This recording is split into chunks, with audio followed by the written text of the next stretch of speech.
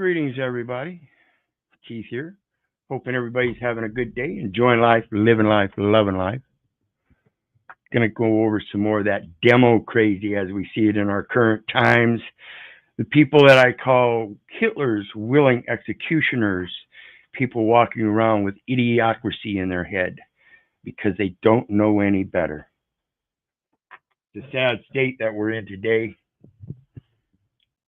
and it's going to change sooner or later, always does.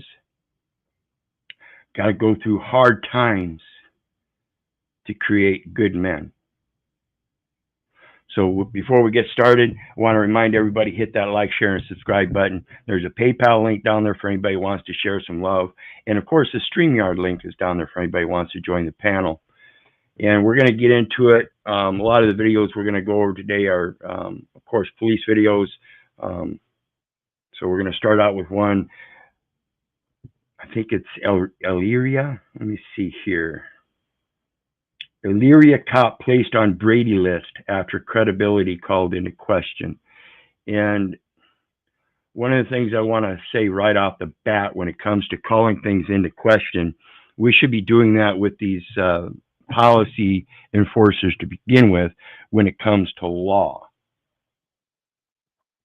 See, if they're not practiced in law, then how can they enforce the law except by somebody else's directive and impute their own discernment as according to what they might interpret that law is?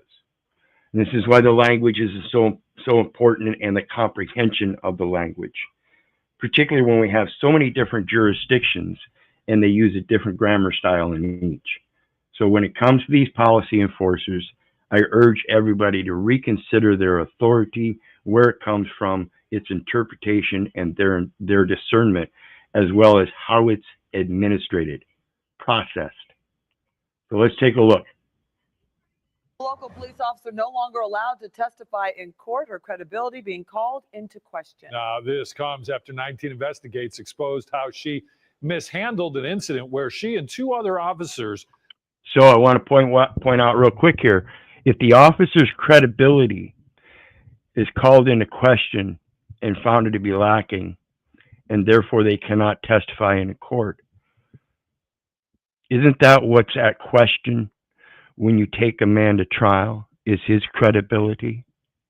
And yet you want him to testify as to his credibility. See the idiocy that goes on when you turn over your responsibility of your own credibility to someone else. Because that's truly what we're talking about. Everybody wants to take upon, or let's use a different term, undertake the dogma of somebody else. It was just mentioned to me in a panel I was on about somebody using their incompetence as a weapon so they don't have to take responsibility themselves. You see what's happening?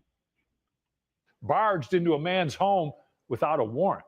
Mike Mason broke this story. He has new information for us, all new at 6. This officer has been with the Elyria Police Department for the past 10 years. She's also president of the police union. Now the prosecutor's office has placed her on the Brady list, stating she has a history of making false statements. In May of 2023, 3 Elyria police officers stormed the home of Raul Ortiz. Senior Officer Paige Mitchell tased, arrested, and charged Ortiz with 5 felonies. But I see in the background, Ryan, but it says your device is not connected. If it doesn't connect soon, go out and come back in. And one thing I want to point out here is when this officer knocks on the door there, is because she's not allowed entrance. And the woman that she turns around and says, "You can do it," that's an act of incompetence.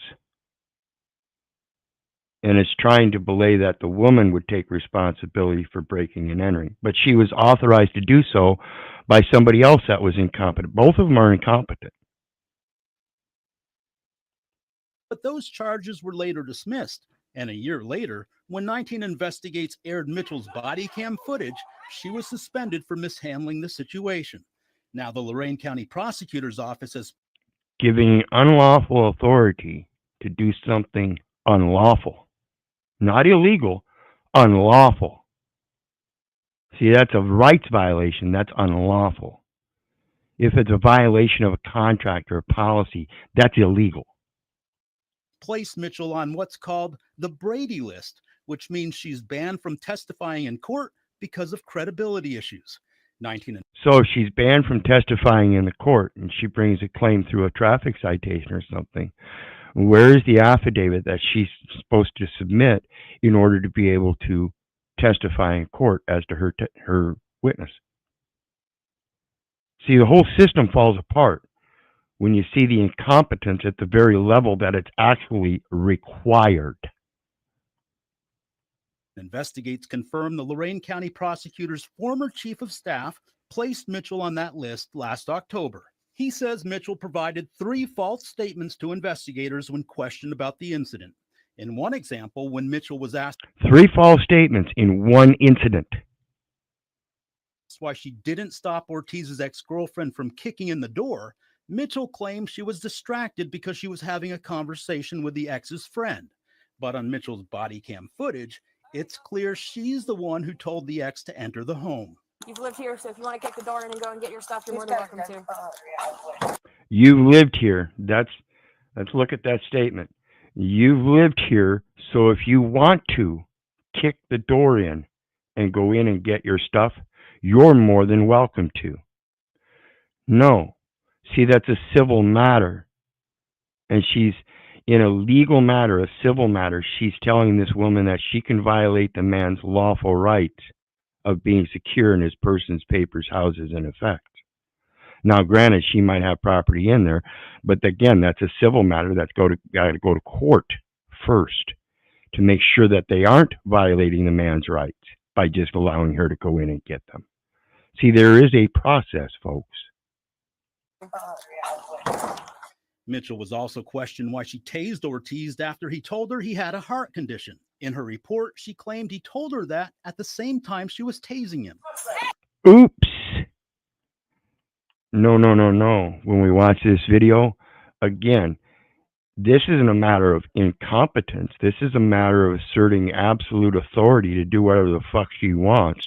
And she was given a warning in plenty of time and still asserted that authority. It wasn't a matter of incompetence there.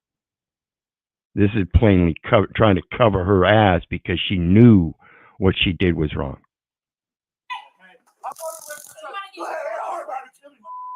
But video shows she actually tased him 5 seconds later. Mitchell also told investigators she handled the incident according to the way she was trained, but the prosecutor's office found Mitchell was taught to stay out of civil cases and let the court Stay out of civil cases and let the court discern it. See, this is all a matter of comprehending that process they're supposed to follow and their incompetence in not following it. That's the process they're supposed to follow because they're subject to it. They're not supposed to violate anybody's rights for any reason, let alone incompetence or belief in absolute authority. They don't have it, folks. So let's go on to the next one. This is a series of videos somebody else put together, and I wanted to bring it up to the current times and all this DemoCrazy that's going on in relations to Elon Musk and Trump and this DOGE, Department of Government Efficiency. And everybody's up in arms claiming that they're trying to dismantle the government and this and that. And in fact, this is something that's been spoken about in every presidential administration, is the fraud, waste, and abuse and how we need to cut it down. It's just these people are actually going in and doing it effectively, immediately, without haste. They've known this stuff, and they know what to do about it, particularly a businessman. These other people have all mostly, for the most part, been politicians. Trump's a businessman. And again, I'm not political or anything. I just see things for what they are. And I never voted. I don't support either side. I know the difference between fiat money, commodity money, and the Lord's money, and they are distinct differences, and I urge everybody else to learn those. That might help in your capacity to understand what's going on in this DemoCrazy.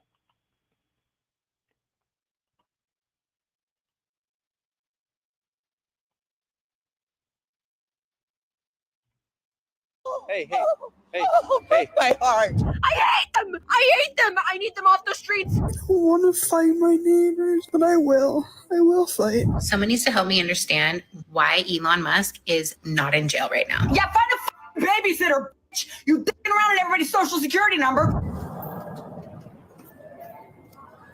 Oh, yikes. What's up, everybody? It's another day, and you know what that means. Another treasure trove of delicious liberal meltdowns. And real quick here, this is from We Got Receipts. 124,000 subs. Go check her out. We Got Receipts. This time about Elon Musk. People keep correcting me, telling me that it's Cybertruck and not Tesla truck. I don't f***ing care. I don't care what it's called. I hate them. I hate them. I need them off the streets. I need them off the road. I need them off the highway. I need them out of my town. I need them out of my country. I'm so sick of them. I'm so sick of Tesla trucks. Cybertrucks. Part of me wonders if this is real or not. Like, why would you upload that to the internet? It'd be incredibly embarrassing. But these people never cease to amaze me with their craving for public humiliation. New at 11, a case of... And that's almost what it seems like. It seems like a large portion of these people crave public humiliation because that's their comfort zone, is victimhood. A lot of these people live off the system and victimhood through this DEI concept, and believe that they should automatically, because of equity, be included for their diversities. And those diversities are so far extreme in most cases that it's just wild to comprehend sometimes for the average guy that's in the middle.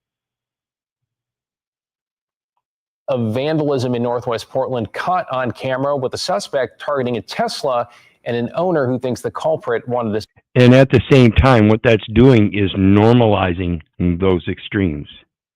It's an attempt to normalize the extremes, make them traditional.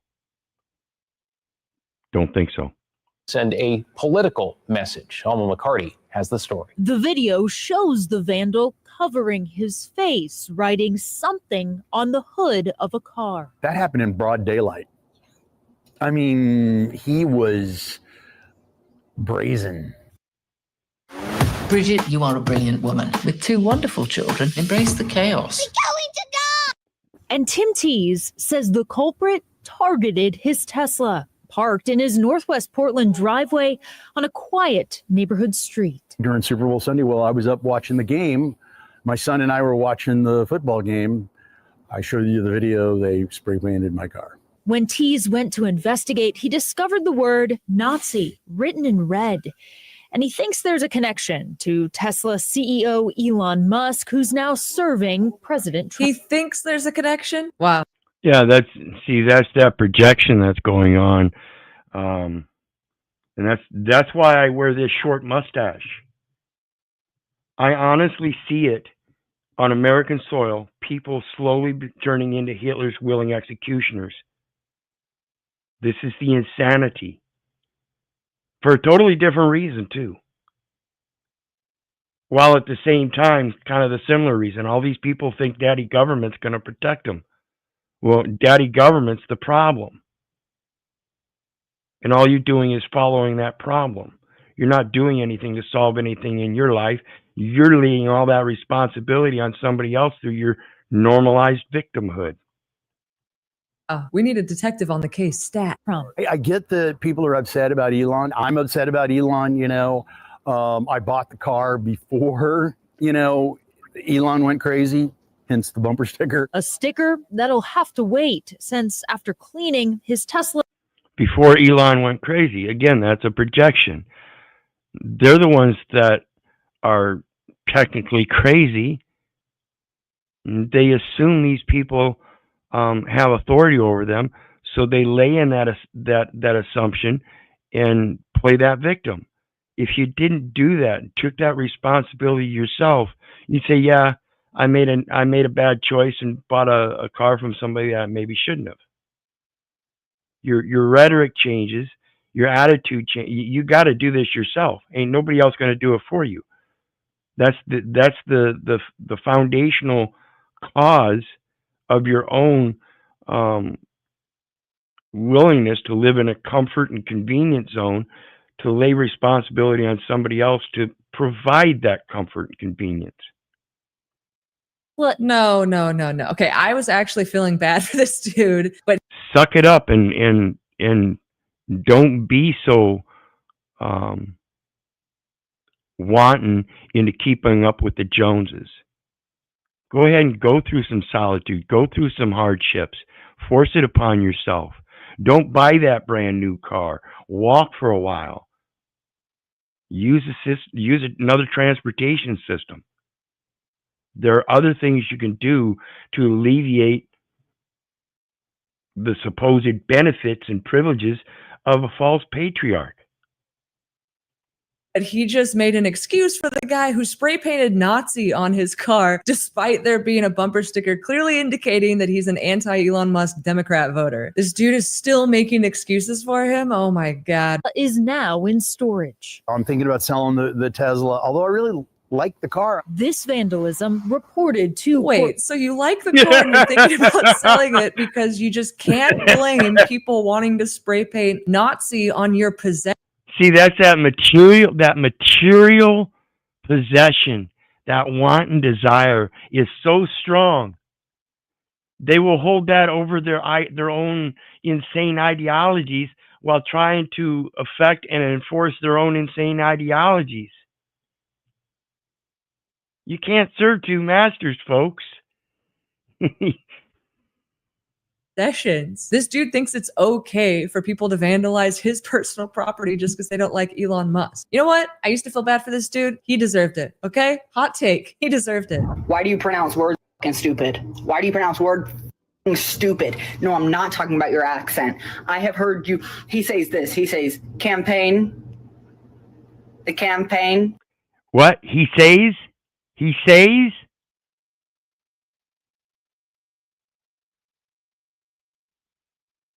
You guys catch that? Talking about how he talks, and she says, he says.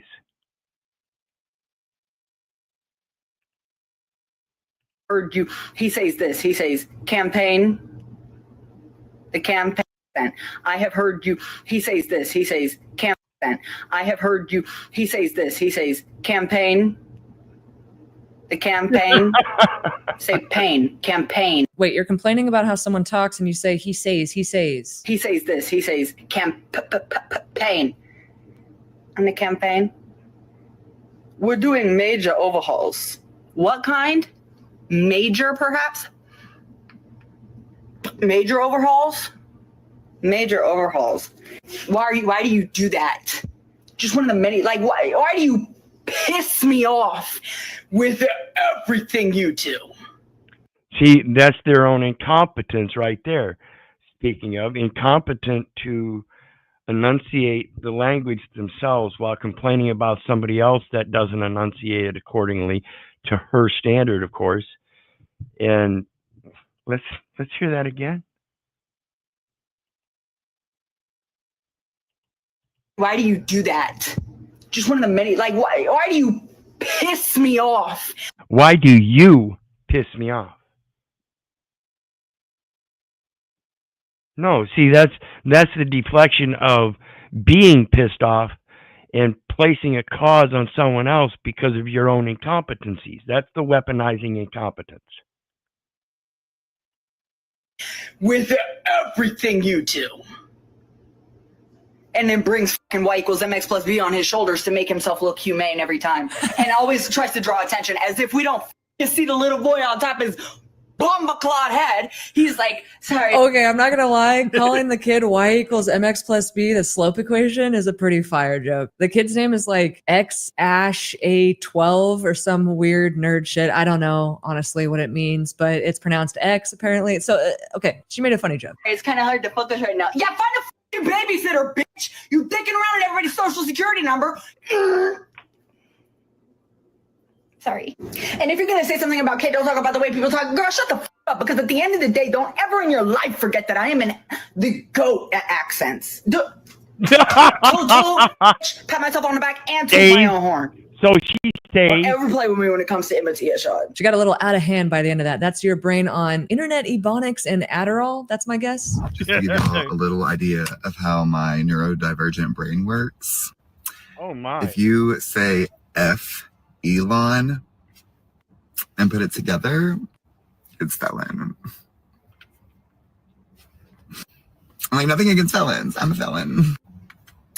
But like, wow, this guy is connecting some This stuff. dude is so proud of himself that he came up with that, but he probably saw it somewhere and just copied it. Just like his Elton John outfit. So this is an awkward moment when I'm rolling up in my Tesla with my Kate has no home here flag. But I'm going to Tesla dealership to protest Elon. I'm in my Tesla. Kind of awkward. All right.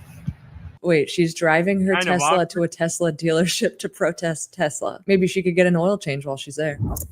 I'm not mentally well. Okay, wait. She opens with, I am not mentally ill. Alex, I'll take stating the obvious for 2,000, please.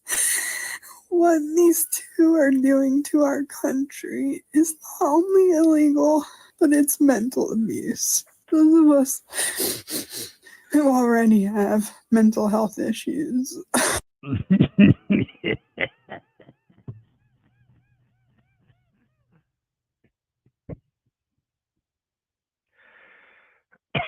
Someone with mental health issues. I'm going to tell you the psychology behind two people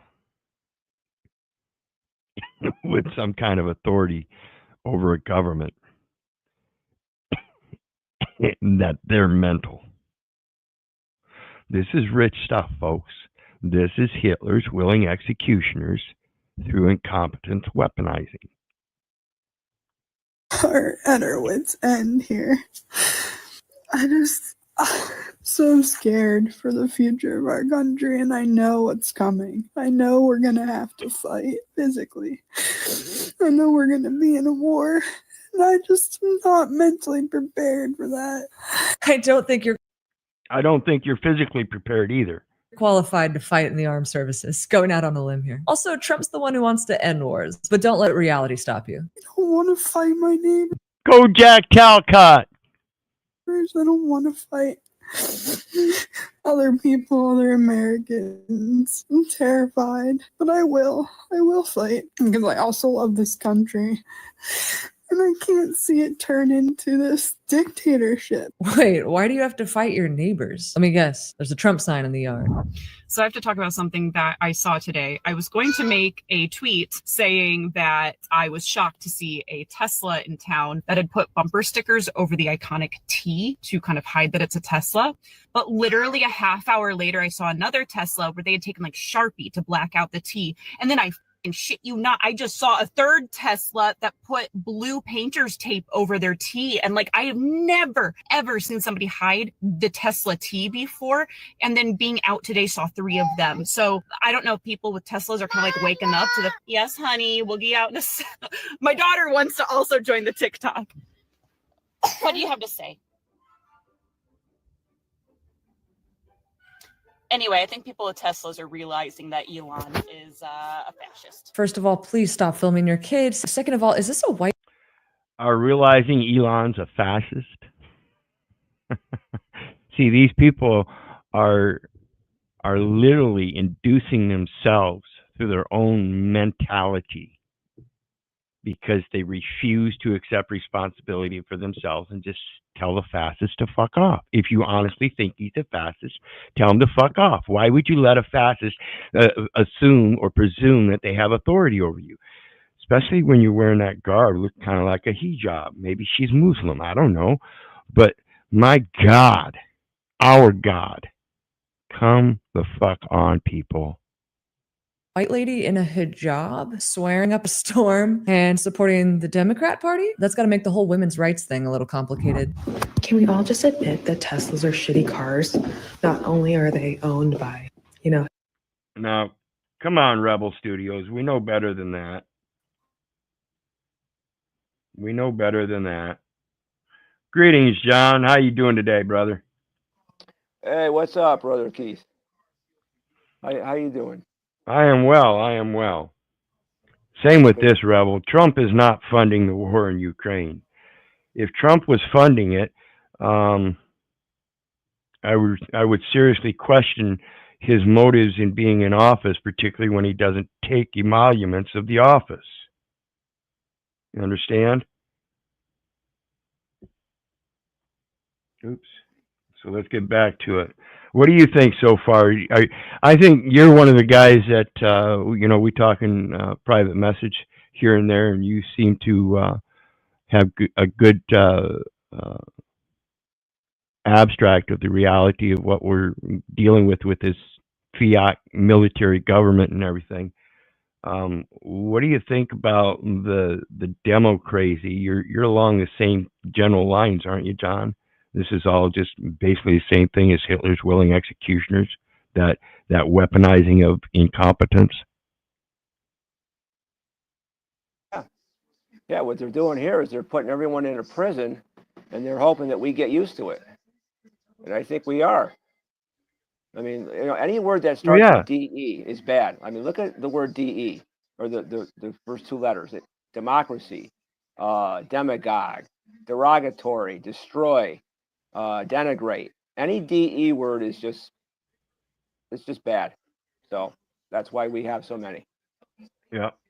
And you would be well to do if you could prove that. If you could send me a link where you said so I could read that context, because in fact, if you take a look at the economics of it, Ukraine can fund their own damn selves. That's what this whole thing is about, is their natural resources, their commodities. Anyway, bring me that source and I'll be glad to discuss it further. Voldemort? They're like the bumpiest ride I have ever been in. Can we all just agree? They're shit. The bumpiest ride ever? What if she was just in a school zone and those were children? You! Wait, this guy knows that Elon Musk isn't actually inside the dealership, right? These are just people who need jobs? Oh, yikes. Nice, huh? Stop the coup! Stop the coup! Stop the coup! Stop the coup! Stop the coup! Stop the coup! Yeah, and so that's another thing. You saw the guy with the poster of Elon, and it looks like he's giving a Nazi salute. But if you go back and watch the actual video, his salute was, "My heart goes out to you." It was not a Nazi salute. He stated his intent, and then he signified it by a gesture out to the people. People are insane. They don't understand how language works. Not only did he state it with that visual, that was two languages concurring together, he stated the visual intent of that language. Stop the coup! Stop the coup! Stop! This is your brain on Democrat Party propaganda. They think he's stealing from them when it's actually federal bureaucrats who've been stealing from us. I like that sign right there, though. Go steal data on Mars. And ironically, this protest is similar to Mars in that no intelligent life has yet been detected. Boycott Tesla! Boycott Tesla! And that's slowly what we're getting to, is lesser and lesser intelligent life.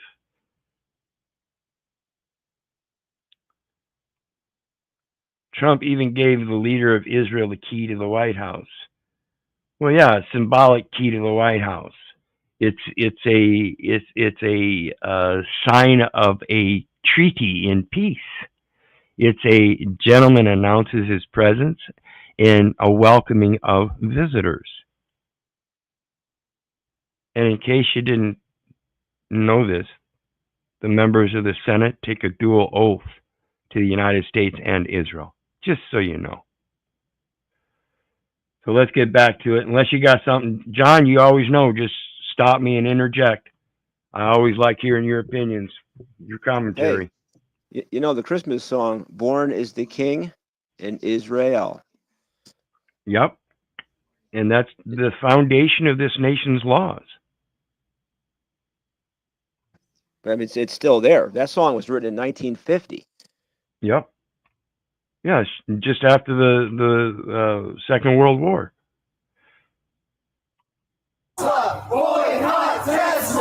I love this phenomenon of liberals who would bought Teslas because they care about climate change. They bought an electric vehicle. Who are now boycotting Tesla just because they don't like his politics. They have a Well, and of course, there's other issues like lithium batteries blowing up, fires that you can't put out.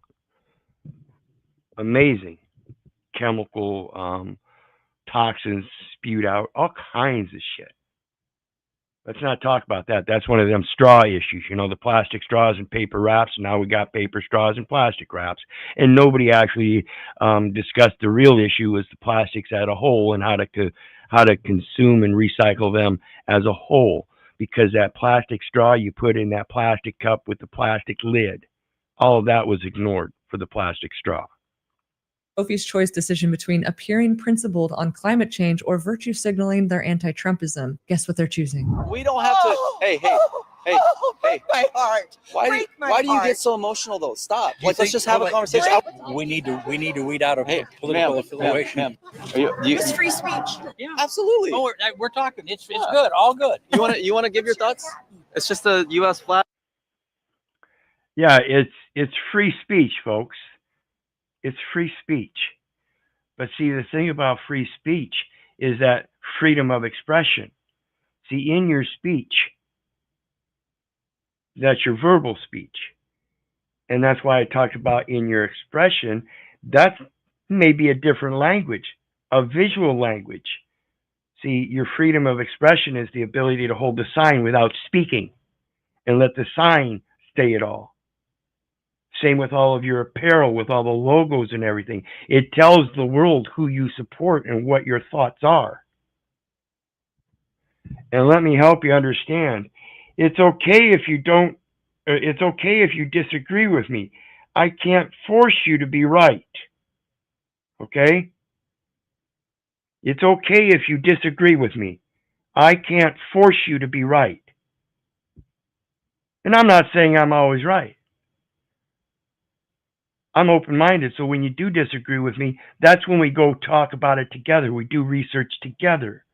We don't go based on opinions and somebody else's descriptions and definitions. We find out an agreeable come-between between the two of us without third-party intermeddlers. That's competence and communication. Flag with the hunter stuff. It's a hunter's hat. It's no political, I promise. It looks political. It's not political, I promise. This is just a brand. Why are you wearing it then? Because it's cold. So it's Cabela's. You never heard of Cabela's? Oh, yes. Yeah. See, it's a logo styled hat from Cabela's for hunters and fishers and wildlifers. And it's supporting the United States and those laws, those regulatory laws under licensing. This lady wants to make it political because it's got a flag and she thinks it's some kind of fascist idea. She's attacking him. Why would you attack? The only reason you would attack is because you're incompetent in the communication and you use it as a weapon. You come forth offensively. Yeah, see, our language, Keith, represents meaning and sound at the same time. But there's actually the visuals and the facial expressions and the symbols. That's also part of it. And that never gets talked about. Yep. Terrorists supporting terrorists, basically. It's idiocracy. Yeah. So like this. I've also seen the flag used in ways that's very disrespectful. Okay. And my parents were both in World War II. I can see that. I think it's a symbol, and I think you're trying to make a statement. I promise you, I'm not. I just honestly, I got this as a gift. Oh, honey. I promise you. Oh. Wait, hold on. Let me see what's even on here. You're so innocent. Yeah, I mean, it's got. I think you're trying to make a statement. No, you don't think. You are projecting that he's making a statement, but won't say what statement he's supposedly making. And then when he says he's not making a statement, he got it as a gift. Oh, now you're innocent. Still projecting that he's making some kind of statement. This is just fucking insanity. And look how old this woman is. Pathetic. It's got geese and elk. I mean, this is what Dude, who gets that upset over a beanie? Oregon's about. It's kind of like an Oregonian thing. You don't like that? You're so innocent. Give me a break. Hold on. You Give me a break. You act like I have Trump's face on here or something. This is just a hunting thing. You're so innocent, honey. Come on, give me a break. Pretend I'm your mama. I know. Pretend I'm your mama. Okay, I will. My mom died last year, so I would love that. I am so sorry. That's You really a think story, too. You really think this is like I'm trying to like be malice out here? Tell Like me what you think of Elon like Musk. I have bad intentions with this hat? No, tell me what you. I think Elon Musk has bad intentions. We can't talk about Elon until And we you get just over this said that. because you're like No, thinking you I'm out just here said trying to. Elon Musk has This is just- bad intentions. Thank you. I totally agree. Have a great day. You know what? Elon Musk should be president in 2028. What do you think about that? I think that Elon Musk has no skills and no ability. Well, he's the richest man in the world. Bringing that up, that's an interesting aspect. What do you think, John? What happens if Elon Musk becomes our next president?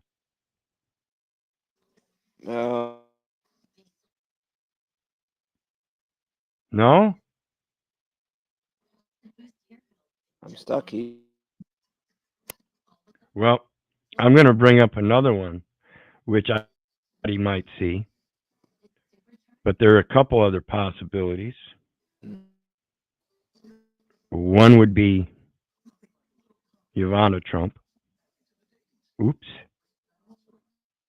And of course, another would be Barron Trump in the future years. Wait for it, folks. Wait for it. And be sure to tell everybody you heard it here first. He's got some skills, right? He cheats, he lies, he steals, and he bought a presidency. He has done nothing original other than to create things off of other. Yeah, Elon Musk money is the first billionaire weighing in on US politics. You know what's so funny? They are flipping out. I just have to say this. They're flipping out about Elon Musk when billionaires like Bill Gates, George Soros have had a completely undemocratic influence in US politics for decades. But because they've mainly coordinated with the Democrat Party voters don't care. At least Doge is fully transparent and posts everything online. This is just rank partisanship. They're not even trying to be consistent. Oh, and by exactly, and as she just kind of implied there herself, this is stuff that's been going on in every presidential administration. Is the fact that we need to address more strict regulations and enforcement of government oversight. Right, John? Yeah, my screen froze. I was going to say Elon Musk is already president through the back door. In a sense, yeah. And that's why I say I wouldn't doubt it if he is a future president. Again, you have two businessmen running a corporate presidency, a corporate government. I think that's wise.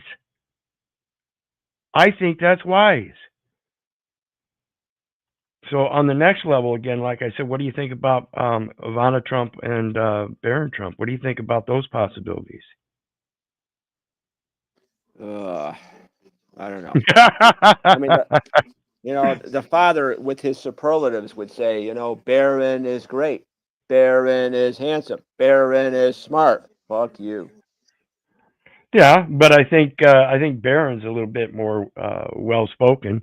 And I also want to throw in a Trump card here. Haha, pun intended. His daddy's name? Fred Christ Trump Sr. Wow, that's the father's name, right? Yeah, just interesting information, folks. I don't know how it plays, and again, I'm not political. Yeah. I don't get into religion per se. I do dig into theology and spirituality, and I am not a Christian, but I do follow those concepts along with the um, general concepts that are quite similar in all other religions. There's a basic set of principles that give us a foundation of morals. Do unto others as you would have them do unto yourself. Very interesting, Keith. That's the grandfather's first name, Donald's father. Right. By the way, bought a presidency. The Democrats outspent Trump 2-1 in the last election. So if you want money out of politics, start with your own party. Things off of other people's ideas. You think that Elon Musk is Honey, Tesla and you and are SpaceX? clear Hold on, as we don't mud. we don't Oh, we don't have to. Hey, break my heart. Why Break my do you heart. get so emotional though? Stop. Like let's just have. Exactly. Why do you get so emotional? See, that's the downfall of these DemoCrazy people. They don't think with reason and logic.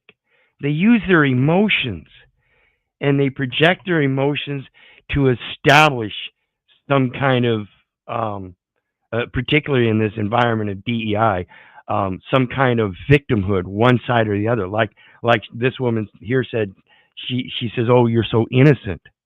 Like there's supposed to be some kind of victim because of your claim of Elon being a fascist.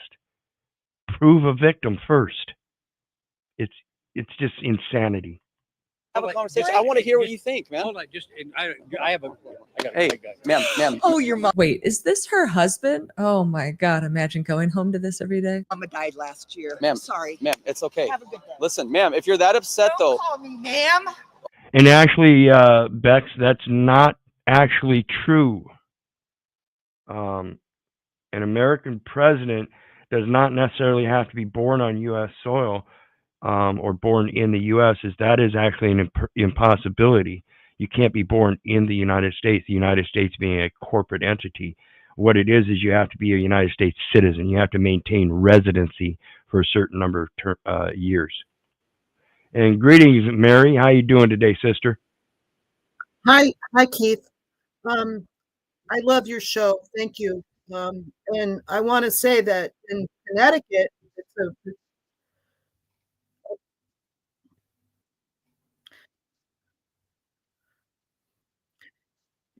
Go ahead. oh, sorry. So, in Connecticut, it's a heavy blue state, and I'm pretty vocal. And I don't know, can you hear me? Yep, we hear you fine, sister. Okay, sorry, but there's a public access Channel 5 station that is controlled by the Democrats, and they don't let any right-thinking views on the show. And when I go to the host's Facebook page, he's blocked me, so I have to go in on another page. You should hear the Democrats, because they're so hateful. That's all I can say is just they're out of their mind with hate towards, they hate President Trump and they hate Elon Musk. And I'm like, we're not supposed to hate our fellow Americans, and regardless of political ideologies. I may disagree with my adversaries, and I may have a lot of anger towards the actions and inactions, but I don't hate them. In fact, I spent a lot of time, lighting candles and prayers to not be hateful. But you don't see that from these Democrats. They are full of just rage. Yeah, see, and that's Pure where hatred. that's where you and I are similar, is that I don't hate people, but I will tell you that I hate the things that and I include myself because I'm not perfect and I still do it at times, but the way what we say and do to each other. It's the way we treat each other. Again, that do unto others as you would have them do unto you. And that's the thing that we fail. But I agree. And it's not just the Democrats, but it seemingly is a majority Democrats. I'll agree there. Okay. Don't call me ma'am. Sir? Call me sweetheart. Sweetheart. Okay, whatever you want to be called. Whatever you want to be called. Why are you so upset? Why are you letting politics get you so upset? Like, don't you see that we're just human beings? And my apologies. Welcome, Dino. How you doing today, brother? Kind you were. Doing well, brother. Just listening in here, and I'll get on board here soon enough. But yeah. All right. You know, you guys know, just stop me and interrupt me anytime if you want to make a comment. Seriously, you think completely different from me. I don't think ill of you. You've treated me so disrespectfully right here, and I still don't think less of you. Don't point your finger. I'm sorry. In my face. I didn't mean to. You did certainly mean that. No, I didn't mean that in a disrespectful way. Trump. You want Elon Musk Trump to be the just because I president. have certain political beliefs, you think you're going to treat me like that? Is what you're saying? Okay, that's insane to me. At least she admitted it. She's like, yes, I'm going to be nuts. I'm going to have a mental health incident on you, to your face. Someone needs to help. Yeah, that's admitting that she's going to weaponize her own incompetence to be able to deal with somebody else that has a different view. And again, look at how old that lady is. And look at this one. This is on the other end of the spectrum. This is a young woman professing or implying somehow that she knows enough that Elon should be in jail. Where the hell do these people get this concept? Is it because they believe so much that that government has so much authority over them that they have some kind of say in the vote? If so, that you don't understand the Electoral College. I've never voted. I never will. If I do anything, it's a parlay for Jesus. Help me understand why Elon Musk is not in jail right now. What happened to checks and balances? Why is an unelected official? He's unelected. He's not an official. Exactly. Unelected official is just like kind of like the Sovset. It's an oxymoron. Okay, you can't be an official without being elected.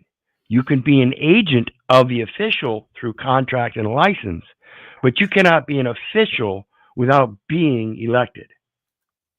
The background check, who didn't get security clearance, looking into the systems with 5 barely out of high school boys. Maybe because the government's such a steaming pile of corrupt shit that it takes someone from the private sector using their own funds to clean it up. It's actually really sad if you think about it. Access to all of our social security numbers and payments that are going out of that system. You've got to be kidding me.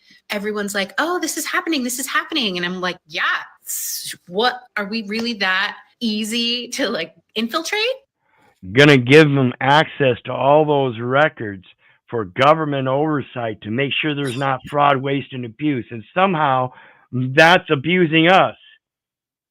No, there is a security clearance. There is a Department of Government Efficiency created, and in that he has security clearance for those duties that were so assigned. Part of which is fraud, waste, and abuse, which means he has to have plenary review of records. Some people just don't get it. That's what auditing is all about. So it's what she was saying, though. I mean, I'm seeing it where I'm at on a smaller level, but it's still the same damn thing. There was this issue on some alleged BLM land, Bureau of Land Management, where it took 2 years and a local group of private people, not government people, trying to work to get these derelict vehicles off this alleged BLM land. And the BLM was actually creating a problem for them to get this stuff done. But you had to bring in private people to do all this and to get it done. What's the point of having the BLM out there in the first place when they're not even cleaning up themselves? And then when the people try to do it, they're in there making it take 2 years to do. I mean, it was just ridiculous. Well, yeah, I've got a buddy that's going through this similar situation. He's got a piece of private property, multiple acres, and the property right next to him is abandoned, and he's wanting to purchase it and everything. But the county is saying he's got to clean it up first, but they're not giving him a way to clean it up except through them, and they haven't cleaned it up yet. Jeez. Been years. Oh, jeez. So same situation all over the place. It's the incompetence, and it's being used as a weapon and as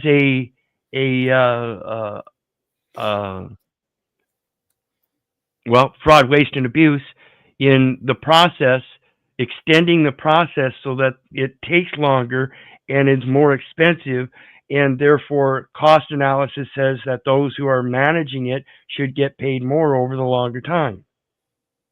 It's a long game fraud. I'm just at my wit's end. This is a hostile takeover. He is probably a foreign agent. Hostile takeover when the previous administration peacefully handed it over. Where do these people get this delusion? I hear you giggling. It's crazy. Hostile takeover. He's going to steal all that money and keep it, probably. I just cannot. Probably. He's going to steal all that money and keep it. Probably. Again, the rhetoric in the communication shows their incompetence, that they don't know what they're talking about, and then they make these videos to weaponize it through their emotions. Anybody disagree with that? Hitler's willing executioners. I understand. Wait, does she think Elon Musk is going to pocket people's social security contributions? I'm confused. How the United States, who spends trillions of dollars, or maybe not trillions, isn't it upwards of like $800 billion or something on our defense, and nobody's doing anything? Yeah, she's a little off. Can't even come with the right numbers. Oh, man. Oh, boy. And then professes that well, maybe not quite. No, it's in the trillions. Yeah. Anything about someone actively hacking our systems that keep us all. It's the most prolific part of the budget by a long stretch. I mean, if you look at the government budget and you see what percentage the military budget is, it's way up there. I'm not going to say an amount right now because it varies, but it's always been way up there. And we can always take a look at it if you want. Let me know. Float. I just He's not hacking them.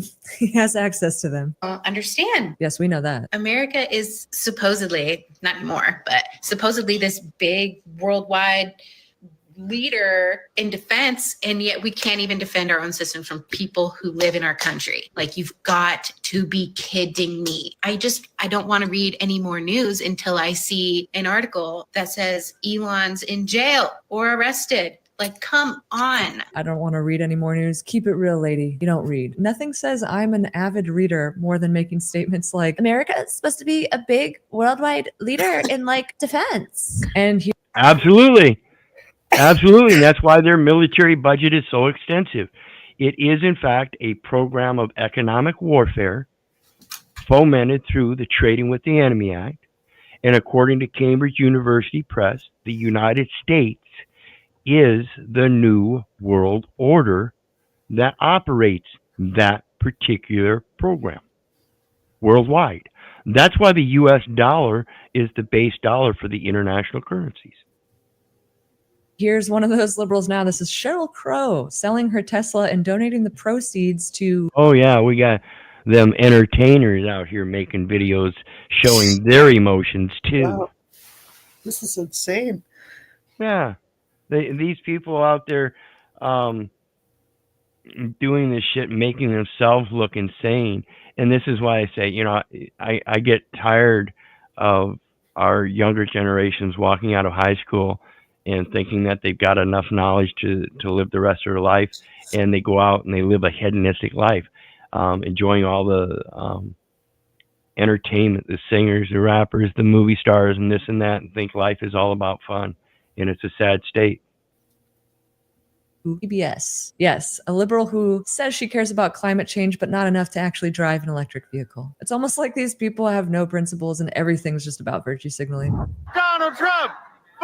Well, she might actually be on the right track there, because as we find out, some of these electric vehicles aren't quite as efficient as you might think when you have to go charge that Tesla up and they have a generator using fuel to charge the chargers up. Funny stuff. Donald Trump! And my apologies for the prepaid commercials, as I am not monetized. I am not monetized, so I apologize for the commercials. Musk must go. Musk must go. Musk must go. Depose Elon. Depose Elon. Depose Elon. So at the risk of splitting hair. A lot of feminine voices out there, folks. Just saying, I don't know if anybody else noticed it. Sounded like a bunch of girls. You can only depose someone who actually holds elected office. Obviously, their point is that Elon Musk was not elected to anything, but Trump was elected under the promise of Elon Musk having a Department of Government Efficiency and doing exactly what he's currently doing. So arguably, you could say that Elon Musk's actions are still in accordance with democratic will of the people. Nobody voted for Elon Musk. Nobody voted for Elon Musk. Nobody voted for Elon Musk. It is so fucking Don't crazy. buy swastikars. You guys see that? This is funny stuff. This is funny stuff. And Rebel Studios 2 says all pre-planned, and to a certain extent, it is. Like I said, program of economic warfare, folks, been going on since pre-World War One.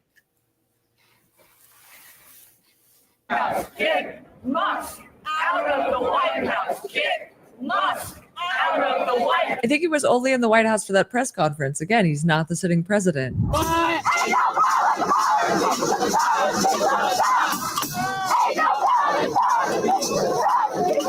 Terrible, bad.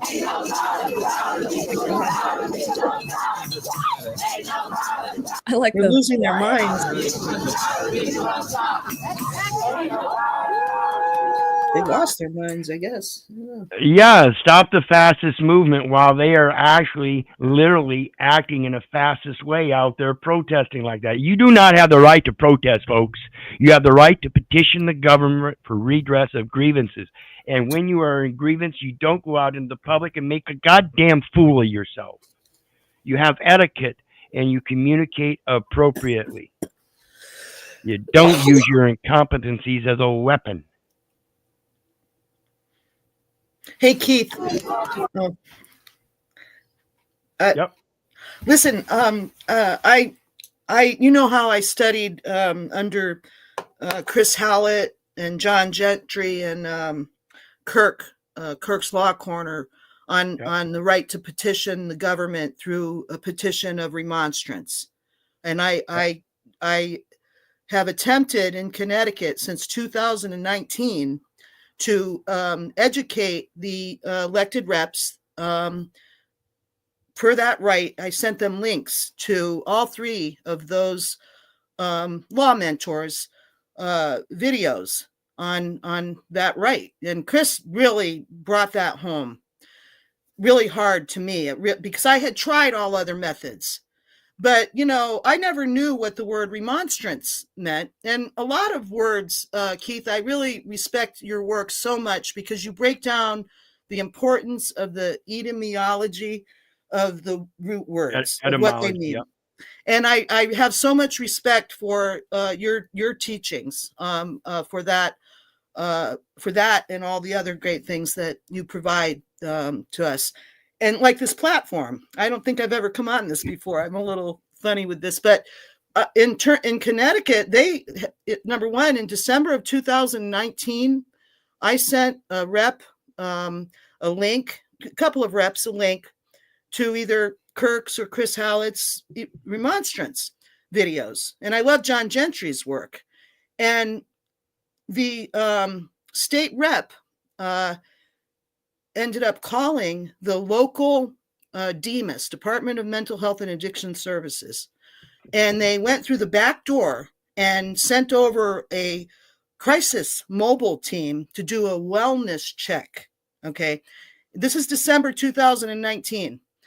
I'll bring it up to today's date. Through all this time of being criminalized, thrown in prison, you name it, I'm on 14 years of malicious prosecution. And they won't let these cases go. But the big long story short is this new term.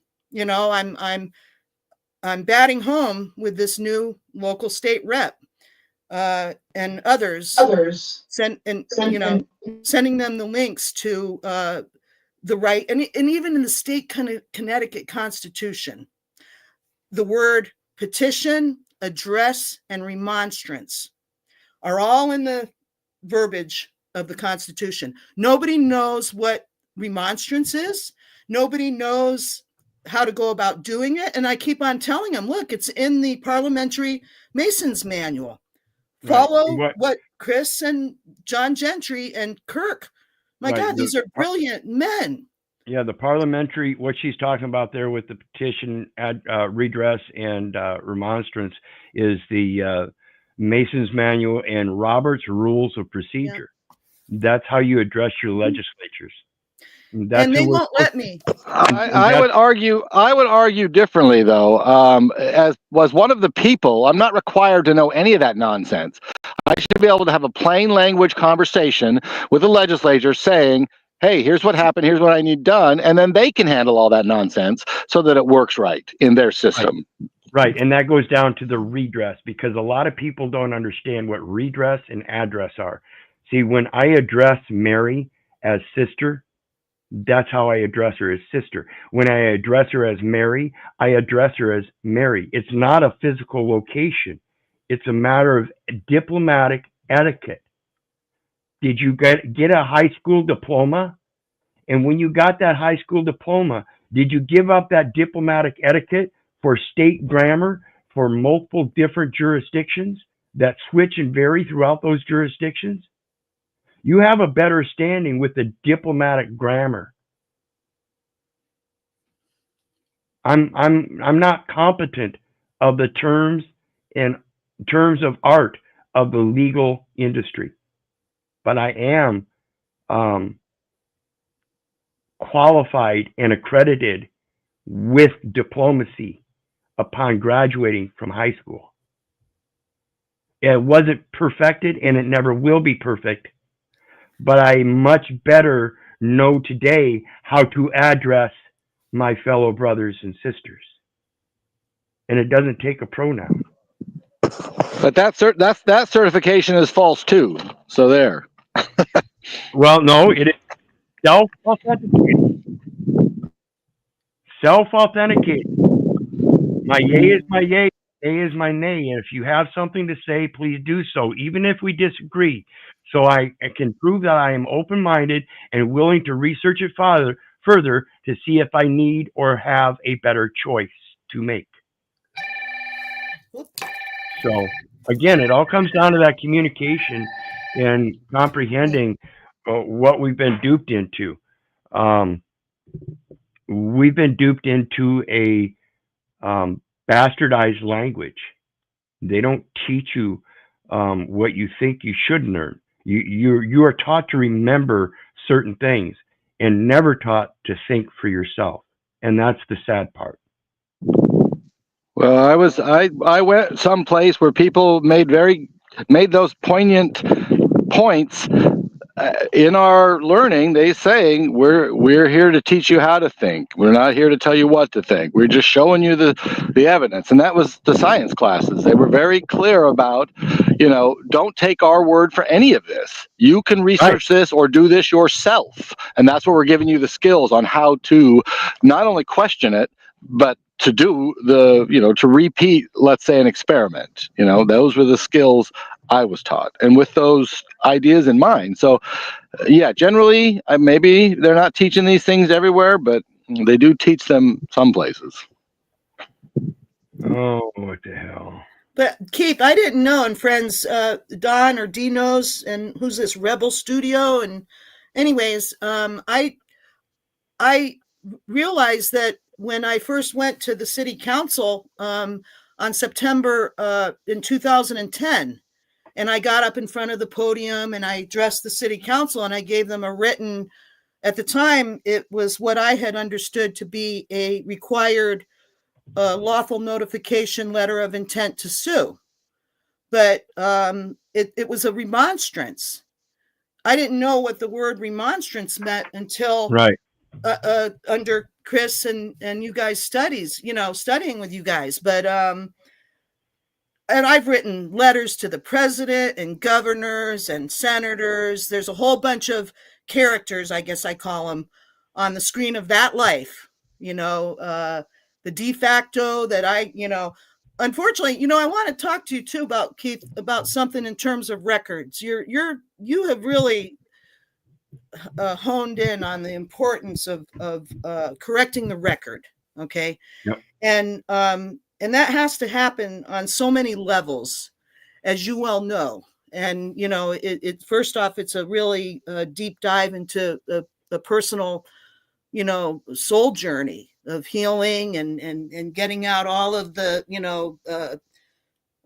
cogs in the eyes and whatever you call them. You know what I mean? Like, cobwebs, get all the cobwebs from being stagnant and remembering first.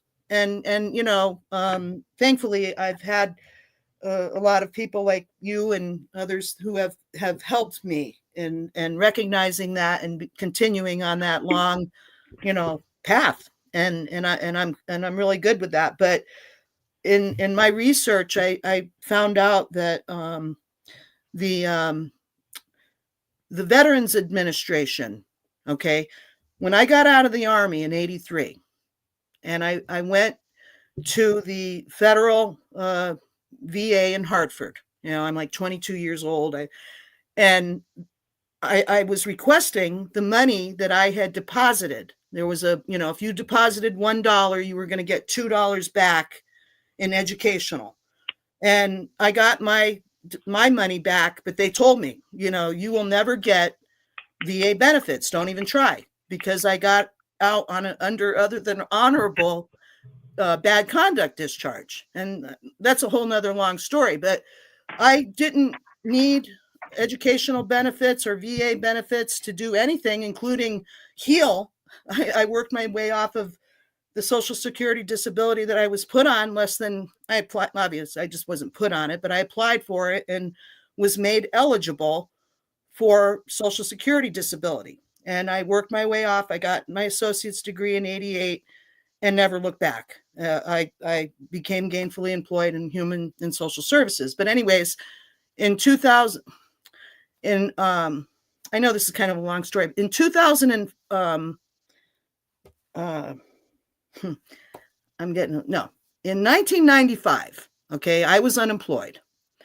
And now here it was, 83, 95, I had an associate's degree. I owned my own home, didn't have any VA help doing any of that, or even the courage to heal I did through 12-step and, heal yourself kind of work.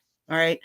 So in 95, I was at the local job center and state program, one-stop shop. And I'm doing a resume job searching. And there was a federal VA employee there, a male nurse. And when I was talking to the regular, counselor or whatever, oh, you're a veteran. Oh, there's a representative here. Go talk to him. I'm like, no, and he's like, no, they're helping vets like you now. And so I went and talked to the nurse, and from 95 to 98, I drove from Torrington, it's about an hour, to Hartford, the Hartford Vet Center. And the director was also the primary therapist. And she manipulated me. First off, my mother died in August of '96, tragically, at 60 years old. And I had just started this readjustment counseling. And I was in a bad marriage with an alcoholic, chronic relapser. I met in NA. Both my husbands I met in NA. All right. So we tend to pick them, don't we? So anyways, but anyways, so I didn't go there for her to put me on these 3 intentional dead end roads to apply for a discharge upgrade and apply for VA benefits for what she diagnosed as severe and chronic PTSD from MST. MST, the armed services have made like every other, good or bad thing. They have to turn it into an industrial complex, and it's, it's a farce. And, but I signed all these documents for all of my records to be provided to the VA benefit side. And for 2 or 3 years, I mean, they wanted my children's birth certificates, their social security numbers. They wanted all of my release of information from the medical treatment that I got when I got out of the Army, and I got private, mental health care. They got all my records. Okay. And then they denied me benefits. I would only ever be able to be treated for MST under the same, code that people like me who are discharged are automatically given. They're automatically, when you get other than honorable bad conduct discharge, are said to be eligible for medical care for any condition that is found to be service connected.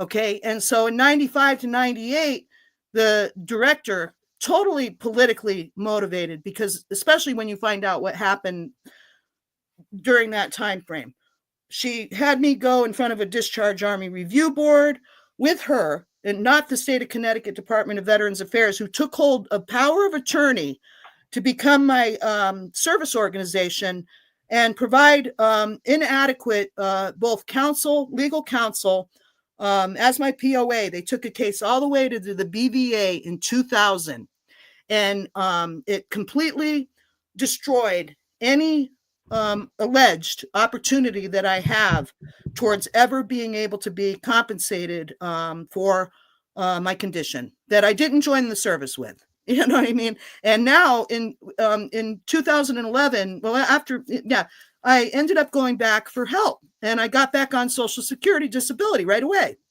because that's how severe what happened with the police and the assault and battery, and it's been downhill ever since. But anyways, big long story short, I keep getting approved for Social Security disability. And it's because the police never let up with assault and batteries, false arrests and false imprisonments, and blah blah blah. But anyways, Keith, what I want to tell you is, so I went to the vet center from 95 to 98, and I never looked back. The case went through 2000. I don't even know if I got paperwork. Everything was a squash, and I just got on with my life. But when I went back to the VA in 2011 with a real bad relapse in my severe and chronic complex PTSD, and now it's, of course, 22 years of diagnosed legal abuse syndrome. That's actually part of the DSM now. And that was from Dr. Karen Huffer. I actually worked with her. She ended up providing me with that diagnosis. But anyways, And to give the people a little context here, MST is military sexual trauma. And what they did was, evidently there's a sexual abuse that happened. And when she reported it, that's when they went against her and discharged her for less than honorable because of that incident. But they twisted it back onto her as the responsible party for some kind of violation of regulations or something for the dishonorable or less than honorable discharge. And that's the whole thing, is the accountability that we're talking about. Nobody wants to hold accountability, and this is why we've got to stop this stuff. We've got to stop it. But you know how they're talking now about, Keith, thank you for affirming that, the records. They're getting my records. The city of Torrington police seized hold of my medical history on November 24th, 2010. They assaulted and battered me. They forced me into a protective custody and forced psychiatric exam while they're sitting there listening to me having to tell the in handcuffs accident that wasn't even my fault. But anyways, what I want to tell you about the records is I found out 3 or 4 months ago that somebody in the VA enrolled me in healthcare in 2001. And I didn't do that. And that was actually, I believe, a power of attorney who I was referred, a lawyer down in Maryland who I signed over power of attorney. He was supposed to help me with the discharge upgrade and the case at the BVA. And he just not only did he completely disappear, and the Connecticut DVA has now, guess what? They scrubbed my records. That's a felony. That's tampering with evidence. Well, see, technically that's what they should do. I was just going to mention, maybe we should talk sometime in private and go over a Department of Defense Form 715, declassification. So please do, yeah. The Department of Defense, believe me, they know my name, Keith. My that's father what was it's all a retired about. Army major, and I gone every one of those. I call them bastards. Sorry, but you know. Hey, it is what it is. And we got Rebel Studio, we got Sob, and we got Rich Manson. How you doing tonight, guys? Hey, how you doing? My name's Rich. LIE News said that Elon Musk has his dogs walked, and the dogs wear KKK hoods. It's not propaganda, Keith. It's the truth. Okay. We'll let the world know. You heard it here first, folks. You heard it here, folks. First, folks. Rebel, you've got something. You said YouTube deleted a comment. You wanted to come up and make the comment on the air. Go ahead, brother. I'm clear. Man, you got to get a new mic. Something, brother. Something, brother. Yeah, you got to do it, brother.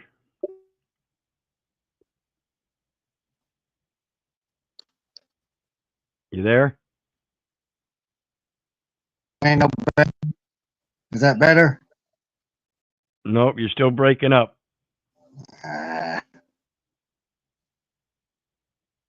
Tell you what, type it in the back chat. Type it in the back chat. They won't delete comments there.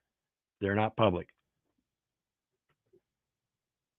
And we got Sav with us. How you doing tonight, Sav? You there, brother?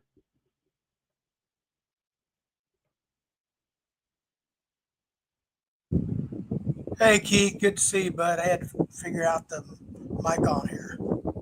Long time no see. How you been, man? Yeah, we hanging in there. Good deal. Well, yeah, I was gonna ask, where you at nowadays? You still in the nice tropical zones? Yeah, I'm way down south. Yeah, good Yeah, deal. doing pretty good. Yeah, the finca's coming along. We got a lot of mangoes and bananas and tomatoes and onions and all kinds of stuff going. Good deal. Man after my own heart that does the old homegrown garden and stuff. Good healthy food. Hey, we're looking at teaming up with White Buffalo Nation and possibly Agency Tribal Nation.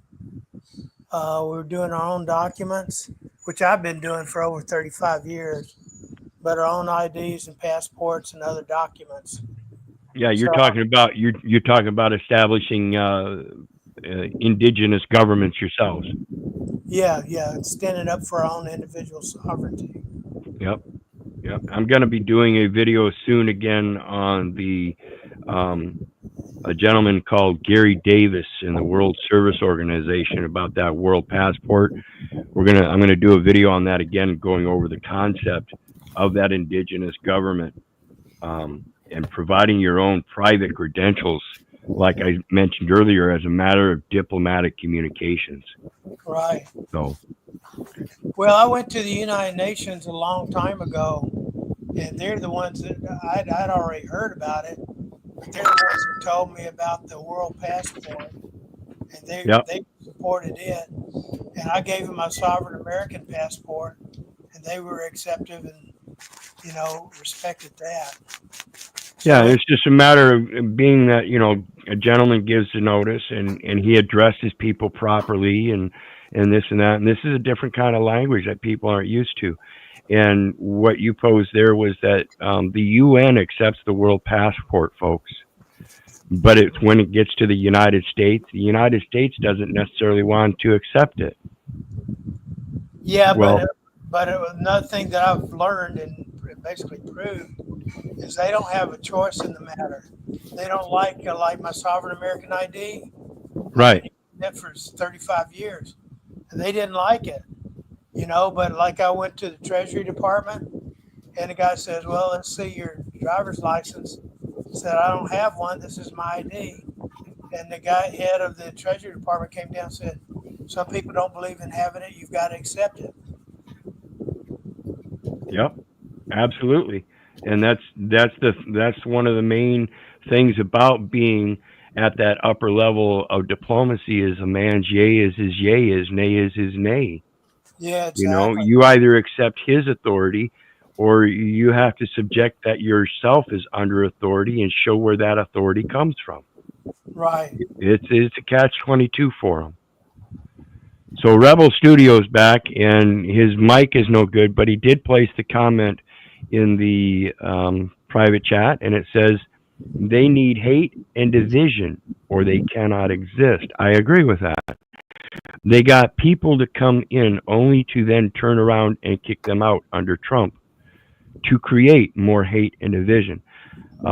This is part of the effect of diversity, equity, and inclusion in that it looks that way, but in actuality, what it is people are tired of putting up with people that are not competent and qualified for the positions they are filling because they are hired through diversity, equity, and inclusion to fulfill some kind of numbers ratios. That is not how you run a business. You do not run those kind of numbers. You run qualified people that can generate the numbers for good profits and fair competition and good quality products and services for satisfied customers. You have to meet all of those things. You can't use one thing of diversity, equity, and inclusion and put somebody in a place. It ruins the whole setup. Then it goes on and says, without them, there is no reason for anyone to run for president. Right. The people, but see, this is the scriptural thing that it's the people that demanded the kings, right? They demanded leaders so that they could follow and put off that responsibility for their incompetencies. It's just that nowadays they're weaponizing it. And it's like JG said earlier, it's terrorists terrorizing other terrorists. It's just fucking insanity. So let's finish up this video and then we're going to go into some shorts. I love the protest signs that say, stop the coup. Trump won the Electoral College, the popular vote, all 7 swing states so quickly, actually, the night of the election that they had to call the election, MSNBC in particular, even though they didn't want to, and they delayed it by like 3 hours. So coup, file that under another word like depose that these people actually need to look up. And of course, the P.I.G.S.C.U.N.T.S. Absolutely. This is why I say if you listen to their language, you can hear the babble. And you can quote me on this, folks. A man's intellect is limited and biased by his vocabulary. Is de Resistance, Rachel Maddow, completely self-owning on Elon Musk this past week. It was so delicious, so juicy, so mouth-watering. Elon Musk has apparently somehow convinced the United States government, specifically the United States Department of State, that the taxpayers of the United States of America should spend $400 million buying, quote, armored Tesla production units. Isn't it great and definitely not at all illegal or profoundly corrupt? Definitely not ripping us all off to pay themselves, right? There's only one problem with that. Donald Trump didn't give that contract to Elon Musk. Joe Biden gave it to him. Ah. Oops.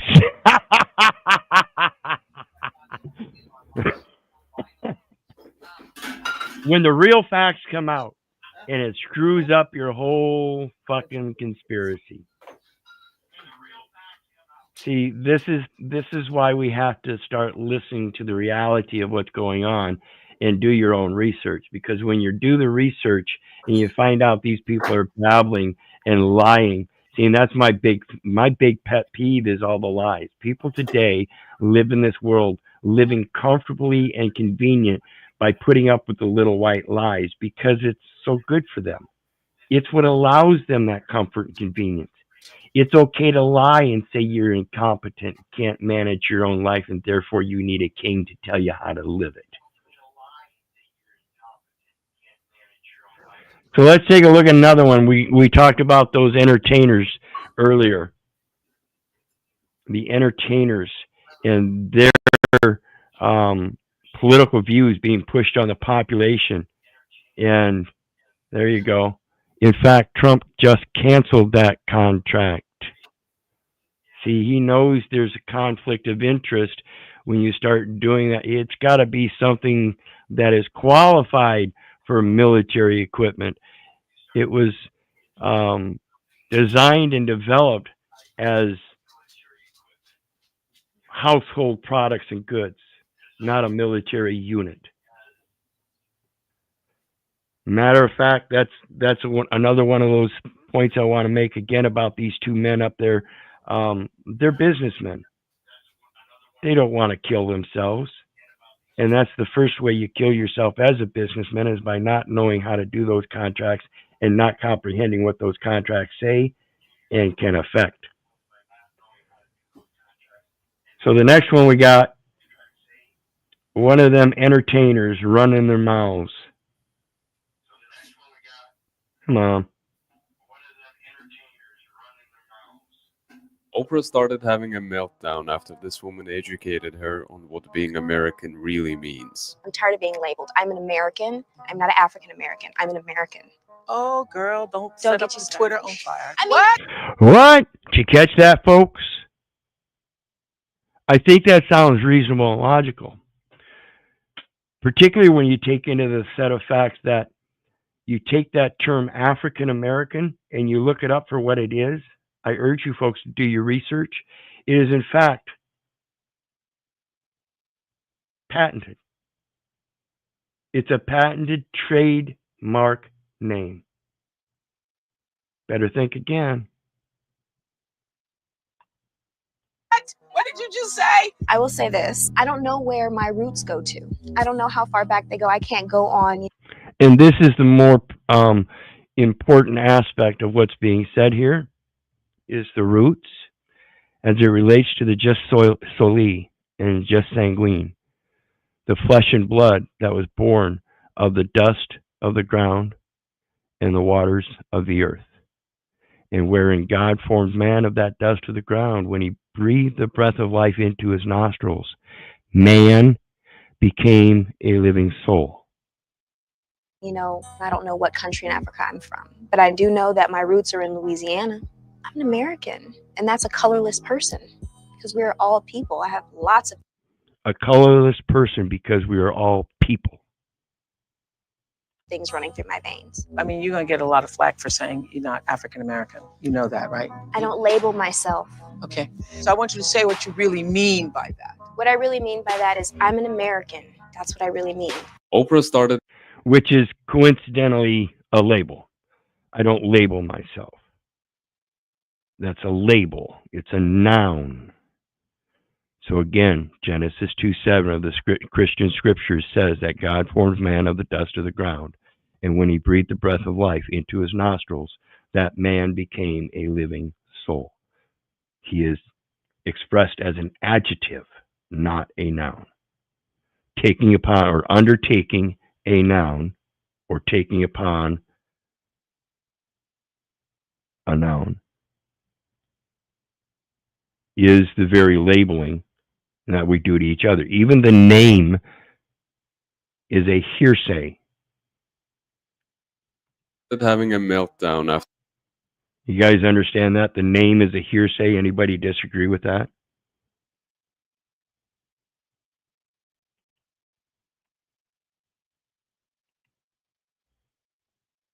Okay, we'll continue then. The next one we got. Come on. Chief of Staff, another one on at the presidential level.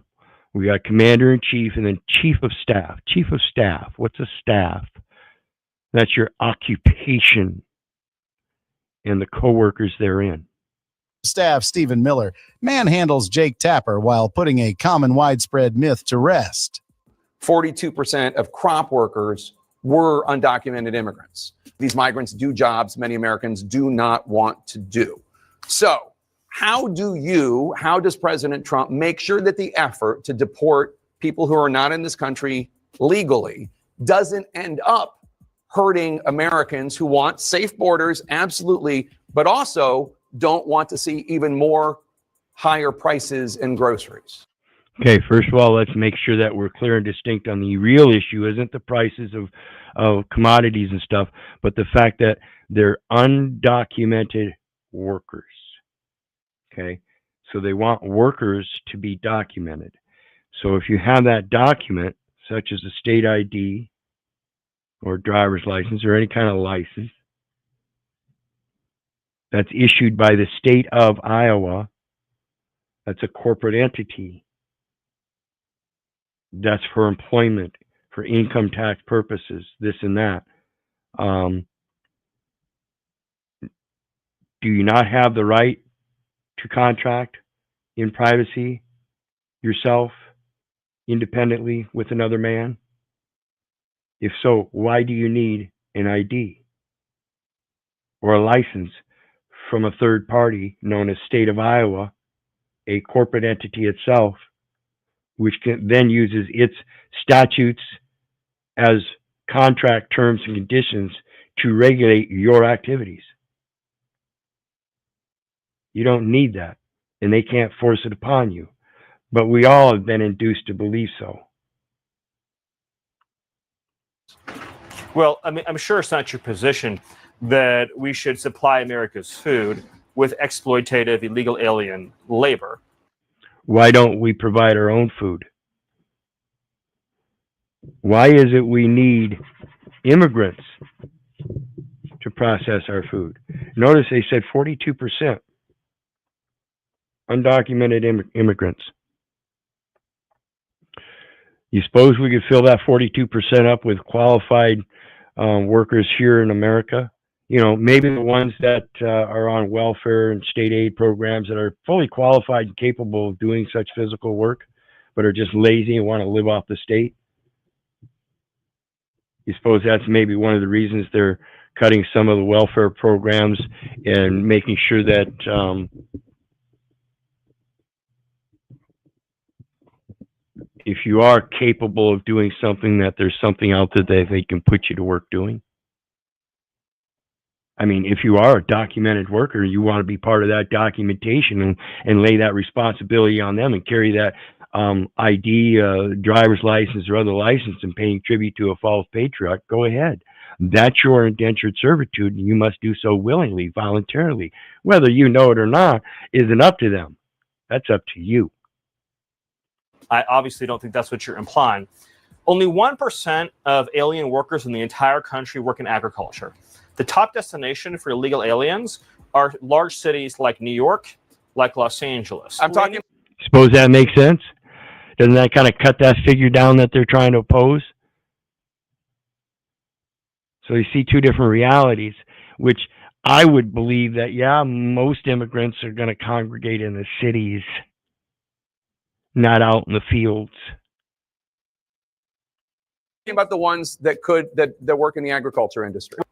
The illegal aliens that Joe Biden brought into our country are not full stop doing farm work. They are not. The illegal aliens he brought in from Venezuela, from Haiti, from Nicaragua, they are not doing farm work. They're in our cities collecting welfare. But they're bingo. You hear about it throughout the last 5 years about the undocumented immigrants coming in, and they're booting out the certain patrons of certain establishments and moving the immigrants in and giving them stipend checks to get started on a nice, healthy life that they don't even afford to the American people.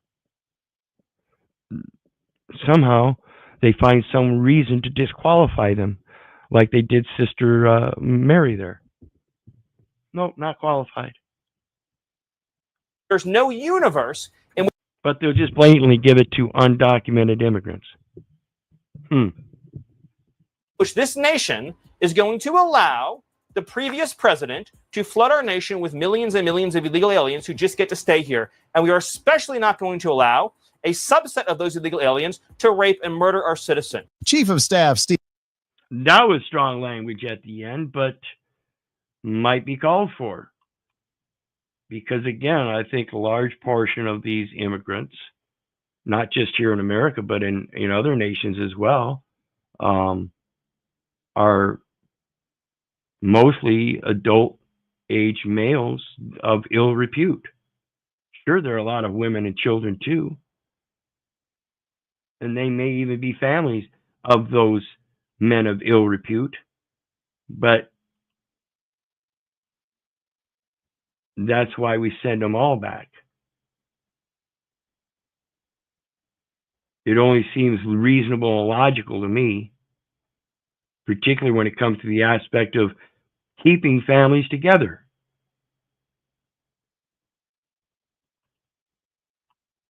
So let's look at the next one here. Owen Schroyer destroyed destiny on illegal immigrants. To illegal immigrants to buy houses. You do realize that they give money to illegal immigrants to buy houses? I don't think you know how any of this works because I think you're probably born a rich kid and you've never bought a house on an FHA loan before. So I had a tax credit when I bought a house. The way that these work is you apply for these refundable tax credits when you get them at the end of the year when you've qualified for them. An illegal immigrant definitionally doesn't file taxes because they don't have social security numbers. They don't get money back from the government. How would an illegal immigrant qualify for a tax credit? Again, this doesn't make any sense. It's like the hurricane I agree. machines. It doesn't make any sense. Where are Thank these you. lazy people that are coming over and not working and not getting jobs, getting the money for homes? The U.S. government. They pay them for the homes too? Then why even give them the tax credit? Why not just give them the homes outright? Don't what the give them fuck any are we talking ideas. about? They might do that next. Who pays for the hotels that they're staying at in New York City, in Chicago? Well, who's paying for those Watch this. hotels? Who's paying for that room and board? I imagine there's probably federal money allocated to And people where does that the are part of federal government get its money?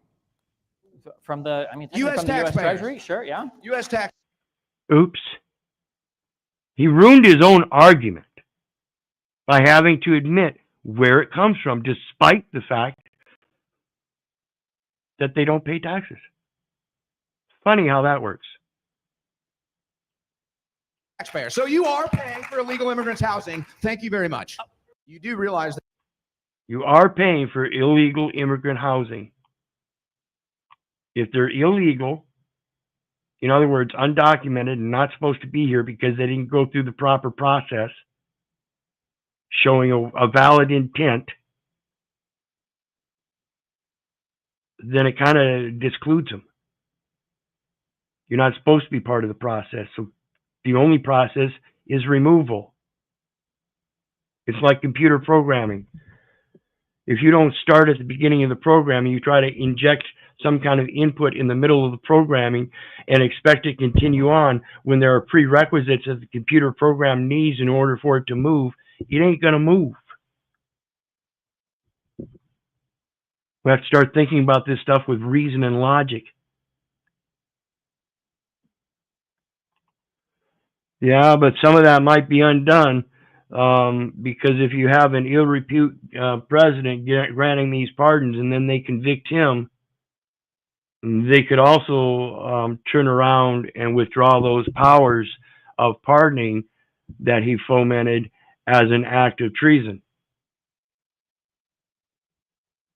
if that's what they find. I'm not saying that's the case, but again, possibilities like Ivana Trump being next president or being a president, Elon Musk being a president, and of course, most certainly Barron Trump one day. All possibilities on both sides. And we have to be open-minded to this shit and understand that's why this DOGE is in there. Department of Government Efficiency is a matter of redress by the way the people are addressed by etiquette, not by position or place or location, but by how we address each other, brother, sister, sir, madam, whatever. And here we got one on whatever. This goes to the feminist thing of that victimhood and taking advantage of things as part of this DEI and this movement against, I'll say, white male.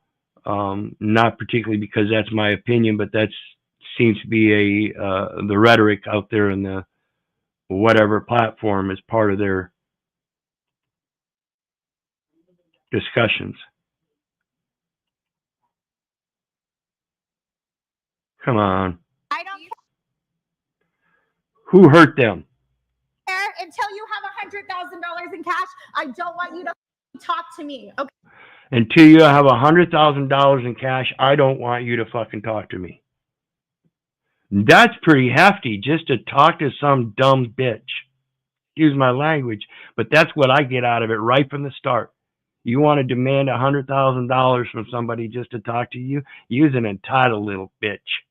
Okay. Bring me $100,000 in cash. Why are you can yelling? say to me. Why are you okay? yelling? You too. Why are you yelling? 100,000. You can't do it. So shut the f up. See, you're going to use money as a mechanism to make people shut up and censor them. You can't talk unless you give me $100,000. And where's your authority to fucking open your mouth on whatever? If it was my show, you was saying that. Sorry. Later. I don't have that shit on my show. You want to be insane and delusional like that? Of course, that's why these guys do that, because that's their content.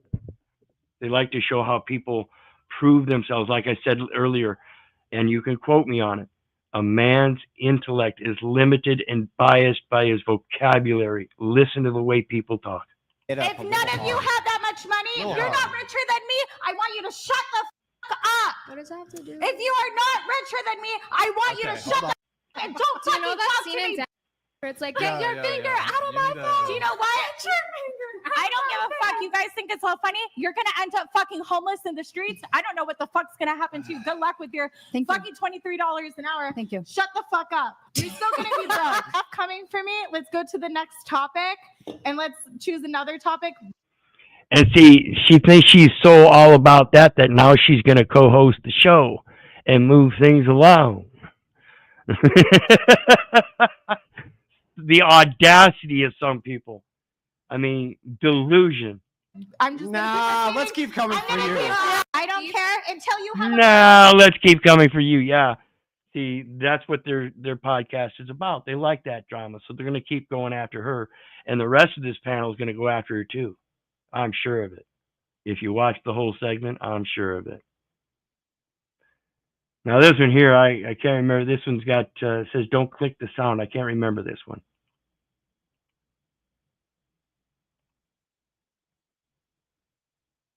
Oh, this is one of those things about communication visually. Visual communication. Watch this. This is literally one of the greatest battles of all time. This street artist had a battle with the city, and just wait until you see who wins at the end. It's hilarious.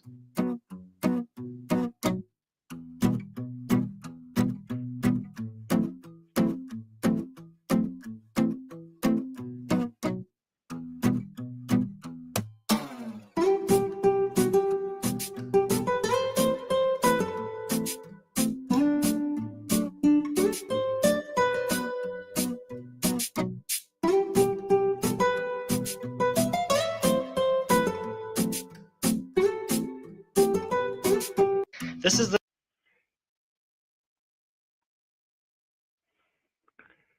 So in case you guys don't understand what happened there, at the very end, it says, well, that's one way to end it. Thanks, mate. It's been fun. So what happened was he got them to paint the entire building and make it look better. It went from looking like this to this. Got the city to paint a nice new fresh paint job. Sometimes you don't have to say a word. Sometimes you just incorporate your actions into the effective solution. Pretty ingenious. I just thought it was kind of unique. Surprised I didn't remember it. Anyway, I've got to take a break real quick. So enjoy the commercial, and I'll be right back.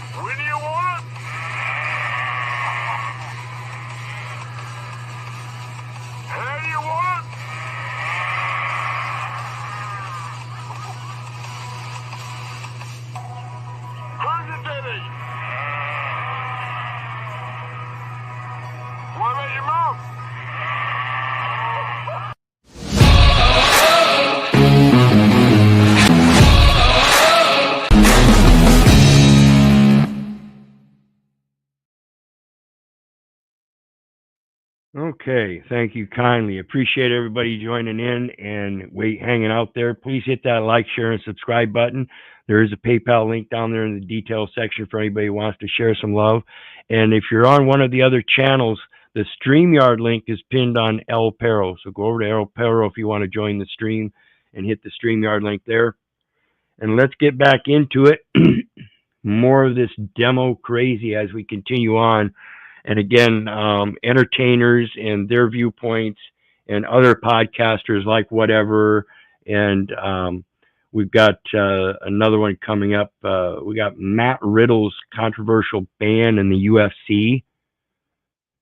And again, it's because of the controversy here that I'm looking at this one. So let's see here.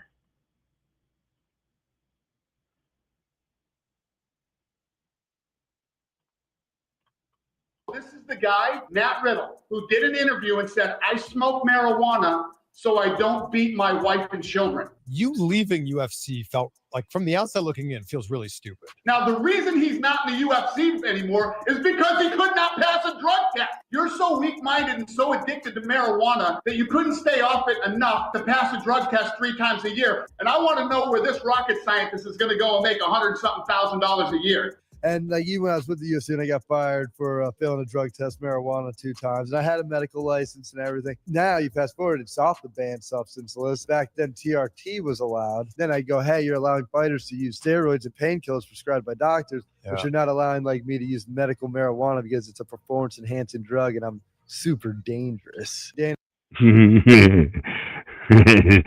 how that was thrown back on him? See, that's what's going to happen is people are going to find out that everything that's been going on and all these regulations is just like that plastic straw and a paper wrap. They were so concerned about it that now they use paper straws and plastic wraps and forgot and didn't even mention and totally avoided the other issue of the plastic cup and the plastic lid that they use the plastic straw with. Not even to mention all the other plastic and styrofoam products and shit. It's pathetic.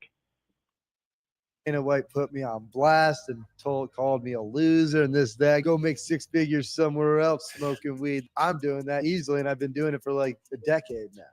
Bro.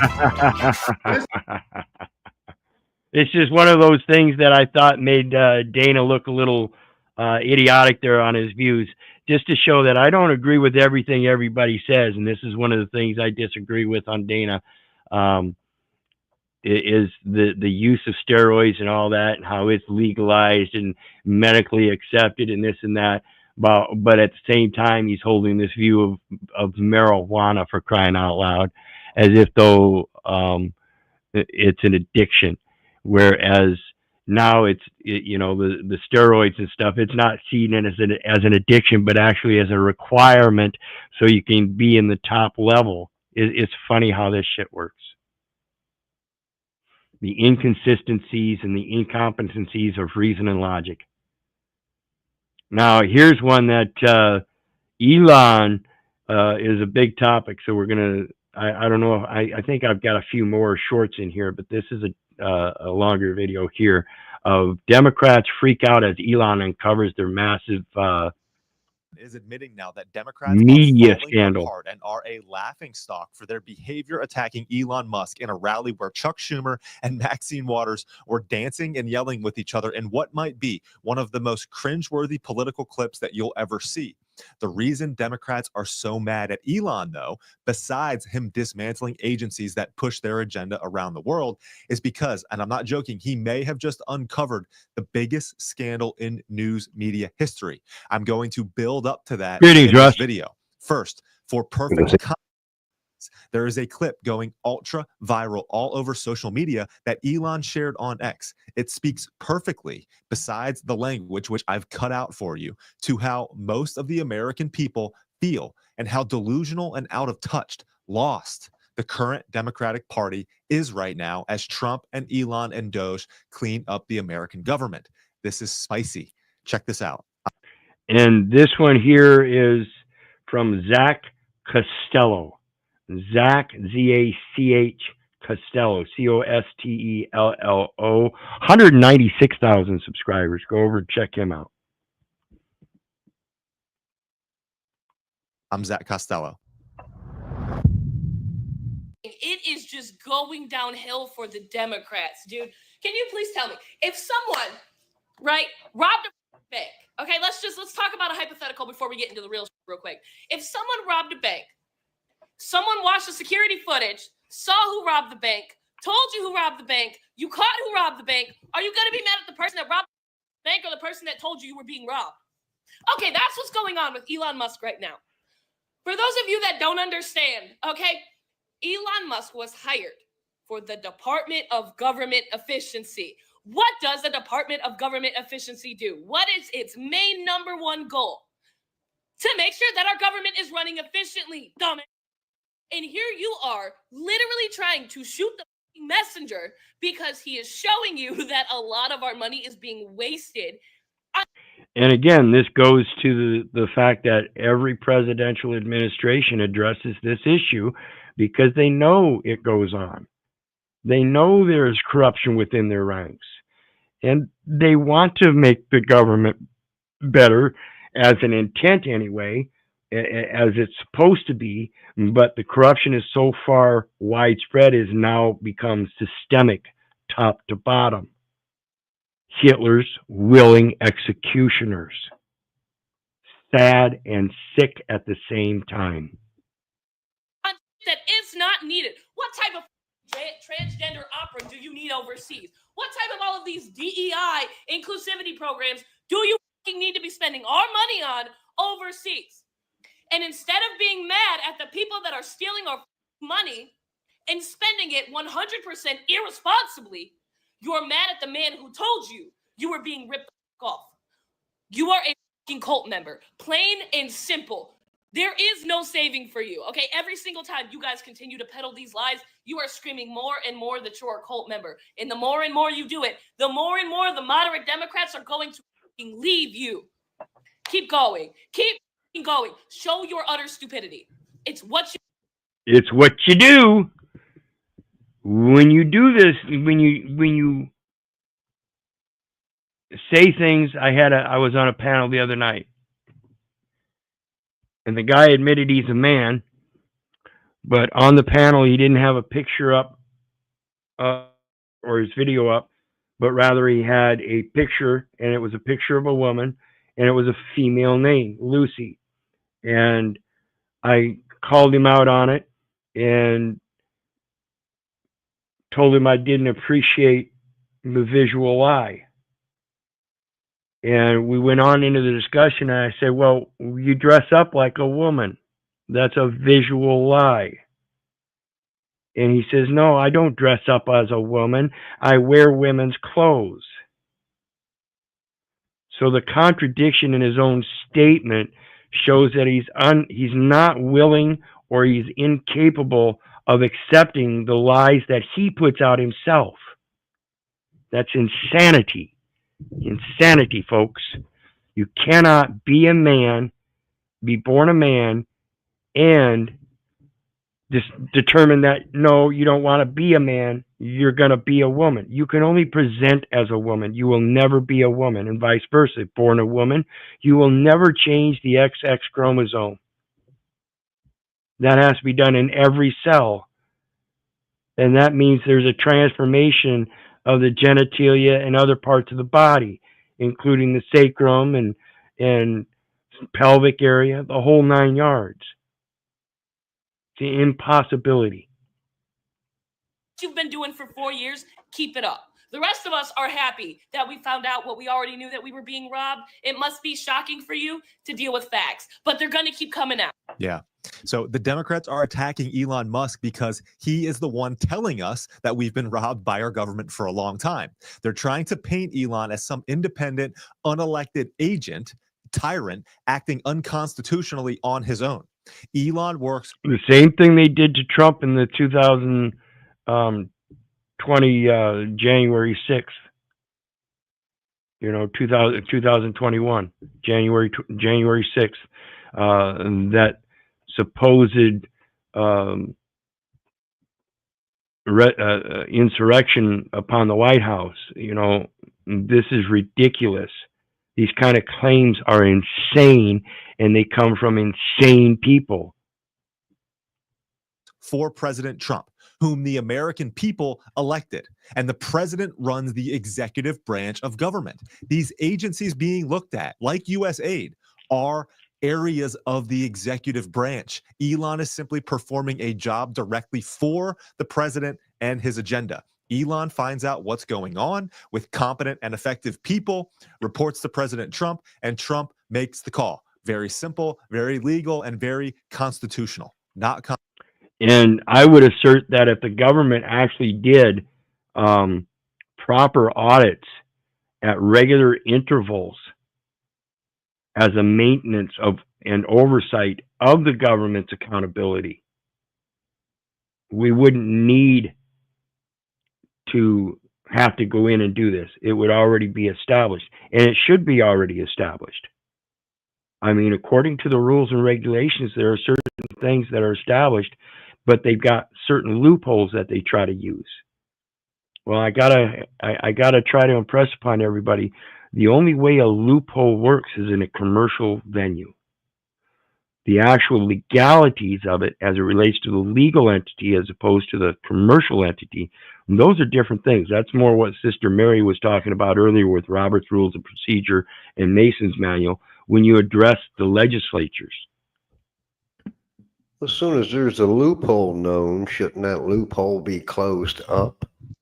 Not necessarily. There's a thing called exception based out of necessity. And that's particularly why a lot of loopholes exist.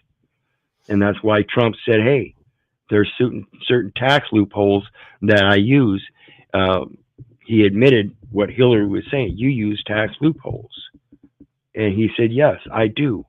And you, while you were president, could have changed that, but you didn't. Why? Because you and your cronies do the exact same thing. They're legal exceptions. That's all they are. Or excuse me, they're commercial exceptions out of necessity for legal compromise. People have to understand that you have to contract your services for a government to be subject to that government. Complicated. So, which should be a service and not power. Correct. And in order for them to assert authority over you within that government, you have to be part of that government. That's only done by contract of some sort, whether it be elected as a society contract, a social contract with the people that elected you, or an agency thereof. Things like this, we must all see right through it with truthful, clear eyes. This is just bad. Watch. To our Republican colleagues, if you do not see the light, we will bring the fire. Resist! We are going to be in your face. We are going to be on your asses. We have days to stop the destruction of our democracy. We have work to do. Tell Elon Musk to take his hands off your money. We don't pledge allegiance to the creepy 22-year-olds working for Elon Musk. We pledge allegiance to the United States of America. And goddamn it, a lot of projections there with no foundation. And notice how he called the followers of Elon Musk creepy. Creepy. See, this is a weak democracy or weak Democratic Party that uses ad hominem and character attacks while professing on their extreme side that they want diversity, equity, inclusion for those very extremes. Funny how that works. shut down the city. We are at war. We will win. We are at war. See, they literally take it as a war against the people. In case you don't understand that, they're saying we are at war. And if you're at war here on American soil, who are you at war with other than the people? Win. We will win. We won't rest. We won't rest. Gretchen. Yes, So the Democrats need a real leader. They're lost. They're a laughingstock, but also corrupt and against the American people. When they say, funny how he said the same thing I just said. Tell Elon to keep his hands off your money. No, it's taxpayer money that the Democrats have been using to push their agenda around the world. And here's the proof. In what might be the biggest scandal in news media history, it has been found that U.S. aid was funding the news company Politico. $8.2 million awarded over 237 transactions. That's right. Taxpayer dollars were being used for state-funded narrative control. U.S. State-funded narrative control. Just say it. It's fucking political propaganda. Okay? It's rape of the people. As they said, the people's money. Okay, that's that fiat money. That's their money. That's their creation. You're using it because, of course, you think there's no other way. Because you don't know the first thing about commodity money or the Lord's money. May you gain wisdom someday. Aid was shut down by Doge, and guess what? Politico didn't make payroll this week. Politico, without it, Politico can't campaign its propaganda for the government. Oops. Spent the last 10 years bashing Trump, ruining MAGA, and published things like the Hunter Biden laptop being Russian disinfo, as you see right here. This was all being funded with your taxpayer money and being executed in the executive branch of government. So you see, all you people out there voting and think your vote counts. It counts. It counts as propaganda against you. Think about that. And again, I've never voted. I don't play that game. It's either party. This isn't just specifically Democratic. Republicans do the same kind of shit. It's all a political war, as he stated. We're at war. Technically, they're at war with each other as supposedly bipartisan. Ugh, imagine that. I thought we were all supposed to be on one mission headed to one place.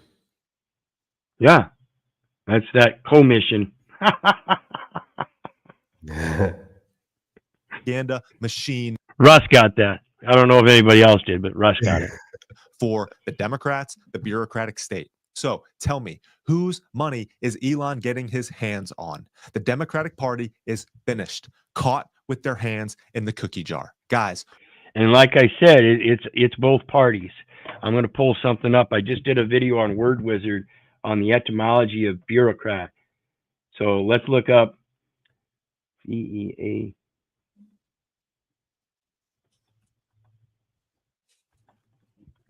We're going to look up bureaucracy etymology, and it's going to tell us something.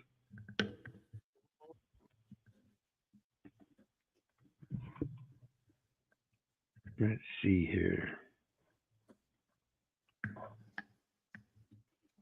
Okay, bureaucracy, government by bureaus. Bureau of Vital Statistics, the state's jurisdiction. When you're born, there's a birth record established, which is the establishment of the state's vital statistics jurisdiction, known as the Bureau of Vital Statistics. Government by bureaus, especially tyrannical officialdom, excessive multiplication of administrative bureaus, and concentration of power in them, in reference to their tendency to interfere in private matters and be inefficient and inflexible.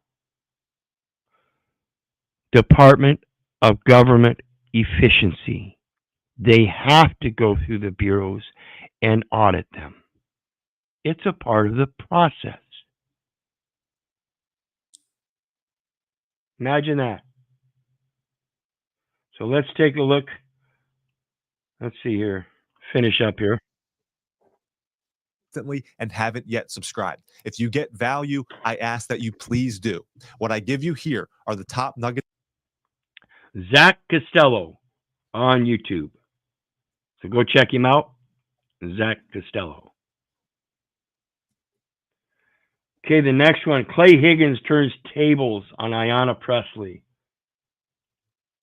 This congressman just destroyed this woke politician. Please keep Dr. Martin Luther King Jr.'s name out of your mouth. When he was a proud and unapologetic Black man fighting for equality for Black Americans and all marginalized people. I appreciate my Democrat colleague for exemplifying exactly the kind of oppression of freedom that we're referencing. How about we'll quote whoever we want to quote? How about that's my First Amendment right? Like, how dare a white Republican quote Martin Luther King? We actually had a congressman say that just now. Thank you, good lady, for once again exemplifying the type of oppression that we stand against.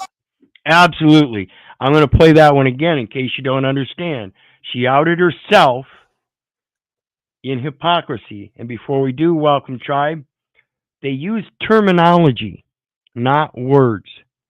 So etymology does not always apply to their legalese definitions. Correct. And that's why I make it a very strict point that when we study these codes and everything, what do, Mary?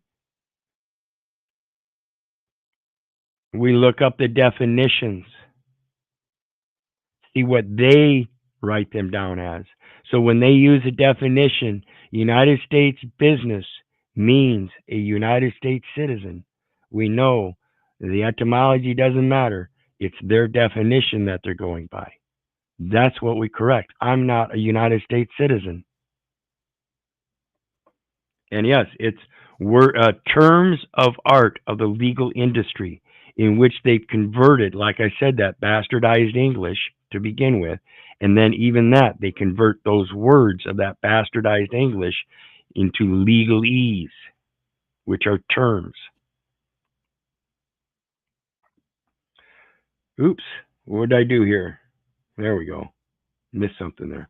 Okay, so let's play it again real quick. This congressman just destroyed this woke politician. Please keep Dr. Martin Luther King Jr.'s name out of your mouth. When he Martin Luther King Jr. Martin Luther King Jr. was a great man. Martin Luther King Jr. was such a great man, he wrote his own way out of jail by being diplomatic and using etiquette in a letter to the judge. I'll use Martin Luther King Jr. anytime I goddamn well want to. Was a proud and unapologetic Black man fighting for equality for Black Americans and all marginalized people. I appreciate. And all marginalized people, which would include, of course, in case you hadn't noticed, white men.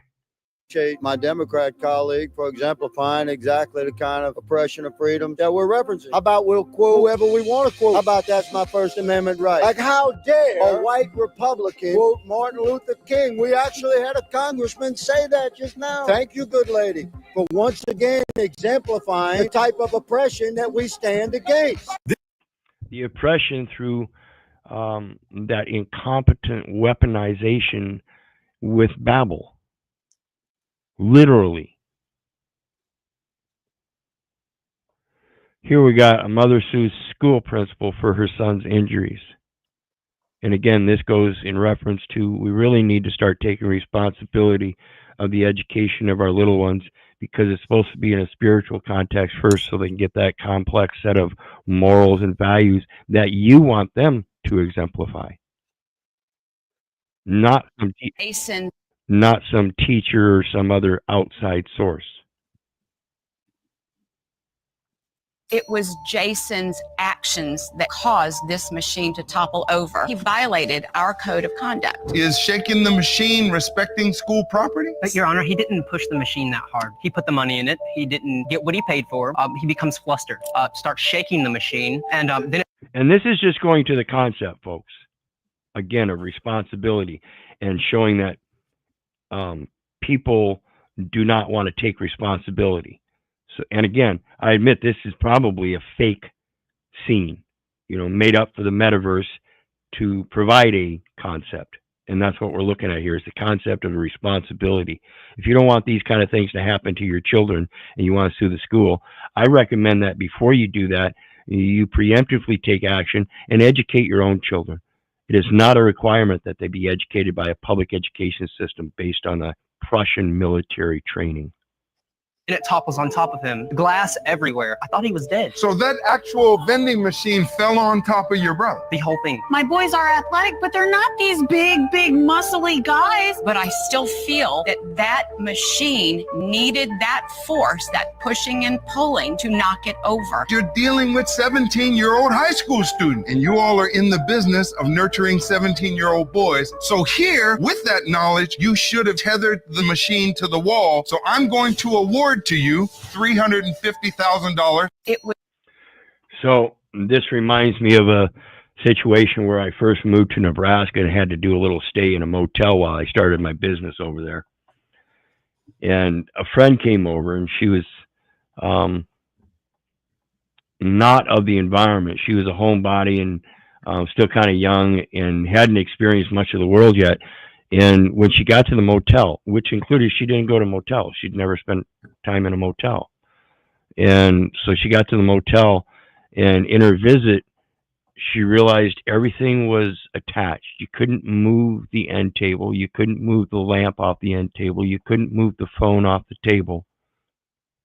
And I had to explain to her that it was because the motel was being preemptive in insurance costs by attaching everything so it couldn't be stolen, because that's what low-life people do. They will steal the furniture if it's not nailed down.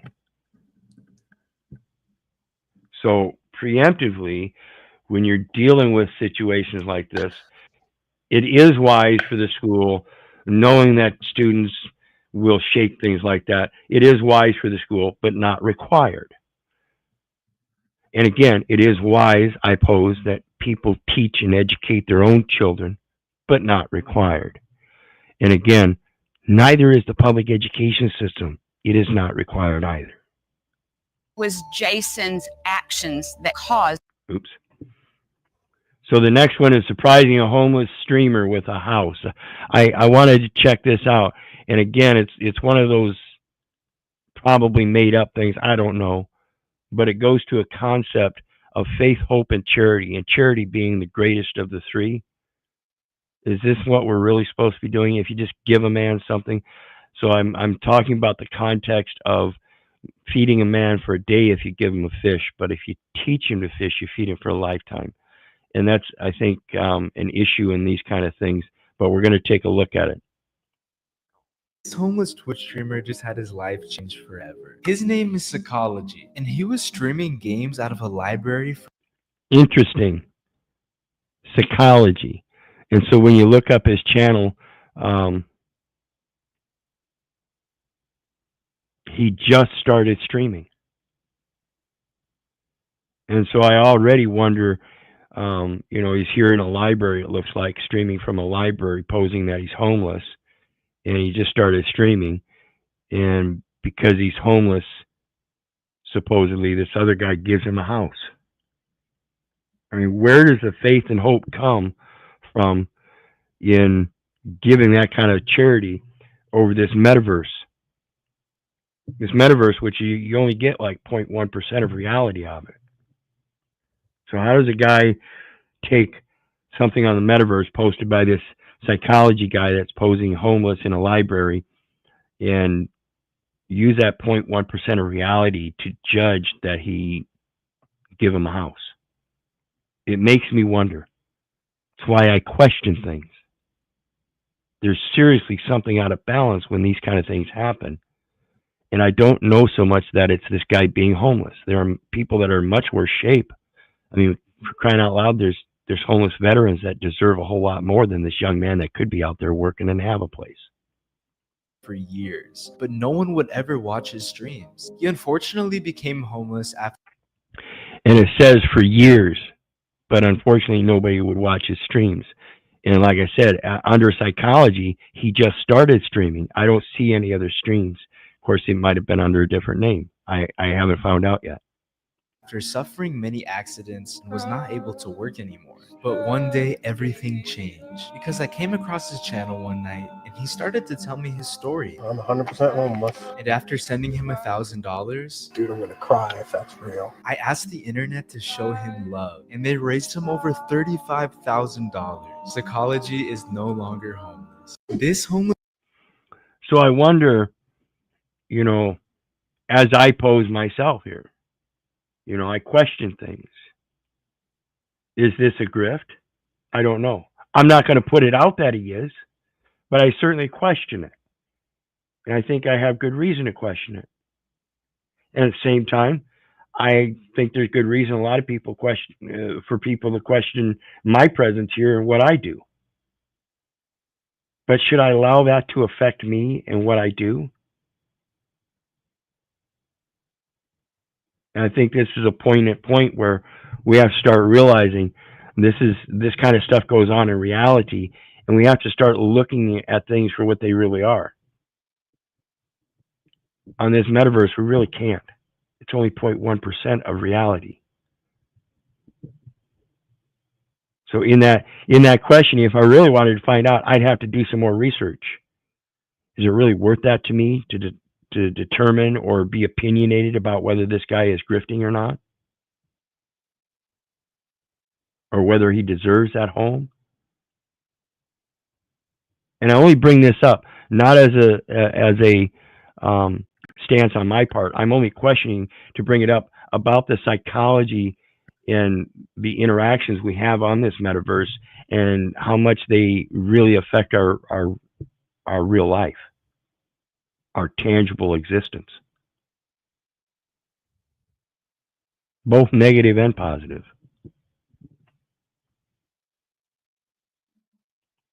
Tribe says, according to law, a sovereign citizen is a desirable status, impressed with their responsibilities in our self-governing republic. That's what a republic is. Like I've said before, it's a body of people that know the law and can maintain the oversight of a secondary body of government, because the people themselves are a governing body that delegates the authority to the secondary body governing those who can't. Now, the next one I got almost revealed his true self there. See what goes on. Mad respect to the woman interviewing this man. She was face to face with a demon and stood her ground. Isn't it true that you want to fly commercial so that you can fly in luxury? How much money did you pay for Tyler Perry's Gulfstream jet, for example? Well, for example, that's really none of your business, but... Isn't it the business of your donors? Listen, I paid. The airplane... Did you hear that little evil little chuckle? And you can already see he's trying to bounce around.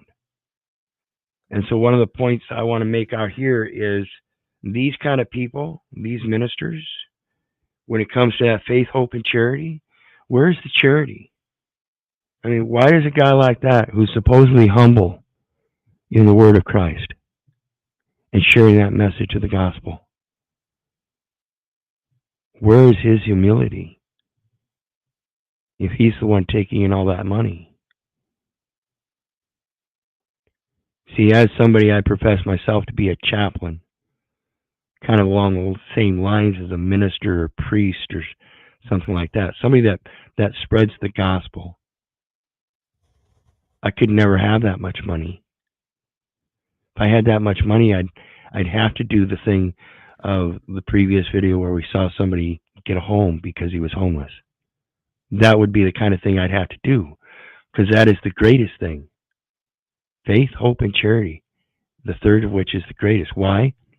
Because it's through the process of faith in oneself and the hope and assistance of others that our cup fills. And that assistance of others, that's that education beyond our own observance. It's like give a man a fish, you feed him for a day. Teach him to fish, you feed him for a lifetime. And there's no better way to teach another than by actions. So while this man is in his actions that materialistic being, and look at his eyes, that should tell you something too. Yeah, I've seen this. See, these are the false prophets. These are the false patriarchs. Those that profess they know and discern the word of God, but their actions show completely different. And people will gather around them in the throngs and throw that money at them, not understanding that principle of charity and that they've been deceived. That we have that I bought from Tyler Perry, and I didn't pay anywhere. Tyler's one of the greatest guys. He made that airplane so cheap for me, I couldn't help it. I love your eyes. Again, getting back to Made it so cheap I couldn't help but to buy it. Pretty eyes. See the deflection there? Sick. the comment. You said that you don't like to fly commercial because you don't want to get into a tube with a bunch of demons. Do you really believe that human beings are? See, this is one of those guys you can see as a false prophet. He doesn't want to get in a tube with a bunch of demons. Isn't that who you're supposed to be ministering to? Are the ones that have been deceived and gone astray? You know, those criminals and convicts. Aren't they the ones, the heathens and the infidels? Aren't those the ones that Jesus ministered to? I mean, for crying out loud, the guy that's got good money and follows the law, they're not the ones you're supposed to be ministering to, but yet those are the ones they do minister to. That's how they get all that money. Other wealthy people that could spend it on charity themselves, but instead they give it to evil, greedy bastards like this. Demons. No, I do not. And don't you ever say I did. We wrestle not with flesh and blood, but principalities and powers. Mad respect to the woman. You see, those expressions are practice.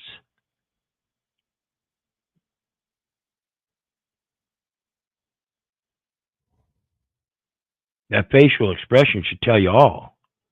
If you can't see the demonic eyes and what they project when he says, "Don't you do that."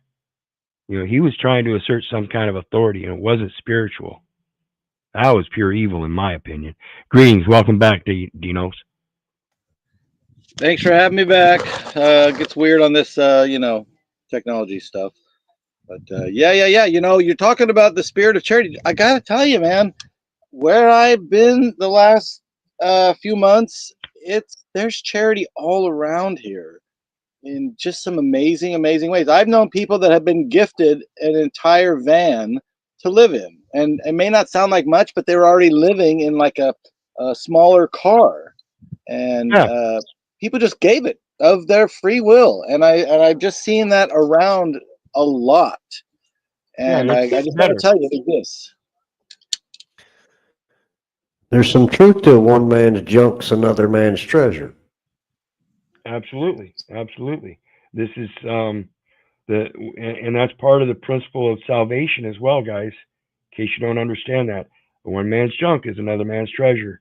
Refurbishing, recycling, like I talked about the straws earlier. We have to do that with a degree of sanity and pre-thought, preemptive qualifications for intent, things like that. We go around babbling and running around like we don't care in this hedonistic manner, thinking life is supposed to be all fun and joy, happy. That's the delusion. That's part of that diversity, equity, inclusion, that American dream. And again, that's a label, folks. Why don't we have an inspiration of the Most High? We all succumb. Well, that's where I'm coming from. I mean, I'm saying maybe you suggested you had to do it with certain discernment. I'm thinking I just do it with love and love for my fellow man. I can't be drawn into thinking, does this individual in front of me deserve this or not? I don't have that capacity. It's I have it, I'm giving it, and I'm giving it with that in mind. If they're going to take it and abuse it or abuse me, that's on them. You know what I mean? I just don't have time for that. Right, but and that's the discernment that I'm talking about. Is if I have three people standing in front of me and they all want $50, the intent of their use of that $50 determines my charity. Because if their intent is to take that $50 and give it to somebody else, most certainly. If their intent is to take that $50 and go buy alcohol, probably not so much, depending upon what the alcohol is for. You know, if it's a drunk man standing in front of me wanting $50 to go buy more alcohol, no. If it's a nice young man that's wanting to provide a gift for somebody, he just doesn't have it but really wants to express it, yeah, I might do something like that. So the discernment comes down to intent of its use. That's it. Not discernment of necessarily of the other person, but their use of it. So again, it goes to a communication of education. Give a man a fish, you feed it for a day. The next one. Unhappiness doesn't justify a crime. This is the extent of pre-crime because you hurt somebody's feelers. White knighting, slap a hose. So let's take a look. I'm not against you or anything like that, but just even for the law's sake and justice sake, it only makes sense now that 3 complaints have been made and we're doing nothing illegal that you would come and at least stand or uphold justice. We're here working for Central Bank. We're going to do what they ask us to do. Just because you're working for Central Bank, you still don't uphold the law when it takes place right in front of you? We're working for Central Bank and we're going to do what they ask us to do. Okay, see, they're not there to enforce the law. They've been contracted by the bank privately. That was a dispatch that the bank called and required their services. That's a contract. So they're contracted to uphold the bank's policies and wants and wishes. They're not concerned about the law. And that's a direct conflict with their job. This is the same thing as a guy going to the local store in his uniform and asking for donations on his off hours. Except these guys are actually doing it on the clock. It's almost discrimination that you're kind of picking a side and you're not responding to any complaints that have been made. Both parties are unhappy with the presence of whatever's happening. We're not happy with them. But unhappiness doesn't justify a crime. No crime has been committed. If they're not going to come over and check it out, they're not moving position to try to uphold justice or order, but they said, we're hired here by Central Bank and we're going to do what they tell us to do. I'm not against. Amazing how that works. What do you guys think? See, this is they have no competence in the law. I think Well, they all doesn't should it lose also- their job immediately. It goes to character as well. I mean, it's basically saying, you know, I'm going to be enforcing the law when I'm getting paid by taxpayers, but then when I'm not working, well, I'm over here committing all these crimes because, you know, I'm not working. You know, it's okay. There's no character there. There's just looking for the bag, chasing that bag. Well, yeah, and that's exactly why this DOGE is going into effect, and it's all based on the integrity. And if there's no integrity at the bottom, then there can't possibly be integrity at the top. Well, and then the lack of integrity is being shown because allegedly the Social Security Administration is saying, yeah, you know, well, you shut down our computers. We can't give these checks to the people who need it and are relying on it. And they're basically, it's like a political grandstanding. It's like, well, not our fault. They came in and shut down our computers. Well, they only shut down you paying people that weren't living. They didn't say, you know what I'm saying? Right. They're acting like there's this whole interruption now, and they're going to blame it on this DOGE people doing what they're doing. But it's all just a political move. It's just, it's pretty bad. Well, yeah, it's that incompetence weaponization again. The Social Security Administration is weaponizing it against the executive branch, saying it's not their fault because they came in and did something. Well, like you said, what they did come in and do wasn't what Social Security said. They didn't come in and shut down everything. They shut down the undocumented shit that they were doing, sending out all this money to motels and hotels and stuff to provide funding for undocumented immigrants as a matter of welfare under the Constitution. No, it don't work that way. Well, it does work that way in the sense that by doing this, the people who really get hurt by it are now, if they don't have proper knowledge about what's happening and what's going on, you know, it does sway that public opinion. And so it's just being used to wag the dog, so to speak, which is, Yep. Yeah, absolutely. Wag the dog. Let me get you. Let me get you. The wag the dog concept here isn't so much wag the dog, but having your head so far up the other dog's ass. You know, that's what we're looking at. Nobody can see the reality because they got their head up somebody else's ass. Good point, Dean. Good point. So let's go on to the next one. And this is,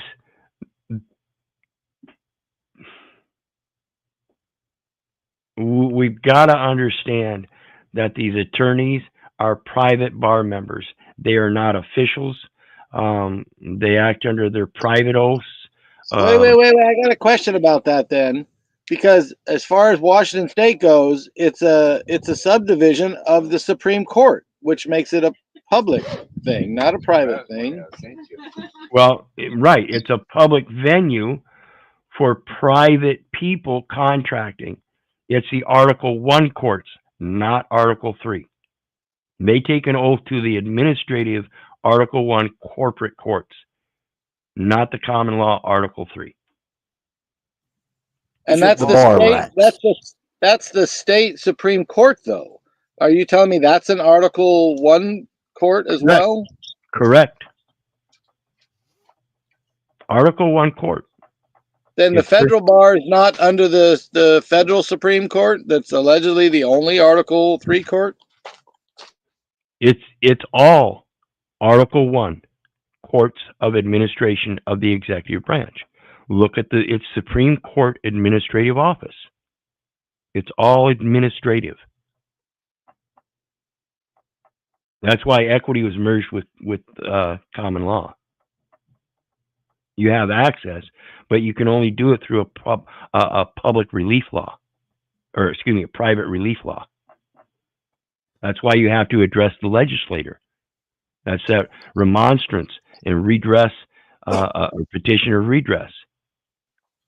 Or basically sending them a bill in equity for just compensation. Yeah, that's basically the remonstrance, but it's got the value system to it. The remonstrance is a matter of the redress as etiquette, the communication, the language, and then the bill in equity is for any compensation to make all parties whole. So that if you are if you suffered a loss through person, then you can get that back. That's why people are going back to the IRS and getting all of their income taxes back because they weren't qualified to pay them. Things like that. And then on top of that, if they ignore that, then they're also violating your First Amendment right to redress because they're not even talking to you at that point. But then where do you go to enforce that? Especially if it's the bar, the one that you're claiming you're going after. It's because they're in all the courts. Federal Court of Claims. Yeah. All right. We said that. I have a no bond. Okay. As I understand it, I have a parole hold. Okay, but didn't you ask me to set this hearing for a bond reduction today? Well, I've asked you several different things to do, and I've tried to get a hold of you over a 2-year period, a minimum of 30 times, and I've never gotten a hold of you. 2 years. He's tried to contact his attorney well over 30 times and no response. That is ineffective counsel on its face. No doubt about it. And I don't understand why anything else continues on after this point. Having that stated in the court, and this guy doesn't rebut it. Now, I saw you in jail 2 weeks ago, right? Yeah, over a 2-year period, I've seen you 3 times. Is there a parole hold on me? I don't know. You told me there was. Okay, well, I don't know. Okay. No, see, it's the attorney that's supposed to have access to the record and know this stuff. And when the defendant says he thinks there's a hold on him because they're still holding him. Why are they holding him? See, the attorney's supposed to know this stuff. This is totally ineffective counsel. Never mind. You want to come try to see me before then? Because the last I'm going to come see you. Haven't showed up. I'm going to come see you after Christmas. I'm out of town all next week, so it'll have to be after that. So you're not for sure? I'm for sure I'm going to come see you after Christmas. Like I said, I can't tell you the exact date because I'm out all next week. You haven't showed yet on See, what he's doing here is avoiding setting an appointment. And there's another important term, appointment. He's already been appointed counsel. I'll come see you after. Listen, I'll come see you after Christmas, John. Okay. What is your bond currently set at? I have a no bond. Okay. As I understand it, I have a parole hold. Okay, but didn't you ask me to set this hearing for a bond reduction today? Well, I've asked you several different things to do, and I've tried to get a hold of you over a 2-year period, a minimum of 30 times, and I've never. This is pathetic. And this is why we have to understand we don't belong in those courts, folks. That is not our venue. Those are administrative courts, and you have to be a federal, state, or municipal officer or agent. In other words, you have to be elected to office, or you have to have a direct contract with such an official. No other way. So let's take a look at the next one. This is another one where the left, being totally hypocritical in what they say and what they do. Another attack against Trump. Repeat that again. I want you guys to both say this out loud very clearly. Wait, what did you just say? I said I don't condone violence, but I hope I see something. What does that mean? It means that Trump got it coming to him. He's been saying this for years and years. You guys get a nice position. There's bound to be some point where a Republican or a Democrat, somebody loses their shit and says, I'm not happy with the president saying all this all the time. I'm not happy with him trying to destroy democracy. I'm not happy. See, everybody thinks it's about being happy. I don't give a fuck about whether you're happy or not. Let's start using reason and logic instead of your goddamn pathetic emotions. This is getting so sick. Again, it's because of this we are slowly turning into Hitler's willing executioners. We've got to stop it. Grow the fuck up. I'm not happy with him trying to destroy the American dream. That's how my generation feels. We're going to go and kill really quick. Do you condone? Yes, that's exactly what happens all the time in America. Do you condemn? But what you just said is that you hope something happens. And when Republicans hear that, when conservatives hear that, that does validate that people want violence. The reason why this changes everything is because we just saw a man who was politically persecuted. He was shot, and his first instinct, was to get up, bloodied, beaten, raise his fist, and tell his supporters to fight. If you enjoyed that clip, then make sure to subscribe to Rattlesnake TV for daily debate content. And so that goes to the same concept that I mentioned that I ran across on a panel the other night, where the guy says, I don't dress up as a woman. I wear women's clothes. I don't condone violence, but I want to see it. It's the same damn thing. You contradict yourself, and your words prove that you're a fucking liar. Pathetic. You guys see this kind of stuff? Are you guys aware of that when it happens, when people say that kind of shit?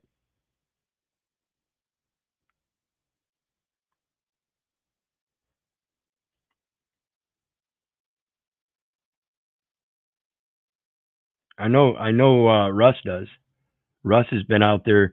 He's done some videos and confronted his local officials, and they do that shit all the fucking time. It's amazing. People need to wake up. This is an interesting one about the delusion of a system that supports certain women and their greed and materialistic views in this world. And it's changing. People are seeing the bearing false witness out of those emotional feelers of the women that use the welfare system. And it's not just women, there are many people that use it.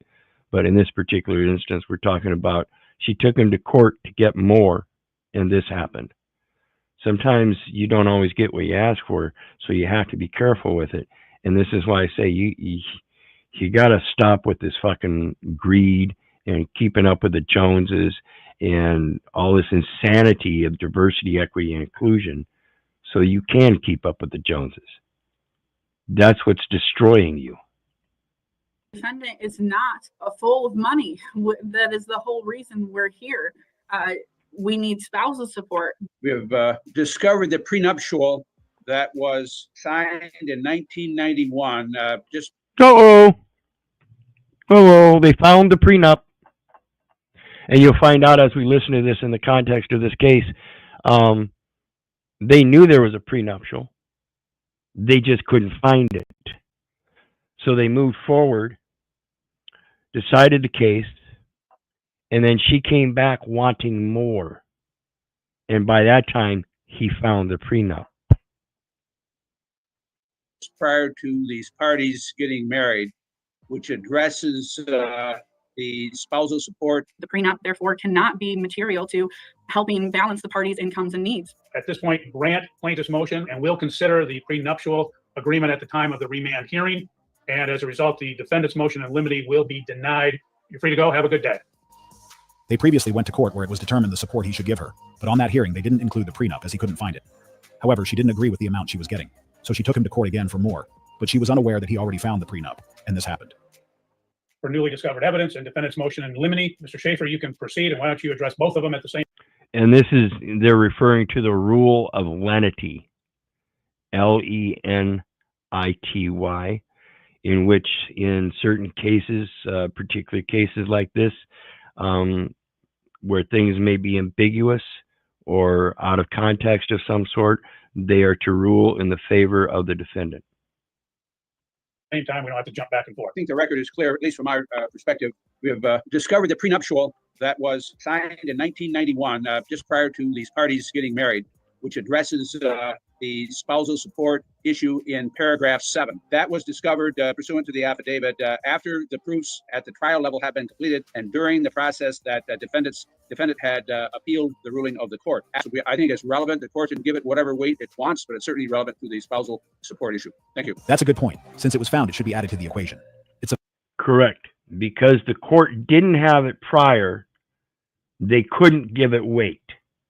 So therefore, they went ahead, made their decision, gave the judgment, and finalized a certain amount. Then when she decided she wanted to come back and go for more because she thought it wasn't fair and thought she could get the court to up it, they had found the prenup. And even if she didn't come back for more, according to the rule of lenity, he could have still come back and said, hey, we need to adjust. He could have done the adjustment.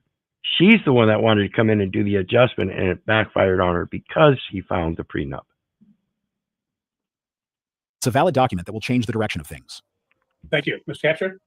Thank you, Your Honor.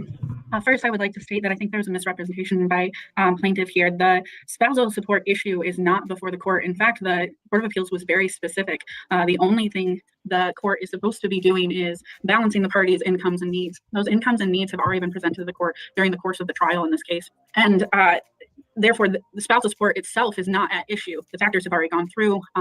The prenup would have been an objection or a defense, perhaps, to spousal support, but it was never raised during the course of the proceedings. The prenup. False. It was raised, and that's how they knew there was a prenup, but they just couldn't find it. It was, in fact, raised. So this woman, in her delusion, just, in fact, lied.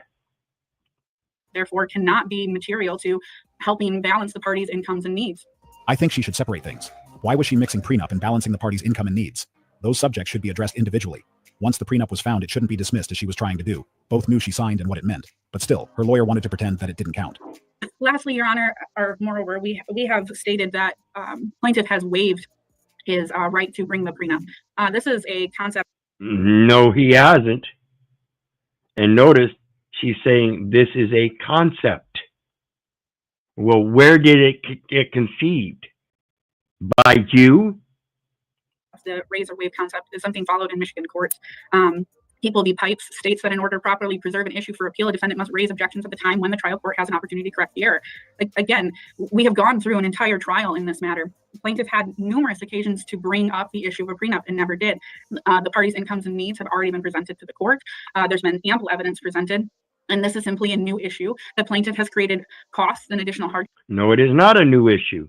Again, it was brought up in the trial. It's just that it couldn't be entered because it wasn't found. They couldn't find it. They couldn't locate it. On defendant. And again, defendant is not. This is why discovery and exculpatory evidence is so important in situations. It is exculpatory. It does exist. It just couldn't be found. But once it was discovered, now it can be presented, particularly since it was brought up in the trial as not being able to be located and therefore couldn't be put in as weight in balance. Full of money. That is the whole reason we're here. We need spousal support. The spousal support that was awarded previously was inequitable and unfair to defendant, and she is essentially barely getting by having to dip into whatever property award that she was given. Her lawyer said she is barely surviving financially, and then goes on to say that she has to dip into the property she received in settlement. So it sounds like she has something to work with, but wants more to add to whatever she already has. She knew she signed a prenup. They both knew of the prenup agreement. They couldn't find it at first, and they found it now. Justice is never too late to come. So once a divorce is finalized and spousal support set, you can go back and... Absolutely. Justice is never too late. Ask for more? They were both adults when they signed the prenup. Why even showing up in court? Isn't alimony and spousal support the same thing? Your Honor, I would like to suppress the prenup because it is not in my client's favor. Well, in this case, the court has read all the pleadings, and the court does note that, again, there was no ill will or nefarious basis by plaintiff for presenting this motion at this time. Clearly, if they could have brought it up at the time of trial, they would have, as that would have directly addressed the issue of the spousal support.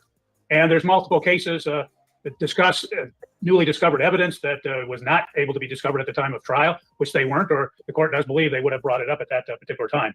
A prenuptial agreement would be applicable to the factors under Sparks v. Sparks at 440 Mich. 141 in 1992 case, which the court must consider as whether to grant or deny spousal support.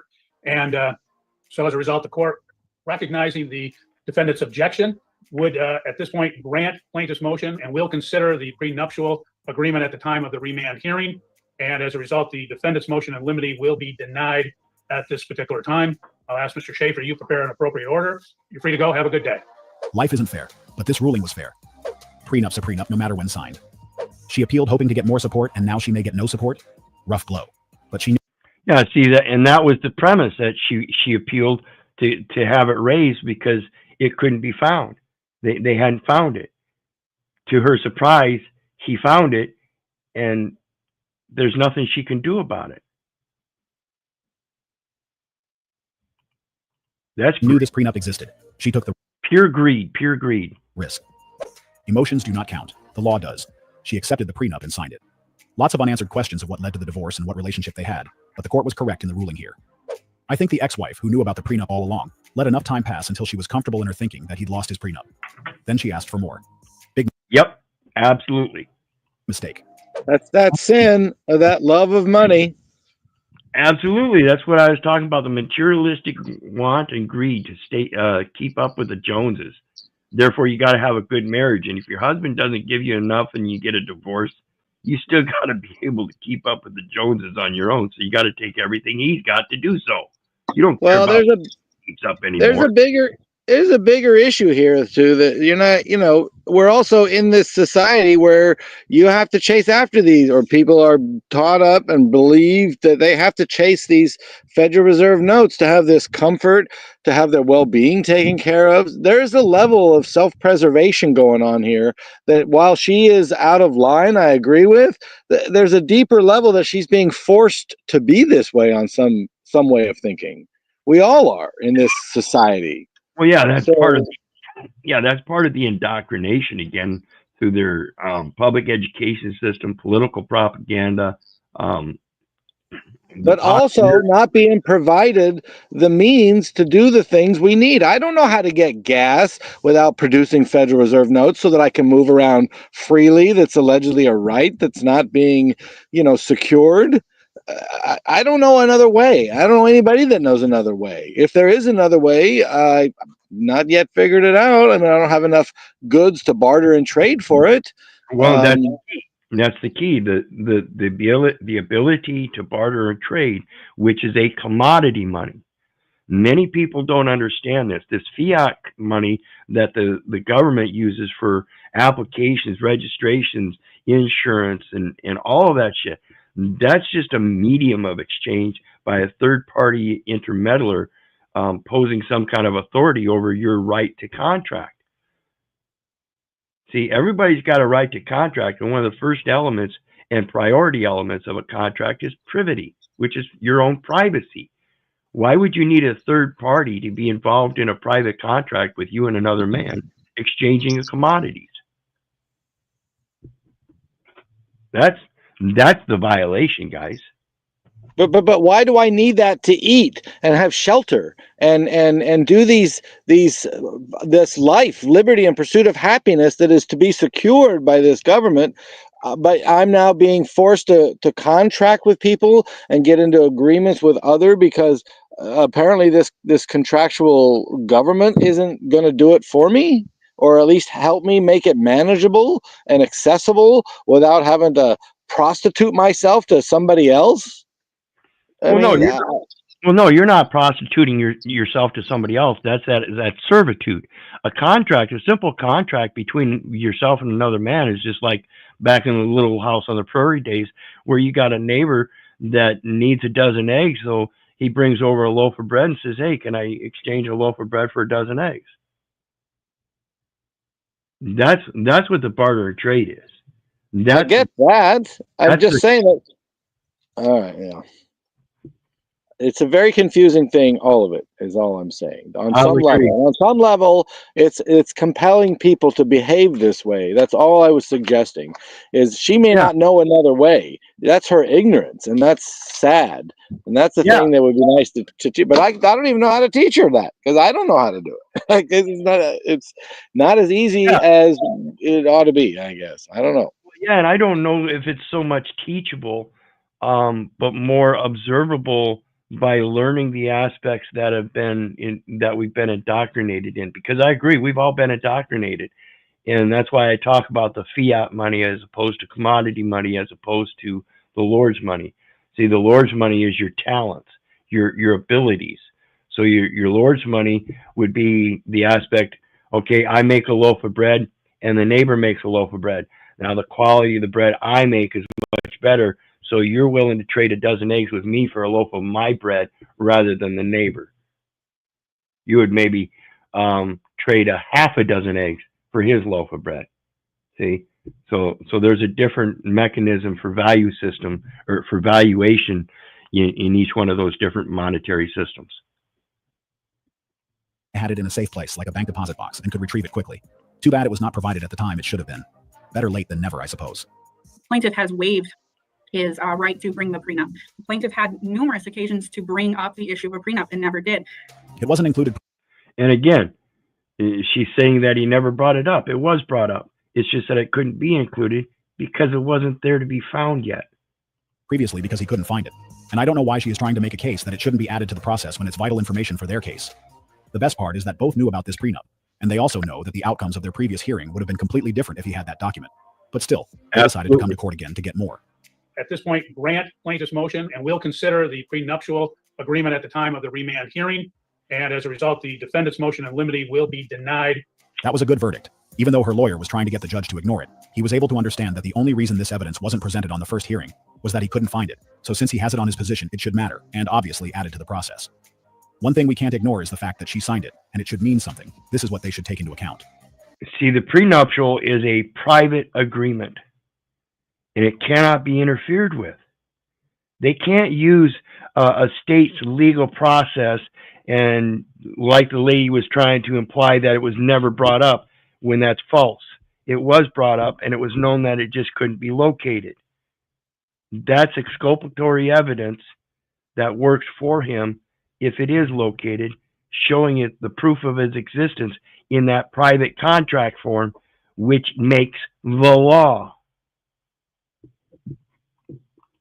It was interesting that her lawyer was acting as if he shouldn't bring the prenuptial agreement to this hearing. But this is not how things work.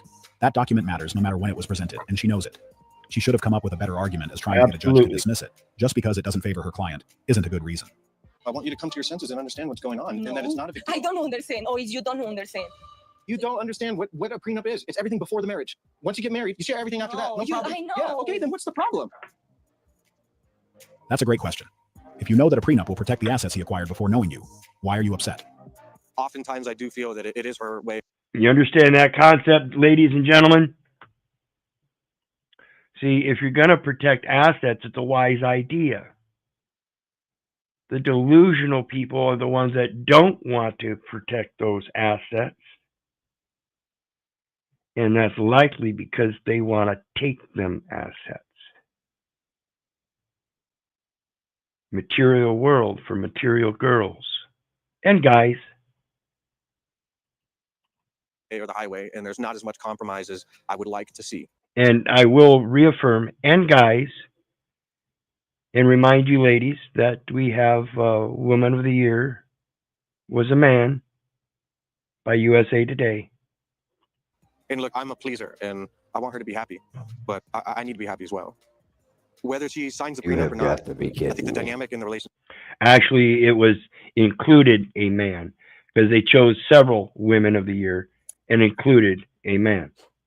And at the same time, we have the Secretary of the Health Department is posing as a woman and born as a man. Think about that. Fat, obese at that. Relationship does need to change. She's calling me. Hello? Why'd you do this to me? If she's having a breakdown over a prenup, then he definitely needs to get one signed. Hold your ground, man. Prenup or walk away. If prenup is an issue, she is the issue. A girl that intends to stay by your side won't care because you won't break up anyway. He knows exactly why she's with him. And she knows it's a protection of the assets. If it's a protection of the assets and you're married to the asset, you two are protected, you dumb bitch. She knows what a prenup is. A prenup is understandable. He wants to protect his assets, but this also protects her. If they were to get a divorce, she will get alimony and whatnot. Based on how she acted, I know for sure she is a smart woman. Why was she mad at him when he clearly explained it would protect whatever he had before their relationship? Why was she concerned with the assets he acquired before meeting her? If she didn't have her eyes on them, a prenup wouldn't be a problem. And this is everything this young man needed to know. But as always, most pretend they didn't notice the signs. And later, they will be the first to act shocked when they see the other side of the person they are with. I know for sure she most likely would do the same things if she was in his shoes. For those who feel the need to get a prenuptial agreement, if you find yourself in a similar situation where your partner is having a breakdown over this subject, that's your sign to get it done. You need to get it before marrying that person, as they have their eyes on your assets. We all know those who have no intention of the things you have acquired prior to meeting them wouldn't mind a prenuptial agreement. In fact, they would encourage it as they see it as fair, since they didn't contribute to its acquisition. Living with OP. Absolutely. If they don't contribute to the acquisition and they don't want to sign a prenup, and they want to acquisition your assets and take off, that would be likely. Otherwise, a good, competent woman would understand, again, the protection of the assets, and the marriage to you and those assets is a protection of you as well. So again, a man fulfilling his position by providing and protecting, it is actually a contract, ladies. It just proves also that, yeah, it's a contract. It's a business arrangement. It's not any of the love, family nonsense. It's none of that. Yeah, and also understand that business arrangement includes a dowry and a legacy. And those are the inputs. That legacy is what acquired those assets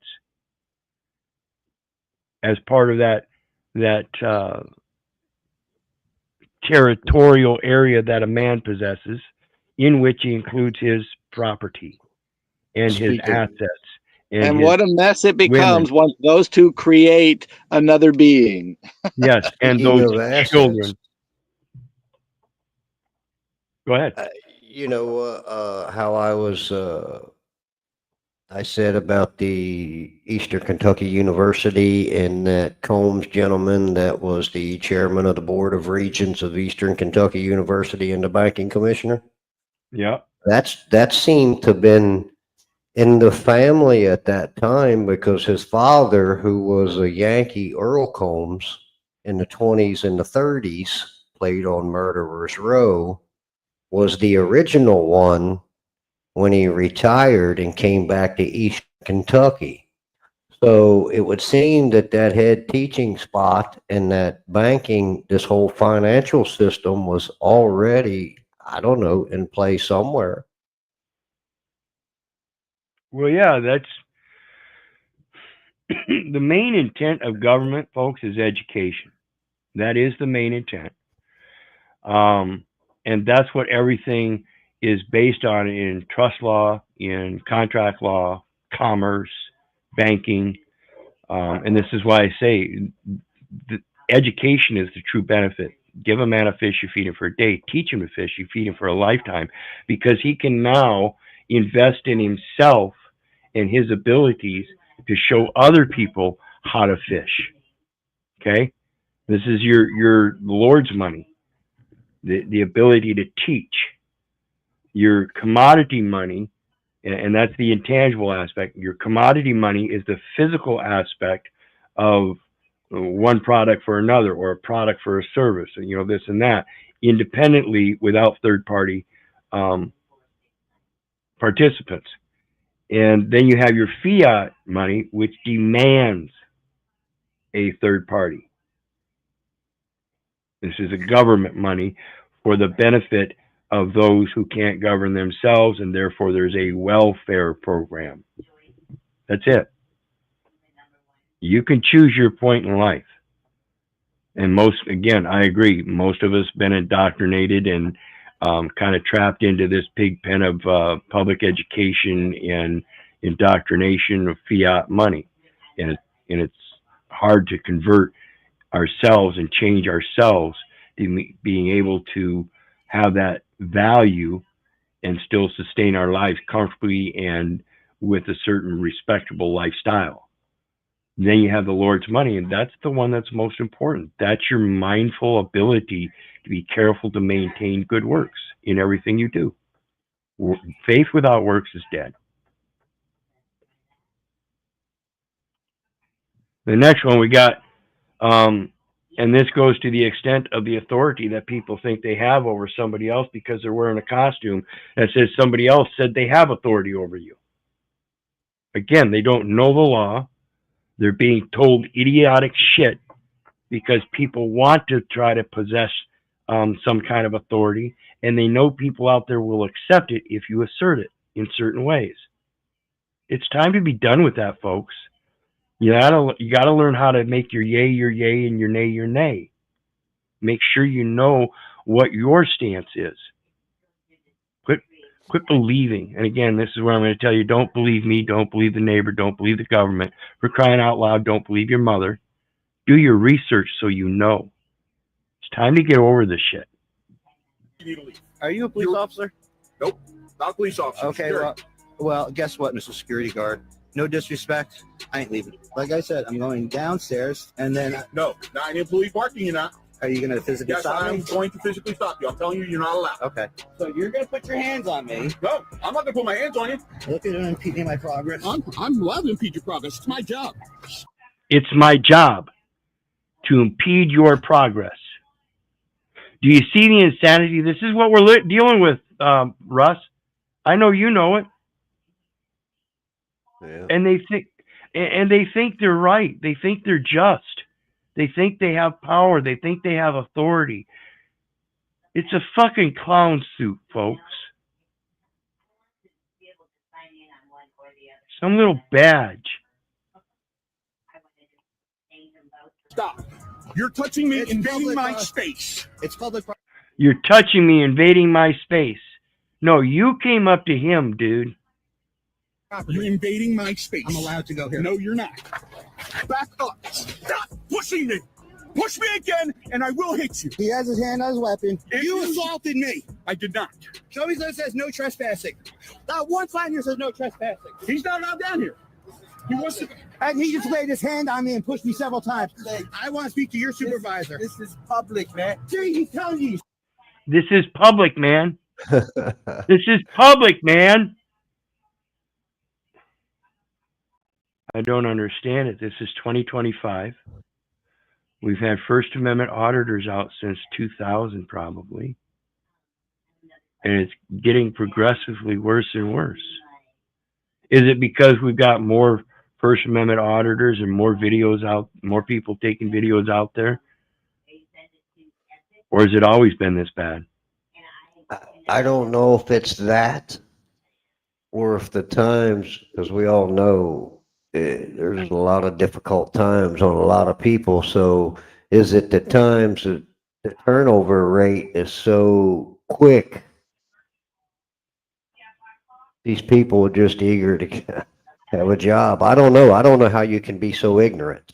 So I don't.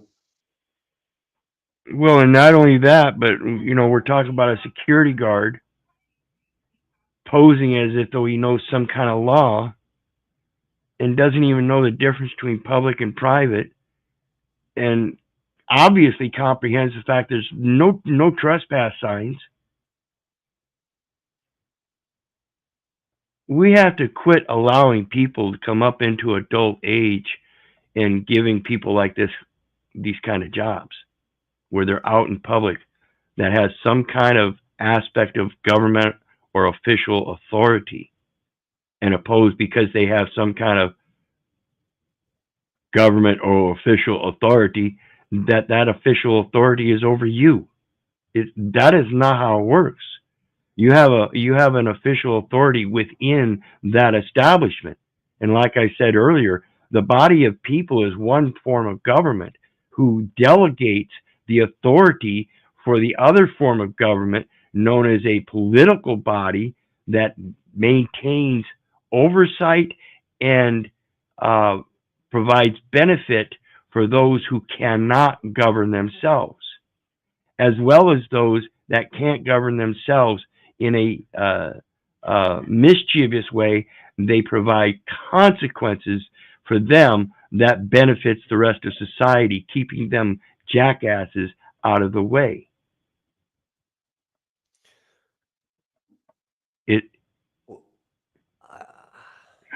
Go ahead, Russ. I just think that we've been asleep all of our adult lives. I mean, this is generalizing, obviously, from where we came to where we are now. Yeah, I know. I was in a haze for a long time until my mom woke me up with that, Keith, the police are your authority, and I had enough. Go ahead. Yeah. So I think it's just hard for people to fathom that there can't be an easier way. And I think you've seen some work I've done with the acronym COMS and the COMS framework so far. I find that interesting that I have that knowledge and that capability within inside of my being to be able to fathom this and to put things together in a way that there's no way something happened that's hidden from us. Well, yeah, it's that indoctrination again of that public education system. We have not been taught to think for ourselves, as that public education supposedly poses. Right. And then we've been taught to remember. That's right. It. Not to think outside of the box. We've never been taught the concept of critical thinking, and that's why I get upset when I see so many of our younger generations walking out of high school thinking they know enough for the rest of their life. They don't do anymore. See, another interesting fact of that school is Eastern Kentucky University, original in its creation in 1906, I believe. It was Eastern Kentucky State Normal School, and the curriculum was to teach the students to be teachers. From that time until 1966, it changed names 4 to 5, maybe 6 times from creation to 1966 to its current name today, a university. Yeah, and that's that one verse. Okay, so when we think about these different jurisdictions, they've each got their own grammar style. That's their universe.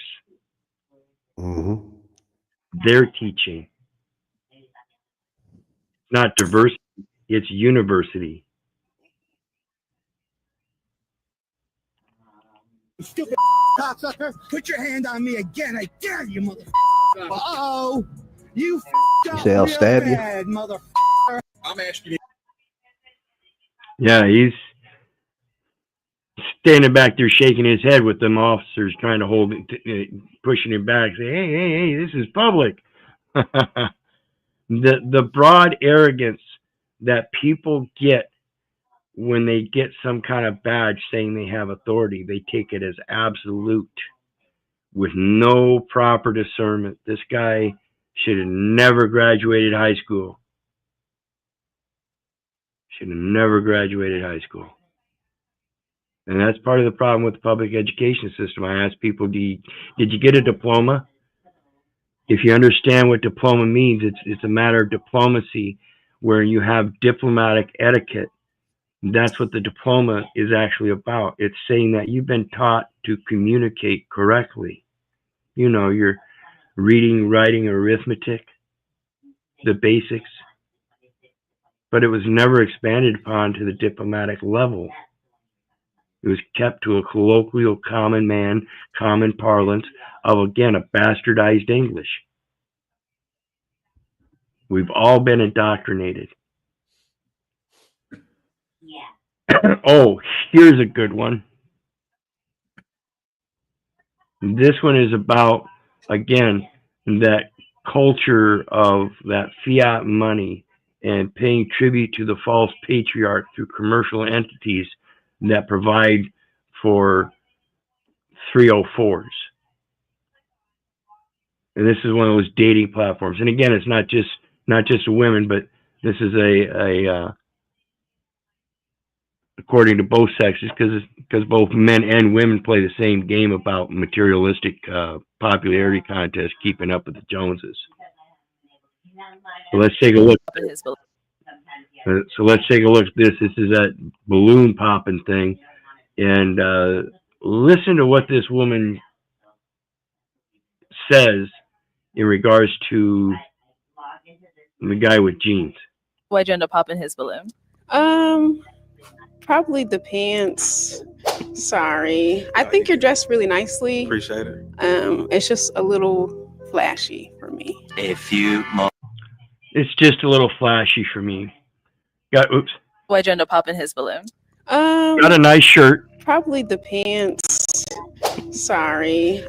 Yeah, just a button-up shirt with a pocket on the left breast and some writing across it. It looks like a logo brand or something like that.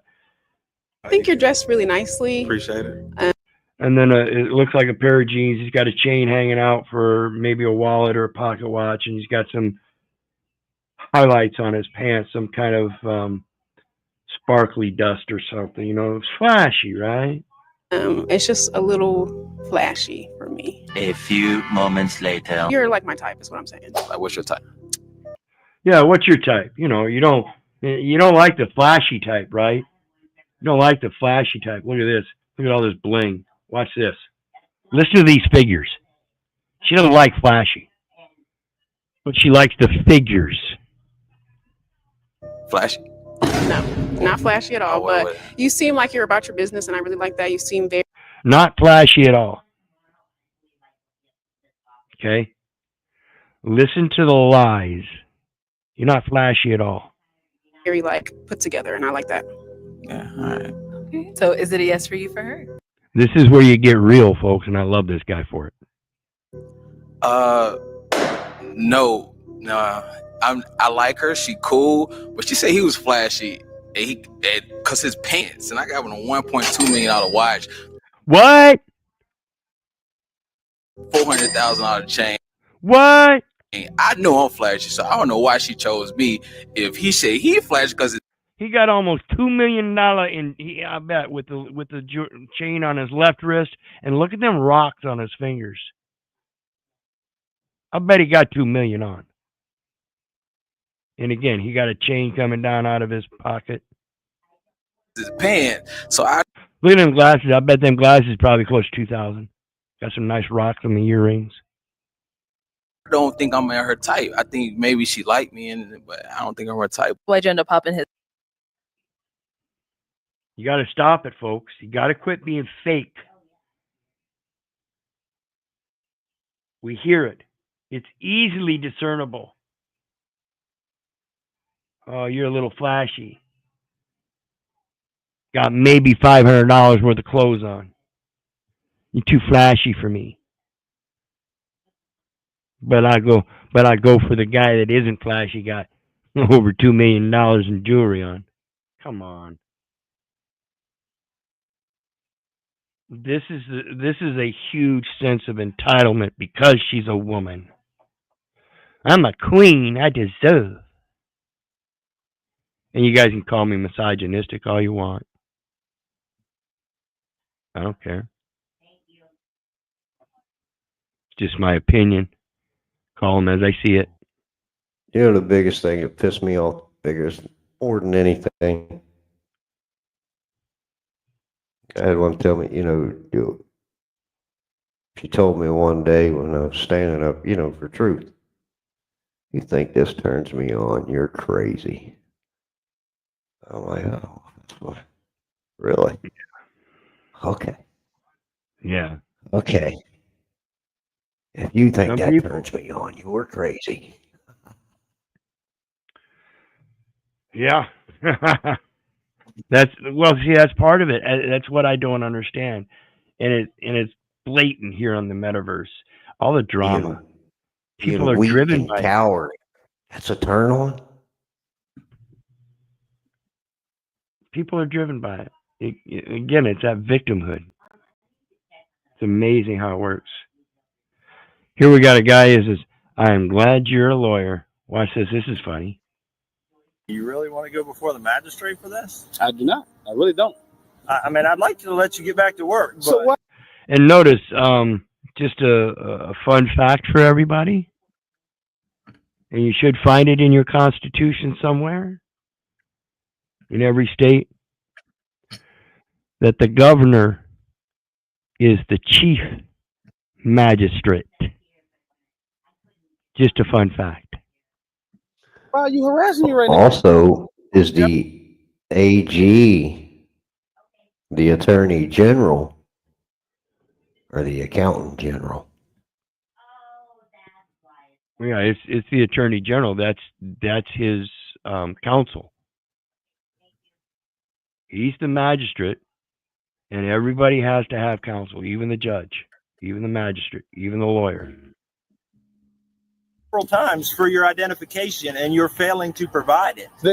One cannot present oneself in a Article 1 court. It has to be done through a corporate entity that has a body known as a board of directors that can hire an attorney to make a representation in Article 1 courts. There's no need or law or reason why I should have to provide my ID. There's no need that you feel. Do you feel like I committed a crime? It's very possible. You feel like I've committed a crime? Yes. What crime do you feel like I committed? Being in possession of that.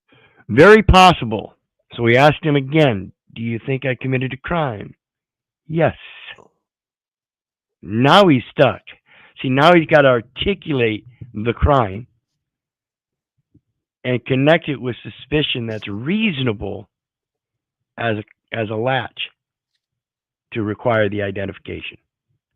These people are stupid as to discernment of an actual process. Well, I believe you're in possession of drugs. Do you mind if I just pat you down real quick? And here, let me put my gloves on real quick for my safety. Yeah. Let me give you the finger test. Anywhere in Virginia law where being in possession of keys to a vehicle is reason enough for me to have to provide my ID when you never saw me operate this vehicle. You're going to end up being detained if you don't just show. Why are you detained? You're going to end up being detained. You're already detaining him, you dumbass. Left and right, folks, these people do not know how to fucking speak the truth. They will deny the truth at all costs. Go ahead. No, I was agreeing.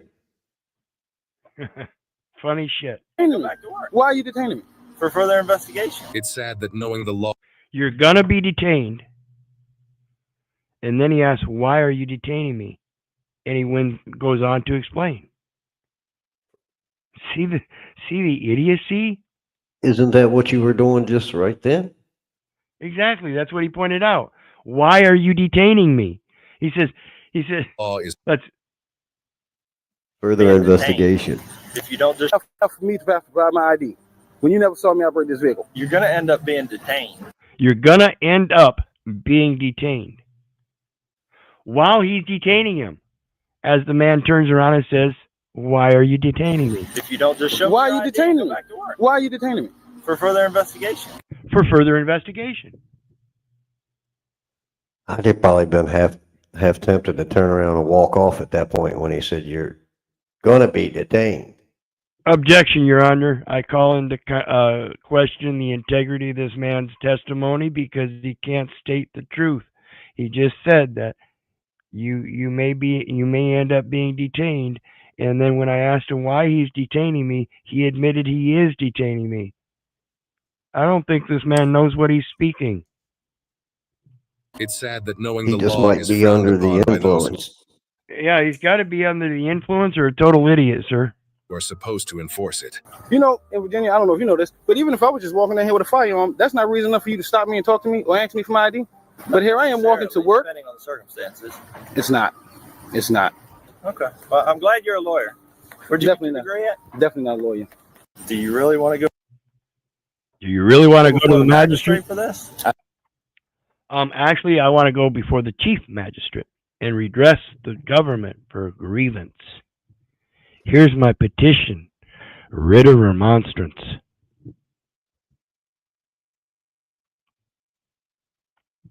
Well, what are your thoughts here? I don't recognize this one, but we'll play her anyway. They removed the litter box from my son's Oh yeah, this is the insanity. I think I played this on last week. school's bathroom this week, and I'm pissed about it because I fought for 5 or 6 months to get that litter box put into the bathroom. That's AI, isn't it? So, like I said, we've gone through civil rights, feminist rights, gay rights, transgender rights. We're looking at transhuman rights, and now we see trans species rights, right? Or right. This Who is knows what's right? I think I heard about this is the Furbies culture, where people dress up as animals and believe that instead of making it a gender issue, they're going to make it a species issue and decide that they're going to change species. You see where we're going, folks? You see the DemoCrazy of the diversity, equity, and inclusion? Someday you're going to have a kitty cat for president. Going to have 6 nipples and 18 kitties. Is his name going to be Tom? Or will it be Jerry the Mouse? Identifies as a cat. He only uses litter box at home, and when he would go to school, he would refuse to use the toilet. So he was holding his pee all day. He ended up getting a really bad UTI. It lasted for weeks because he kept holding his pee. So I told the school, I said, for my son's safety, for his health, we have to install a litter box into the bathroom. And they told me no. And after months and months of me going back and forth and agreeing to pay for the litter. For his health, we have to install a litter box in the school. No. For your mental health, we need to put you in an institution and place this child with people that can actually raise him as a child. And to come and clean it out every day, they finally said, yes, okay, we can. This is child abuse. This is psychological abuse of children. I would have to agree, man. Ain't no way a child decides on his own it wants to I be have a a kid. hard time believing this is true, but obviously it is. Ain't no reasonable man or woman that would instill such psychopathy in such a child. For the best interest of the child, any reasonable mom or dad would say, no, you can't be a kitty. Any reasonable mom and dad would tell a little boy, no, you can't grow up to be a girl. Yeah, after about like 3. and put the litter box in the bathroom. But now they said because of some, I guess, executive order, they have to remove the litter box from the school because the school is not tolerant of trans species students anymore. So now I guess I'm going to have to. So what if that trans species child only learns kitten language? What if because of his trans species disability, he can't learn English to read, write, or speak? You see how deep this goes? That has to be instilled into a child. That is child abuse, in my strongest opinion. To remove my son from the public school system. They removed the. They should remove you from the public system. They should put you away private somewhere. This is the same woman. Put you in a nice padded room somewhere, give you a coloring book and some crayons, and check on you about every 2 or 3 hours. Well, this is the same woman. And I don't know how true or fake any of this is. I'm just posing, this is out there, and this is where we're in fact going. Even though this might be fake, we know the transgender isn't.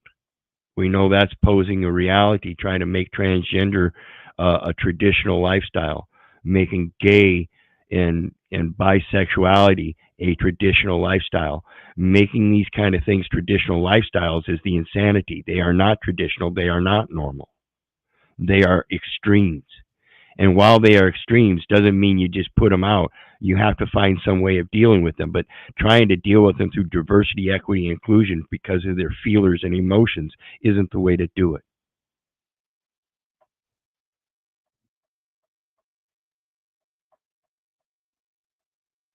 So while this may be made up and fake, the concept again is we have to stop and understand that all this stuff is being induced into our children by adults.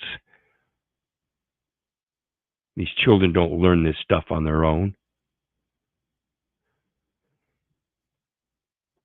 And here we're going to play another one. Let me double check. I might have played this one last week too. If it's not true, we need to know now and we need to stop. Yeah, I played this one last week too. This is where the gal accused a man of rape. And it goes to the consequences.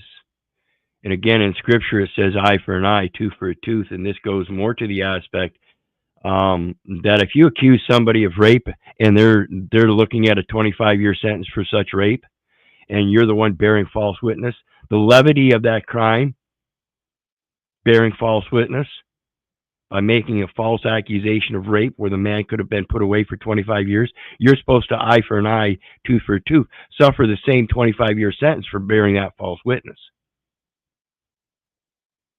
I would agree with that. The progression of this whole thing from getting worse because it's just going to get that would be right. Well, yeah, that's my interpretation. In my opinion, I don't go to church. I don't vote. I don't like politics. I don't like religion. I love the spirituality that's connected through all religions around the world. The base foundational concept, like I said earlier, do unto others as you would have them do unto you. And I'm telling you, it's egregious when you go around making these kind of false allegations. So I guess the big question is one Christ-centered, obedient, meek, blessed, and have salvation? Right, but you have to understand where the power comes from and use that power as your ability as well for redemption. It's not just for your own salvation, but then to turn around, again, this is that concept of give a man a fish, you feed him for a day.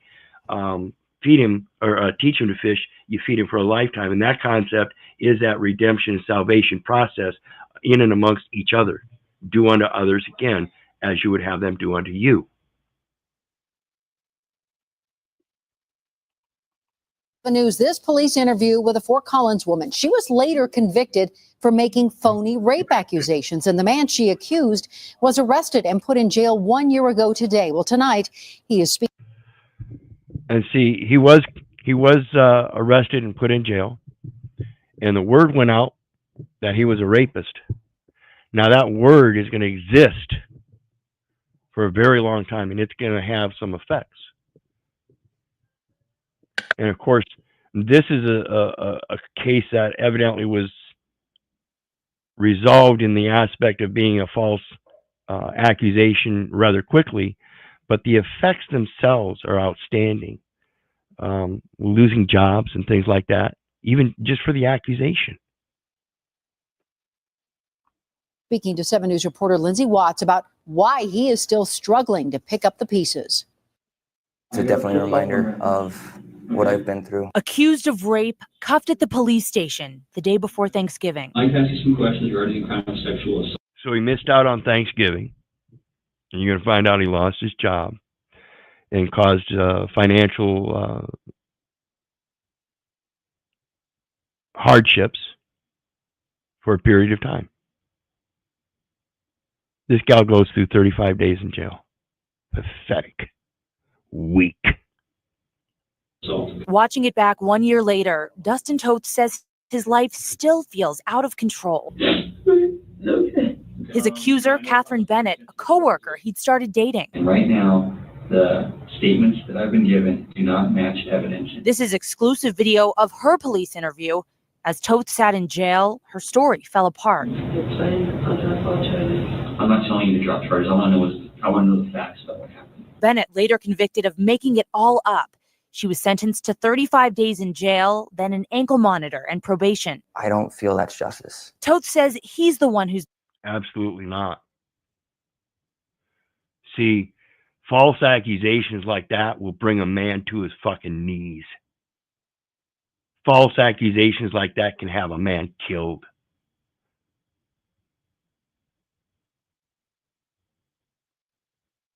Has been punished. The Some Army men, National it can make Guardsman them take their own lives. Absolutely. Devastating effects. They end up losing trust with family members, friends, acquaintances, business associates. That abandonment starts to set in the betrayal. Yeah, and it upturns entire lifestyles. And the people, and of course, this is both-sided, men and women again. It's never associative with just one gender. But it upturns lifestyles and changes people. Civilian job and was out of work for nearly 6 months after the arrest. I've been behind on my car payment ever since. He has his friends, but the emotional pain is still there. I feel like I'm incapable to actually trust a woman again. He says it's that. I don't suggest you trust women or men. I suggest you learn how to diplomatically present yourself in all acquaintances and make very wise choices as to the friends and enemies and where you keep them. telling his story that's helping him heal. Giving me the opportunity to share it gives me the opportunity to clear my name, because I still feel like my name is not cleared. Lindsay Watts, 7 News. Absolutely. That's devastating stuff. I cannot imagine having to live my life with people continuously crying wolf and seeing it get worse and worse, because people see that as an effective mechanism for that charity that they expect others to give them when they cry wolf as a victim, saying their cup is only half full. Total entitlement from an overprotective, overzealous bunch of insane people that think they have authority. Same concept as Hitler's willing executioners. Again, in my opinion. Yeah, and here's another one I'm going to repeat from last week. No, I'm not. No, I'm not. We're going to go forward and we're going to find the.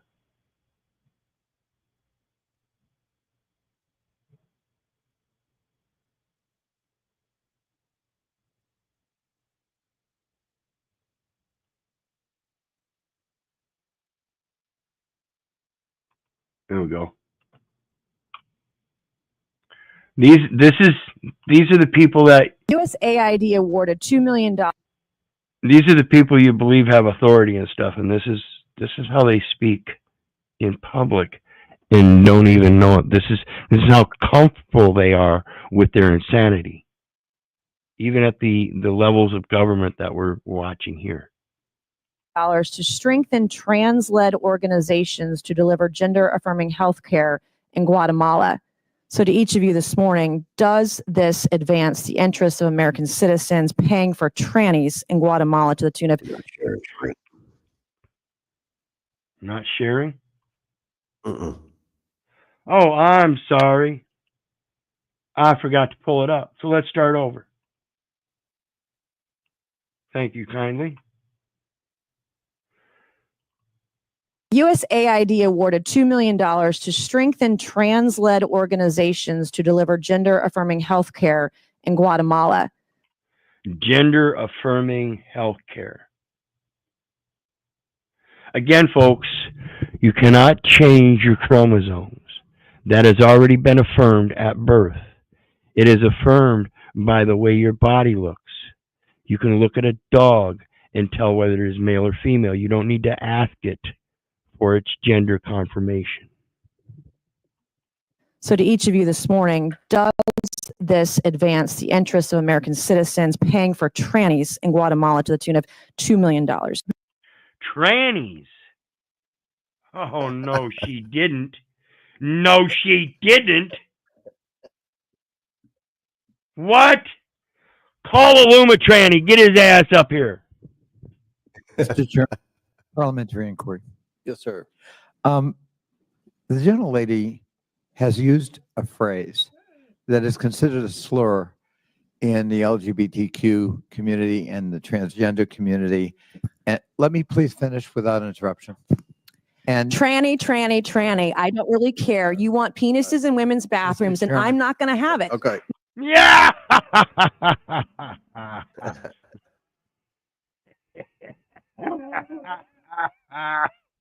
She got some balls. See the gal in the front. See the gal in the center. I'm sorry, I just took a hit. The gal in the center sitting there clapping. No, thank you. Let's Chairman. Let that sink in, ladies and gentlemen. This woman has more balls than most of you. Tranny. You dick suckers. And not Anyway. not the kind you'll find on an automobile. Richard Nixon said himself, I had nothing to do with this Watergate shit. Now here we got one about Ted Cruz. Ted Cruz is one of my more favorable people in the political forum. And here's why. This activist was literally left speechless when confronted with reality. What matters more, the rights of individuals or your political ideology? My political ideology doesn't matter at all. Did this individual have male genitalia? What? My political ideology doesn't have anything to do with it at all. Wow. Nothing to do with my political ideology. Yes. So you took a 6'2" serial rapist with male genitalia, and he said, you know, I'd like to be in a women's prison. And your answer was, that sounds great to me. Let me ask you something. The other women in that prison, do they have any rights? Of course. Do they have the right not to have a 6'2" man who is a repeat serial rapist put in as their cellmate? Every person who's incarcerated has the right to be safe in their space. But you didn't think so. And it is clear on your record, your political ideology matters a heck of a lot more than the rights of those women that you endangered. I think you're a radical, and I think you have no business being a judge. You know, I often question myself. Am I wrong to think that some of these folks should get the rope? Well, and that's why I say, you know, to a certain degree, we As have to bad have as some, that sounds. to a certain degree, we have to have some kind of censorship when it comes to threats and things like that. But when it comes to the reality, I always like to say, let them keep speaking. Well, I'm That's not speaking on that's what was just. that's the rope they are going to hang themselves with. Mm-hmm. I don't dress up wasn't. as a woman. I wear women's clothes. You hear that kind of shit all the time, and that's what we hear from this judge. Yeah. See, I wasn't actually speaking on what they was about right there. Just anybody that thinks like that and in on some, they've done some things that I'm sure would probably get them the rope. Absolutely, and that's what I'm saying. It's let them lay their rope. They will convict themselves both through their words and their actions because they will prove consistently, Mm-hmm. repeatedly. They will stick to the lie. Absolutely. The next one we got. Narcissists burn down their own house. Absolutely. The next one, again, to the First Amendment, freedom of expression and freedom of speech, the right to record and make a record.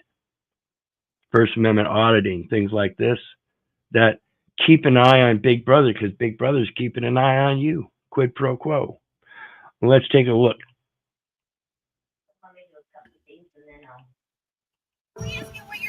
I'm getting footage of police cars.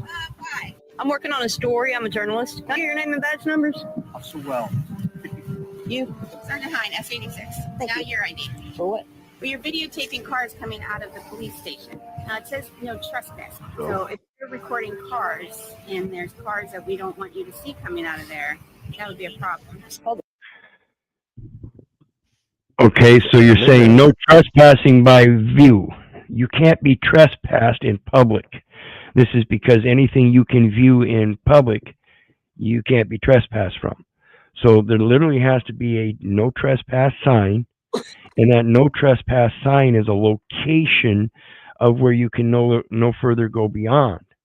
But in public view, I can stand right at the sign and still video record anything within my sight. The property. So in other words, I could stand across the street video recording, and we see it many times. They still come out and try the same shit. Well, there's a no trespassing sign. I don't care. I'm not at that sign or beyond that point. I'm clear over here across the street, not even on your property. And you think you can take your rights and interest in that property over there and extend them beyond the easement? I don't think so. That would be violation of international law, ma'am. I just noticed you got your stash. I'm sure Tommy will love that.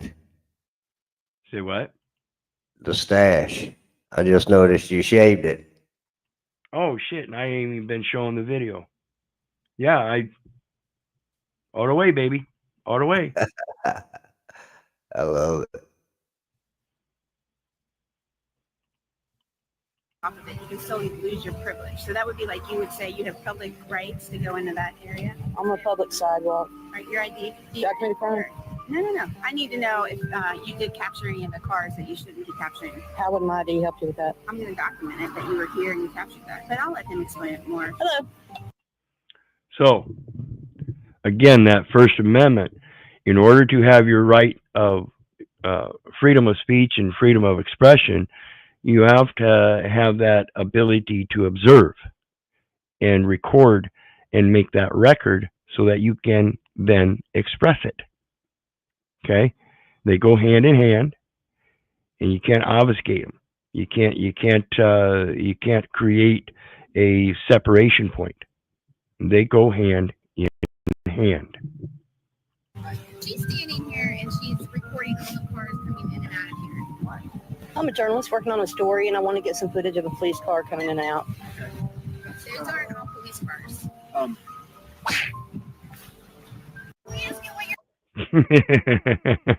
he didn't know what to say on camera, so he just called her off to the side because he didn't want to tell him on camera that, yeah, she's got the right to do that.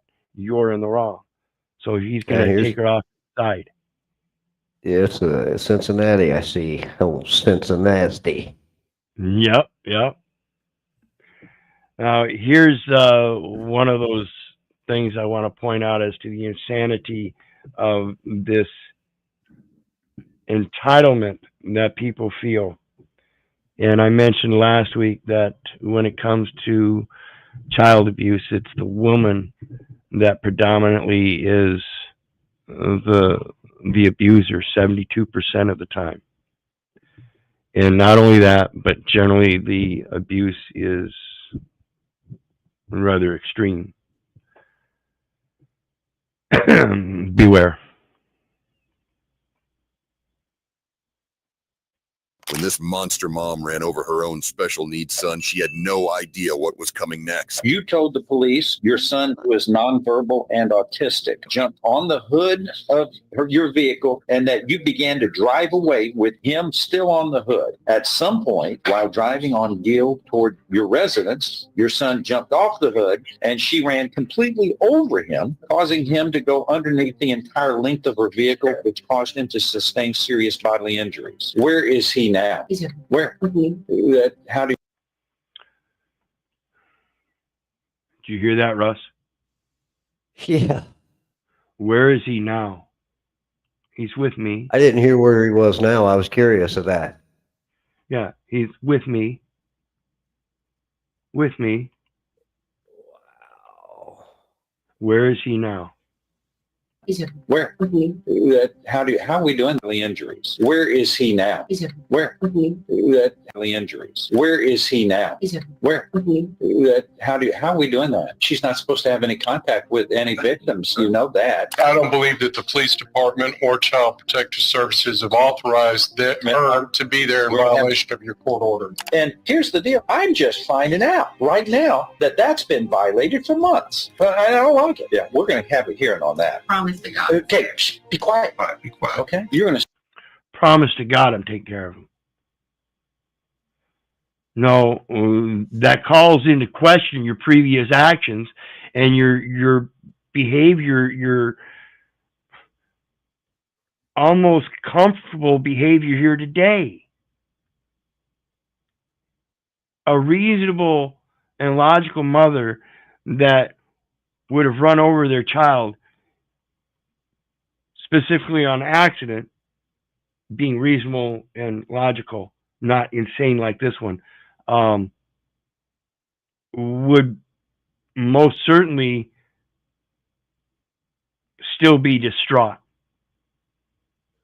Well, another thing that's disturbing to me is obviously it's been a while because this judge is assuming that this child was in some kind of state custody or something and was shocked it was with her.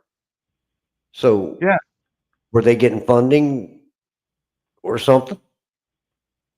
Something failed somewhere. Yeah, absolutely. But anyway, the next one, you know, like I said, my pet peeves is the lies. Yeah.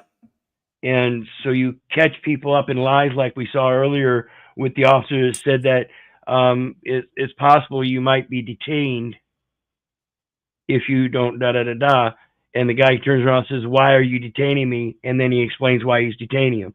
You know, people put out those little white lies, and all you got to do is ask them questions to catch them in them.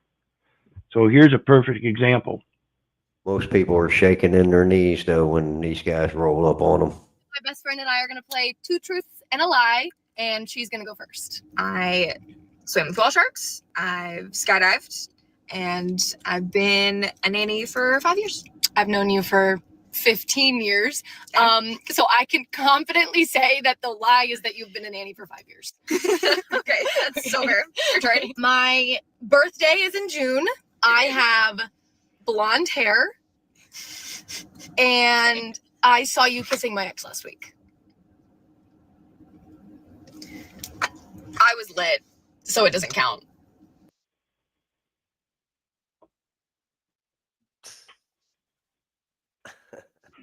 Yeah.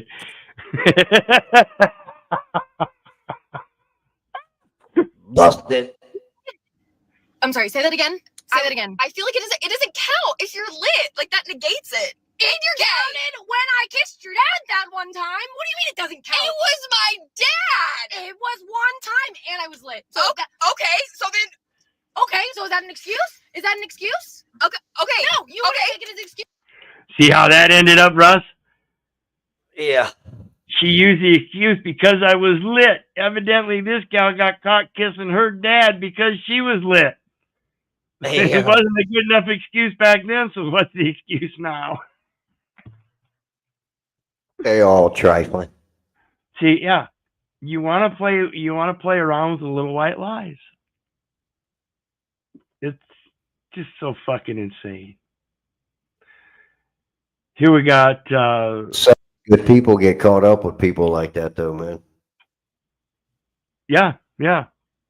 It's that. Look at them. The way they dress and the colored hair and you know, posh lifestyle. Evidently, you know what I see. All bubbly. Yeah.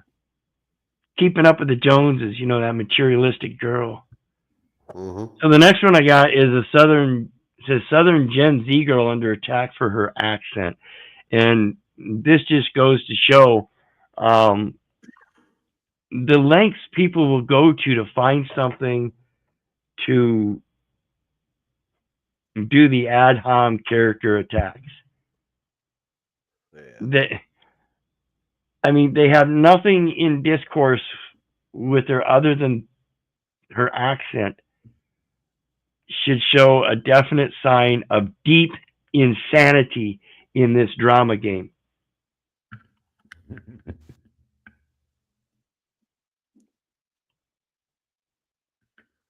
People are crashing out on the Southern girl, talking about how she just wants to be left alone because of her accent. Check this out. You know, when you've been single for a while and you start to find comfort in your own company and you like to do things alone and you have solitude and the silence, that desire to really want to find somebody starts to dwindle. You know, you don't want to trade your peace for conflict and argument. And when you meet people, the smallest things will turn you off because you're like, buddy, you ain't about to ruin my fishing. I live in the South, right? And sounds fine to me. Right. Girl said that That's right. it'd be illegal. Yeah, you ain't gonna interrupt my fishing, right, Russ? That's absolutely right. I like a Southern girl like that. Let's listen to this one. And so I just think that you should embrace your own individuality. You should be yourself. And don't worry about what anybody else said, because these folks talking about me and think they're going to offend me, that ship sailed a long time ago. No shit. It's like I say all the time at the closing of my videos, Russ. I love you, but I don't give a rat's ass whether you love me back or not. That's to say, I don't care if you hate me. I don't care if you don't respect me. That's on you. That's your fallacy. That's you wanting to be so emotional about somebody you don't even know. Funny how that works. Mm-hmm. So let's see here. We got greatest Uno reverse in dating history. Again, this comes to the terrorists terrorizing the terrorists, the players playing with the players, the tellers telling on the tellers. Go ahead, Russ. Did you say Unos? Yeah, the greatest Uno reverse. You know, playing Uno. Yeah, Uno. Yeah. Uno reverse in dating history. This is the greatest Uno reverse card ever. Took this girl out, right? So I told the girl at the table, I said, look, I'm having a great time tonight. I'm happy I came out. Plus, she looked really beautiful. She cut me off right then and there. She said, let me tell you something real quick, Brandon. I said, well, I want to let you know that I don't give it up on the first date. And I instantly got upset because I didn't say anything about getting none tonight. I said, how beautiful you look, how much fun I'm having. That's what I said to you. Well, why you don't give it up on the first date? And she said, well, I don't want this relationship that we have to be just based off sex. I want you to respect me as a woman. Plus, I got a lot going on in my life right now, and I would feel really bad if I give you someone the first date and never hear from you again. I would feel really bad. I respect if that. That makes sense. I don't know. That's what she said, right? And I had to respect that. But this bill came to the table really, really fast. And I'm looking over the bill. The bill's like $190. Right? It was a crazy bill. But First I date? to the bill, and what I found out was that I only had mozzarella sticks and 2 beers. So I told the girl, I said, look, I'll put in $40, right? Because I don't cover the tax and the tip. Because that's more than my portion of what I had. And she lost her mind. She said, are you kidding me? You invited me out. I thought you were paying. I said, listen, I want to let you know something. Oh. I don't pay on the first date. So you see, I don't want this relationship based off me paying, you know what I'm saying? I want you to respect me as a man, you know what I'm talking about? And got a lot going on in my life right now. That's right. Feel really bad if I pay for this date tonight and never hear from you again. Man.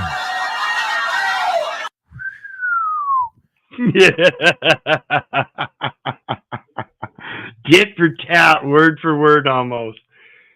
You got to be careful what you say, folks. Got to be careful what you say. And Dank the Master says, are we here to make America great again? Each one of us, one at a time, each one of us coming to realize that we can govern ourselves.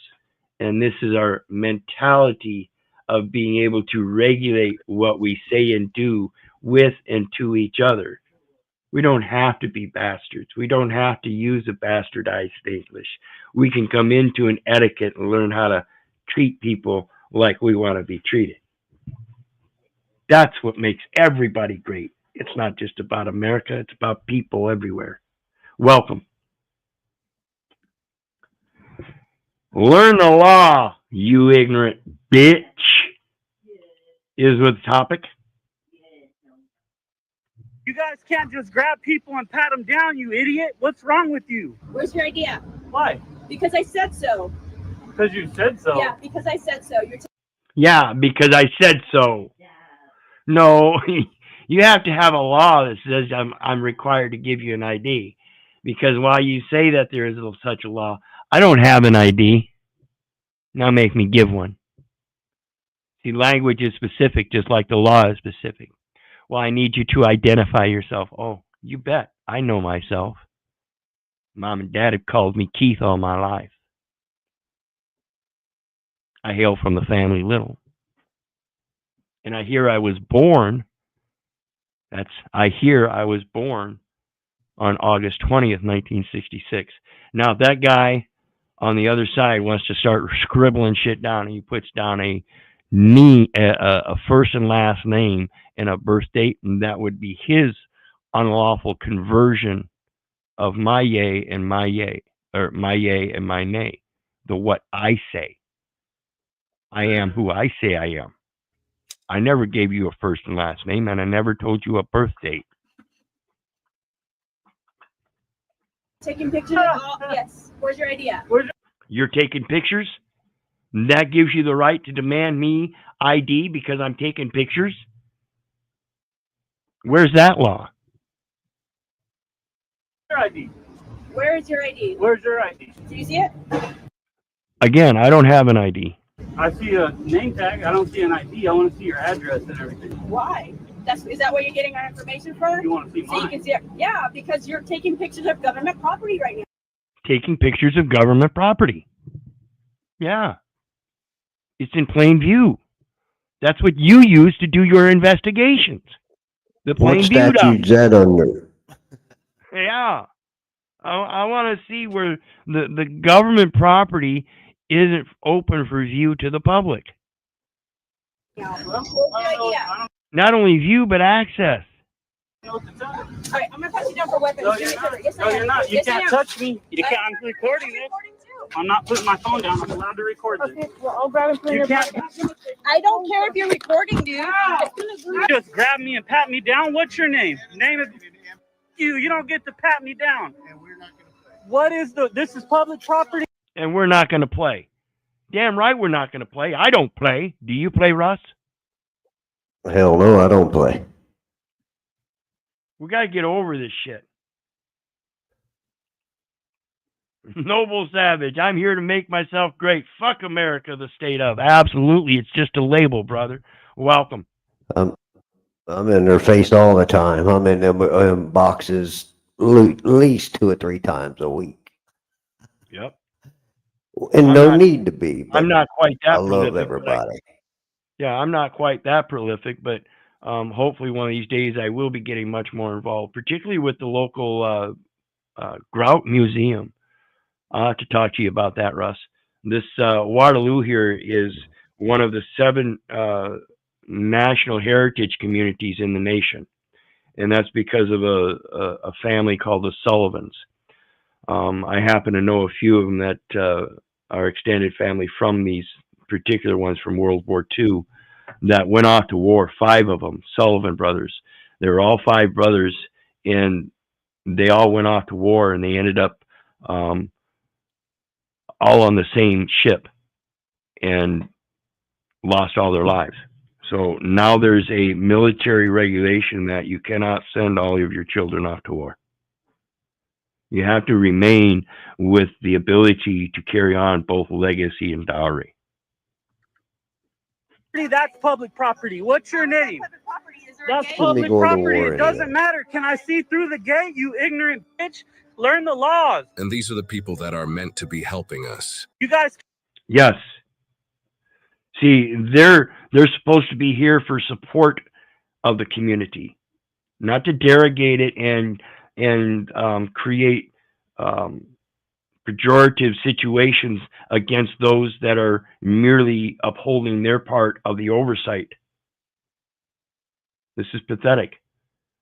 This is that part where I talk about the people are a certain body of government that supersedes that which is delegated by them as United States and state and otherwise.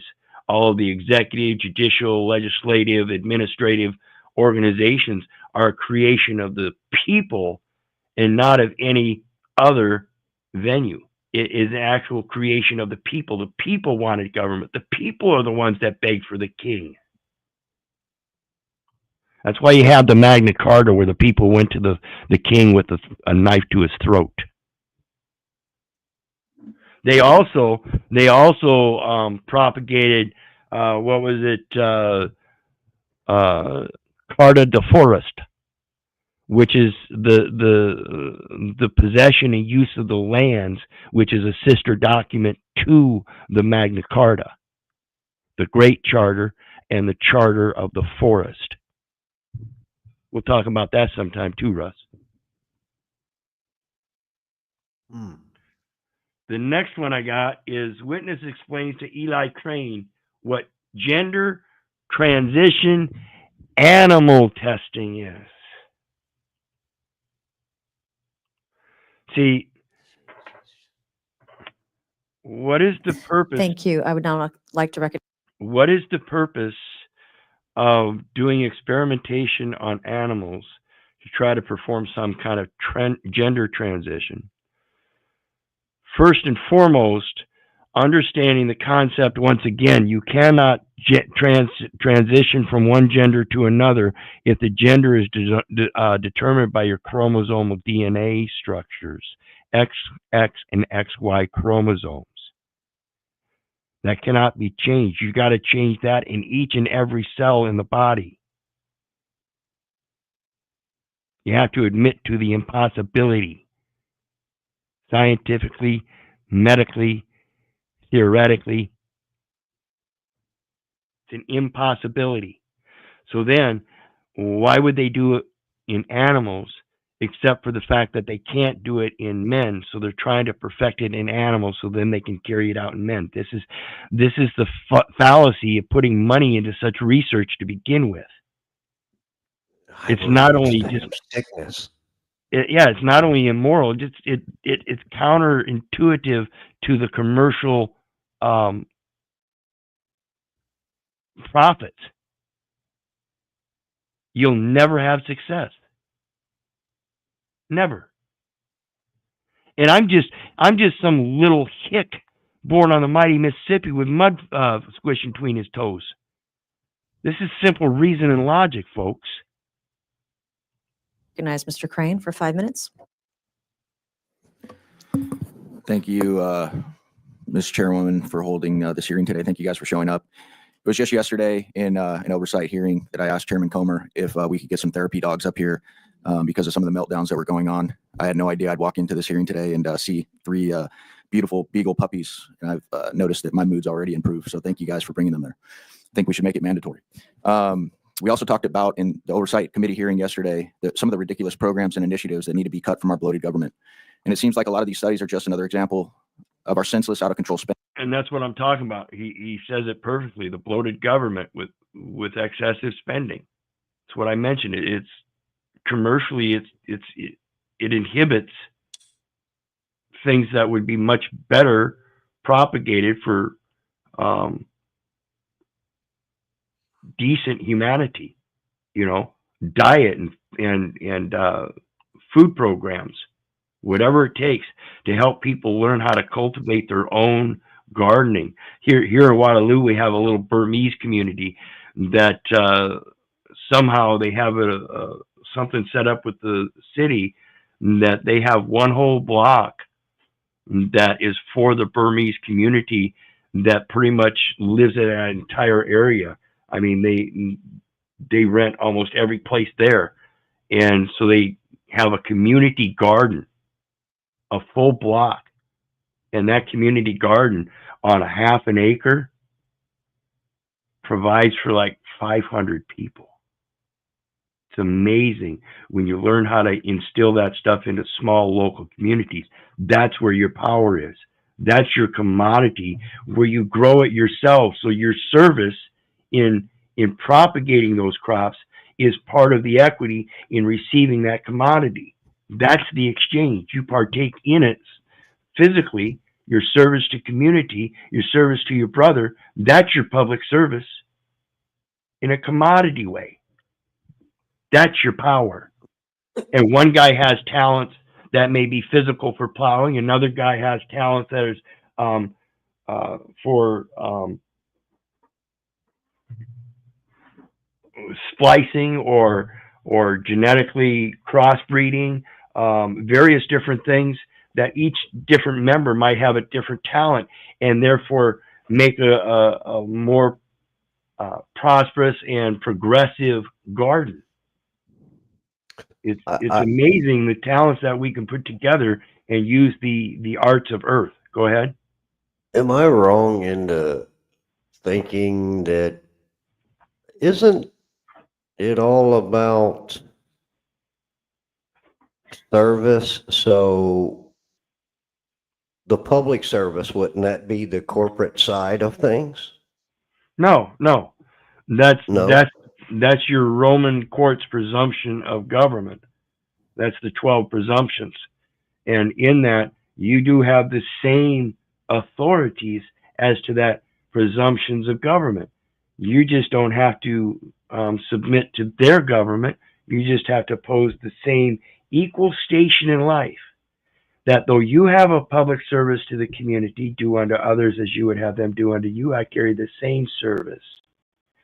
Except that my doing unto them is more on the private side as a matter of education and equity, so they too can manage a larger portion of their life without you having to take on a responsibility and claiming a superior authority.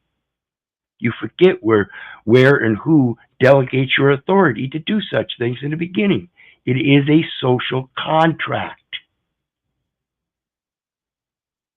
Oh, I think I get what you're saying, but I wasn't saying for me, obviously. I'm saying as for someone to go up into public service, you're as a man, and some ethics and morals and principles is what I'm getting at.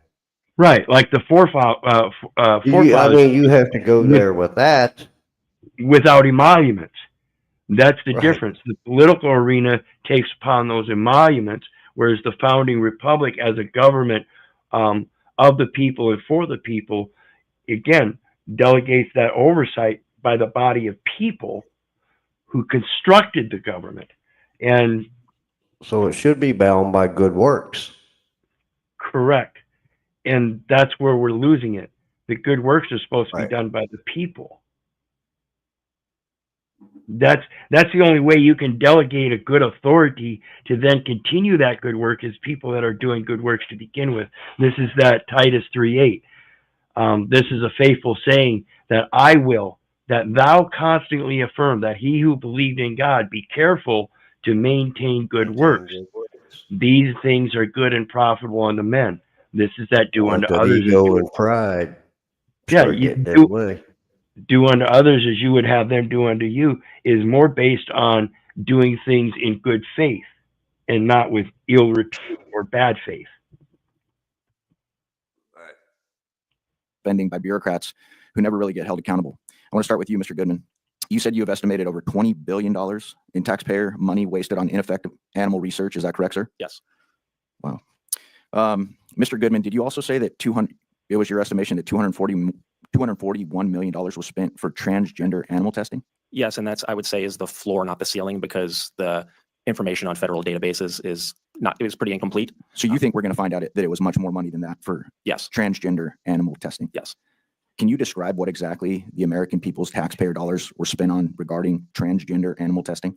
Yeah, in a lot of these cases, they're involve mice, rats, monkeys who are being surgically mutilated and subjected to hormone therapies to mimic female to male or male to female gender transitions, gender affirming hormone therapies, and then looking at and notice he said mimic. It's not an actualization of gender transitioning. It's a mimicking. That's hormonal and steroidal imbalances. Go ahead. I just think it's sick. I just can't fathom someone's mindset or a group of people's mindset, let alone an organization, and holy shit, they get in behind this stuff. Well, yeah, that's because part of that social experiment that continuously goes on, despite anybody recognizing it, is that DEI is part of that part where we get to include ourselves through that victimhood I talked about earlier. And that's wanting to be part of the experiment. I mean, how can you not see that everything that's socially constructed through this political subdivisions and stuff is part of that popularity contest that I keep talking about, keeping up with the Joneses and this and that. It's all due to the false patriarch. You don't need that as a government, particularly if you're one of those people that can govern yourself and delegate that authority. You need to step into that position. Most people won't do that. They're comfortable letting somebody. It's that old adage, that thing I keep repeating about, you want to sit in your comfort and convenience of your home watching the boob tube of somebody else's grand life. Dramatic, comedic, mysterious, thriller, murderous, terror, beastly, adventurous, romantic, whatever it is. It's so much better than your life. That's why you're sitting there stuffing yourself with processed foods and drinking poisonous liquids. In the meantime, you hear the lights and sirens, so you peek up and you look out and they're arresting somebody down the street a couple blocks. What do? You go right back to your comfort and convenience. It doesn't bother you one bit. The next night, you're doing the same routine, stuffing your face and guzzling down the poisons. Them sirens and lights come on, you look out and they're down the street a block away. The next night, the same process, they're across the street. The next night, they're at your neighbors. When do you think they're going to come knocking on your door? It is, in my strongest opinion, here on American soil, slowly looking more like Hitler's willing executioners. I'm just doing my job.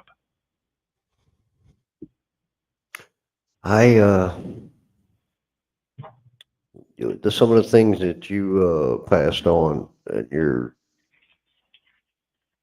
El Perro site, or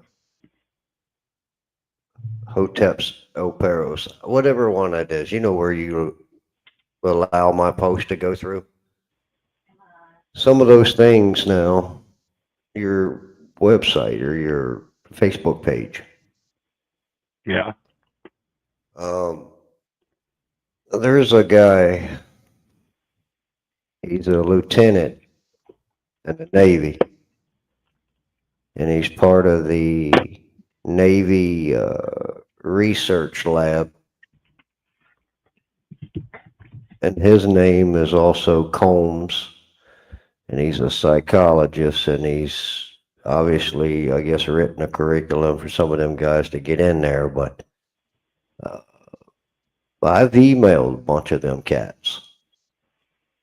I've never got a response, but you never will. Anybody, no, I haven't had anybody. You know, they know I know something ain't right. So yeah, I don't. Well, I gotta say it depends, because I have gotten a couple responses from FBI and Secret Service, IRS. Or no. Yeah. Well, yeah, I got a notice from, or a response from IRS on one issue, but when I gave them notice of taxes being voluntary and various other things, and that's on my website, I got that notice up there. They never responded to that one. So our last correspondence by my notice is there is no communication. They've never responded. Let's finish up here.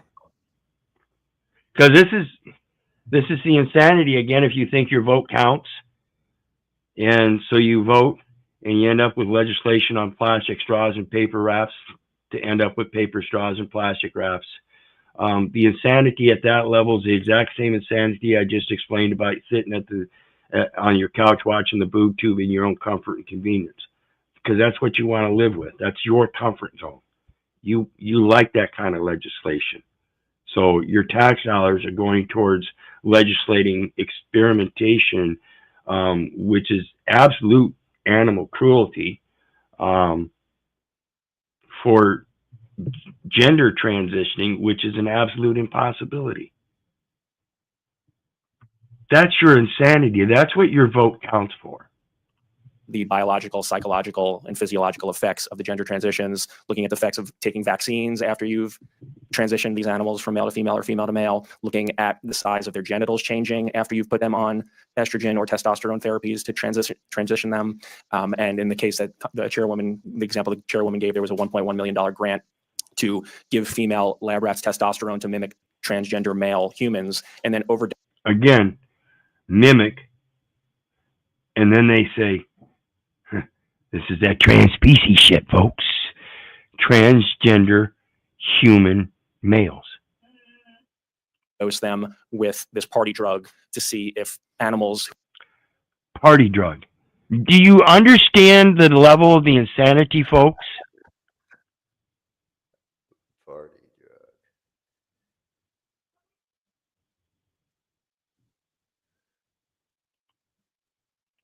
Transgender male humans, and then overdose them with this party drug to see if animals who are taking female animals take humans, and then overdose testosterone to mimic transgender male humans, and then overdose them with this party drug to see if animals who are taking female animals taking testosterone were more likely to overdose on the sex party drug than animals who are not taking testosterone.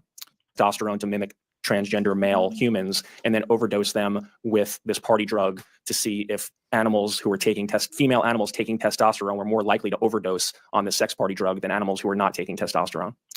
Okay, so let's understand what he's saying here in this experiment, and the concept is that the animal is taking the overdose.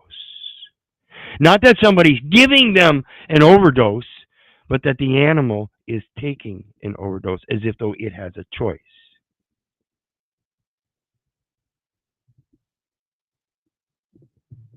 These are the kind of things that I catch that I just don't understand why nobody else does. They're telling you straight to your face the multiple levels of insanity we're dealing with. Mr. Goodman, are many of these taxpayer-funded animal studies shared with the public, or is there a significant oversight of this research?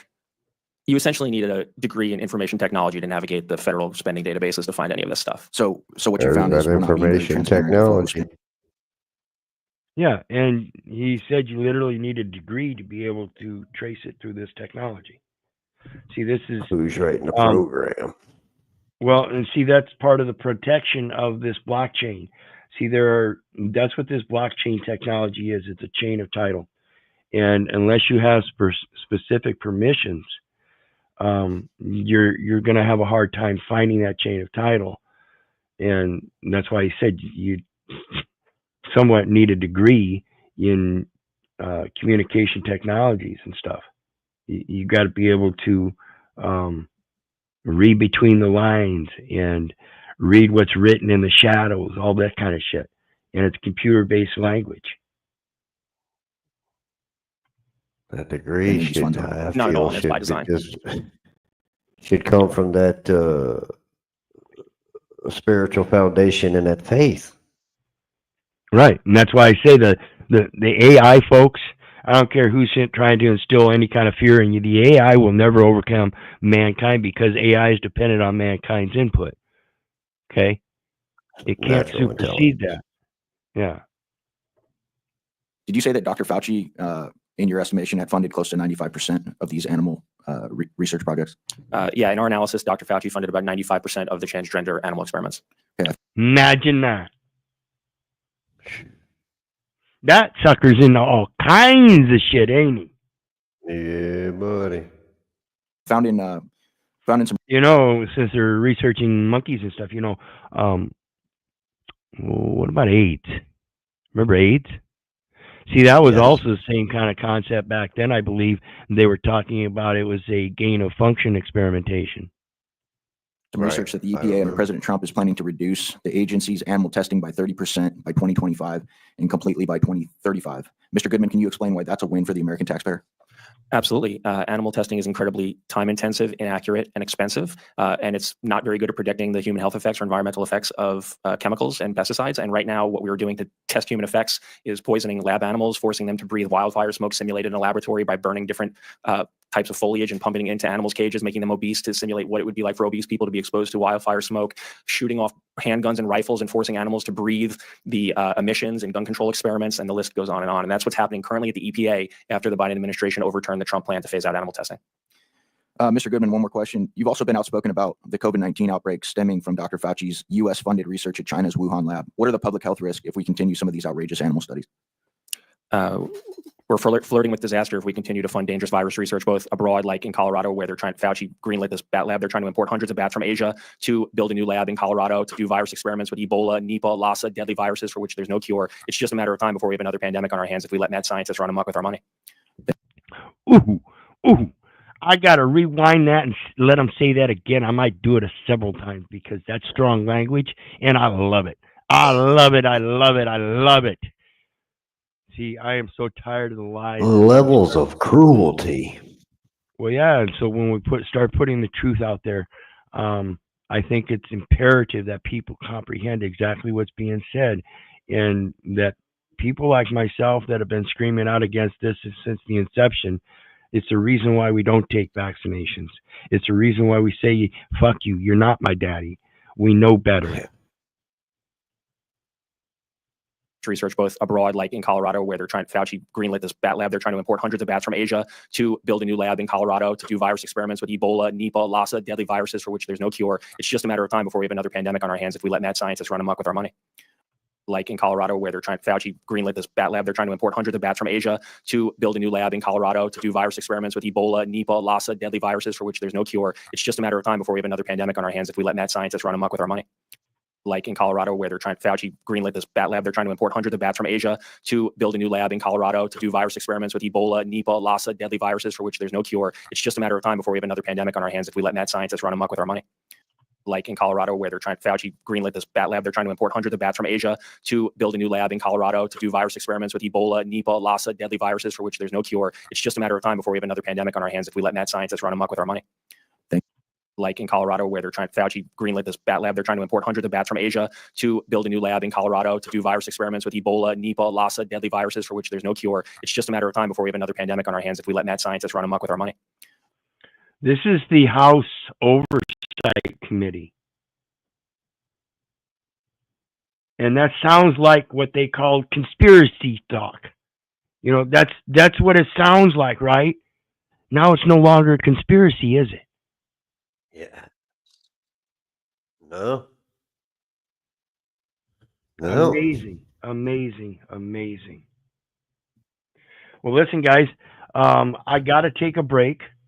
I'm going to throw up a intermission video, and I've got to take care of a few things. So it's going to be about 15 minutes. Go ahead and take a break yourself and everything. And we'll be back with some more of these clips, going over more of the insanity of this current DemoCrazy that we're experiencing. And Russ, I appreciate you coming up. Please hang out. Enjoy the intermission. Hit that like, share, and subscribe button. There is a PayPal link down below for anybody who wants to share some love. And the StreamYard link, if you're not on El Perro, get over to El Perro. And the StreamYard link is pinned there if you want to come up and join the discussion.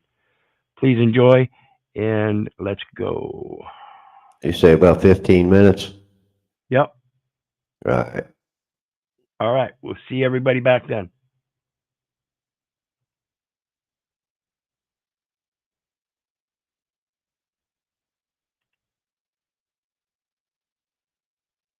Ah, shit.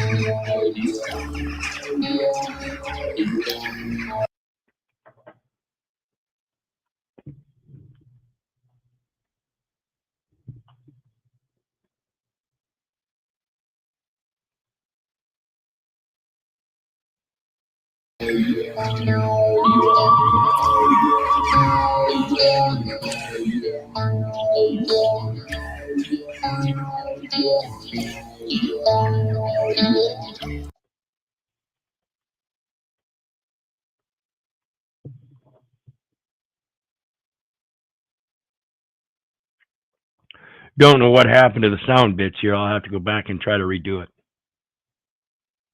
But it should come back on here shortly.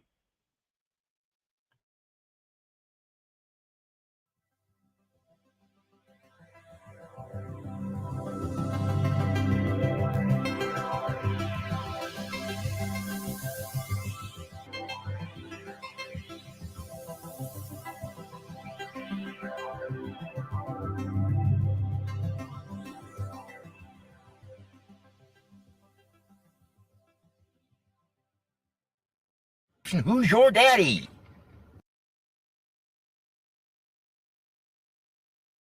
And I don't like the word rule. Well, if we don't like the word rule, let's call it leadership. Leadership in government is political power, and political power is an official form of antagonizing the people. What magazine did you say he edits? A commentary on current events. Pardon me. But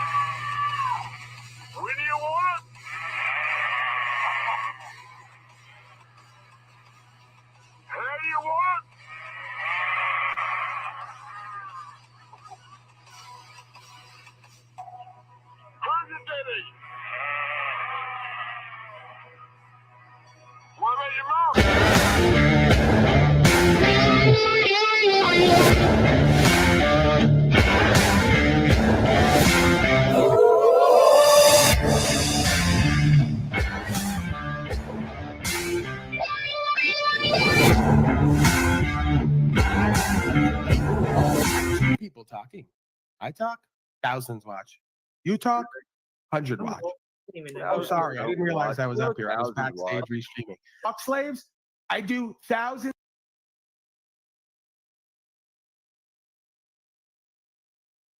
of hours of broadcasting a year. You fuck slaves come on for 20 minutes to an hour every few days. Stop comparing us. It's a whole different format. It's a whole different energy and experience. It's a whole different structure, a presentment, idea, the whole nine, right? I don't have a formalized official broadcast where I'm the expert bringing on a guest to reveal the truth of how to save everyone from themselves. Different format. Dude, do you realize we never got to breaking slave news with all this nonsense? All right, give me the final word. I'm out of here. We'll be back tomorrow, as always, 7 days a week, 1 p.m. DT, on or about, if not around 2, somewhere in that area.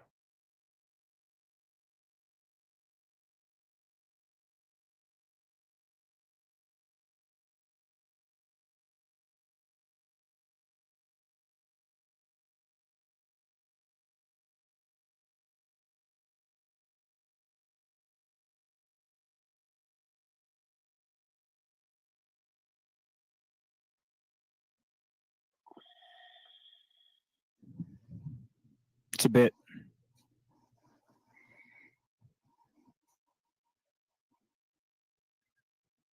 Hey, dumbass.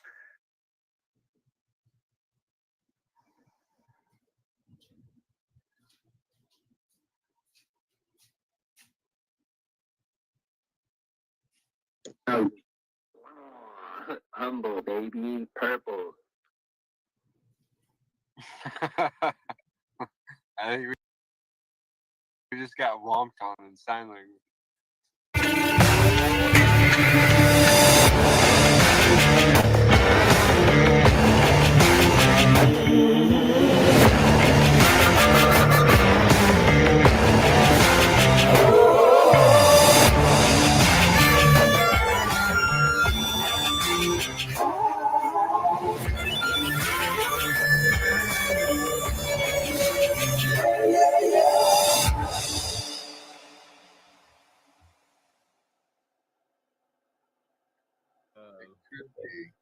It could be.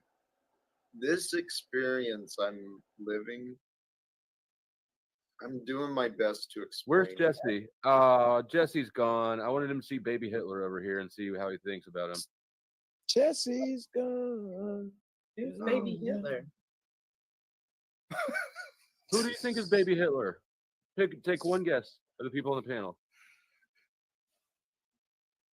Oh, God.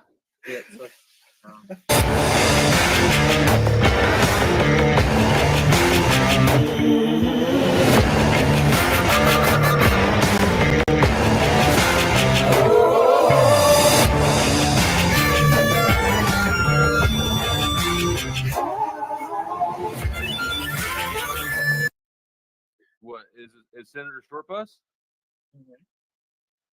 Heckle Bus is your baby daddy? How's your energy doing, Jack? That's fucked up. Anyways, I sent him, she asked for his link, and then I was like, sure, I'll get it to you. And I didn't get it to her. And then she texts me and she's like, I really want that link. And I sent it to her, Flo. So what, who's going live next? Because I feel like Blessings and grace. Charlie Chapchin, blessings and grace. Who'd have thought little Paulie boy from the short bus and the special ed class on drugs, never really a steady friend group, if you could imagine that. Always moving around different school districts, and I don't play well with others is the rap that I've gotten. That's what they tell me. From humble, torturous, suffering beginnings to blessings and grace, consciousness, awareness, discernment, unconditional love with conditional trust and respect, of course. Almost has to be that way. But it feels good to be me at this time. Can't stress that enough to remind myself, thankful and grateful. Stay faithful. Stay the course. Stay in your purpose and meaning. Stay disciplined in the sense of not just giving who and what you are away needlessly. Needy and wanton, codependent, attached. We nurture this power, this peace, this inspiration within self, and we give that away. Here, day to day, there has to be a bit of a isolation, in a sense.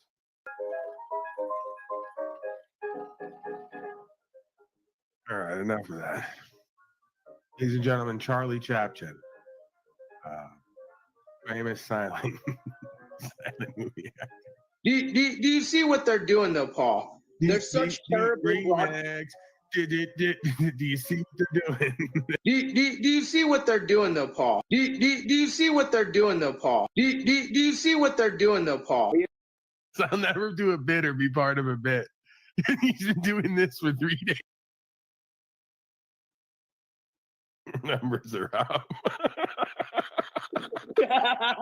This is the guy who said, by the way, he would never do a bit.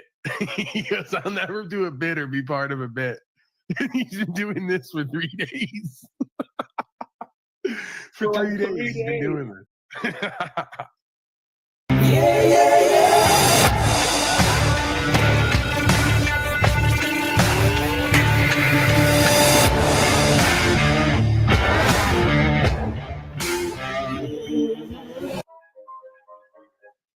B-Dog was asking how the adoption process worked.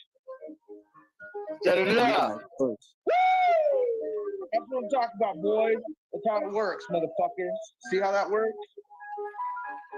No. Yeah, who in the back?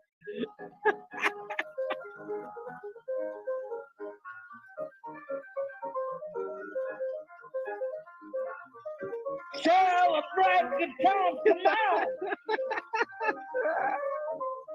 Oh wait, it better not be a Luna Tommy or fucking Flow State or one of them Flow State. All right, Snafu Snaps. Maybe at some point, I mean, I can't even imagine that I would even entertain this idea. I'm a glutton for punishment. We'll have to see what your skills and abilities are and what your willingness is. Presuming you're not creating any value to get the things you need in the meantime. We may have to take care of Snafu Snaps, Charlie Chaplin. If I take care of him, I mean, give him a piece of land and a tent and tell him, well wishes, right? Best of luck. Whatever you can come up with and create or co-create, whatever you can be involved in. We know we were not going to put him on hash oil detail. That didn't go well last time.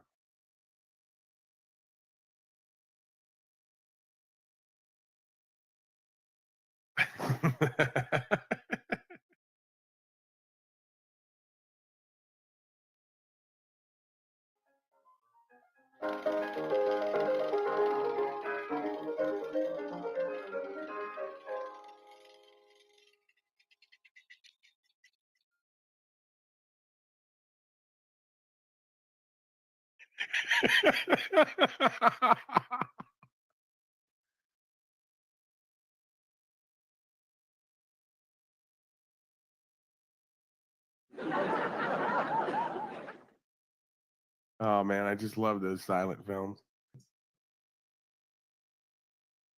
It's quite a sight to behold. The confusion of the folks who lack discernment. As if, You know what though? It's the person behind that character. I know the person playing that character, And I know that brick wall, I and wouldn't that's like why I the don't bring her up. character playing. So you could understand that. Yeah, I think that's Wizard, it. Can't separate the character from Wizard well, because I so still see Wizard. you don't understand how much this character was so anti-American and so anti-system. Point and nod, Wizard. Shake it, like give the big nod while he says that. I mean, there's a reason why Wizard reflects and resonates with this character. It's not just a dumb, like, I picked this character, I picked this hair. This is Wizard at full Wizard, but good Wizard. Appreciate it and really enjoy it. But when he ends it, he has to slick that hair over and do the full spear hand hello. No, this Like, is his end it on metaverse. full This is small it, Tommy. mustache. He's stuck. We know him as the wizard is dying, is dead today. Wizard No, this is your wizard is reborn. oh, thank you. I don't know. But if you start off a cartoon character, you end up a cartoon character. That's what he wants. But his character that I first met him is one that I just distasted. Like I don't And you embrace change. and I don't like it. And so I'm not gonna like any other character he plays. And that's why I don't let you up, Cynthia. You got it now. Oh God, Tommy. See what progress Wizard is facilitating? In my next video. You're gonna be in the streets. I am in these streets. Yeah, I'm calling shots in these streets. Just remember that.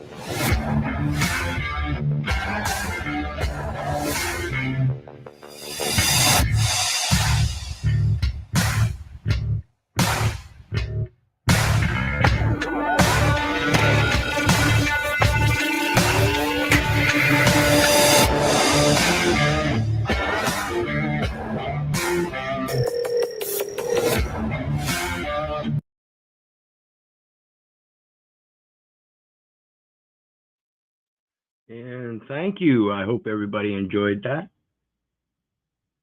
As a reminder, the last you saw there says hit the like, share, and subscribe, folks. There is a PayPal link for anybody who wants to share some love. And anybody that's not on El Perro wants to join the panel and be part of the commentary. The StreamYard link is linked or is pinned on the El Perro channel. Get over to El Perro if you want to join the panel. So the next one we got cop crashes while driving on sidewalk at cyclists. You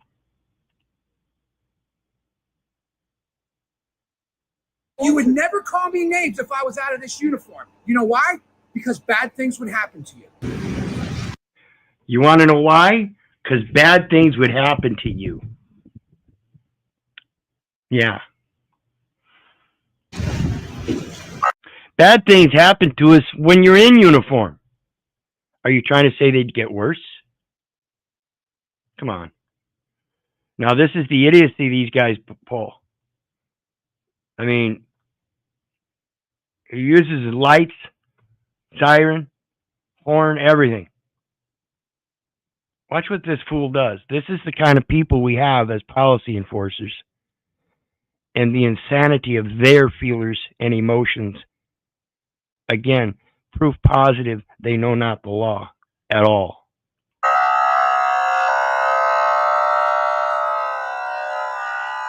All because he's videoing. This guy is actually creating a public disturbance as a policy enforcer.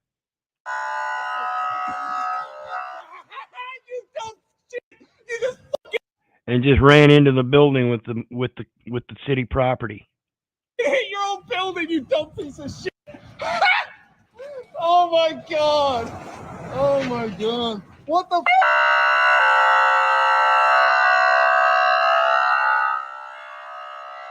It's a public sidewalk, you dumb shit. Absolutely. Right on the sidewalk, a public sidewalk where vehicles are not allowed. He gets up to the pole. Now he's going to just go around the pole. Look at that nice bill you got. You see what the fuck's wrong with you?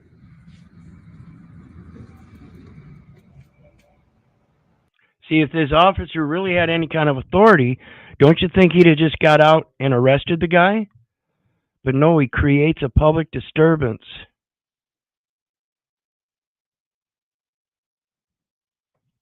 This is pathetic. You with us, Russ?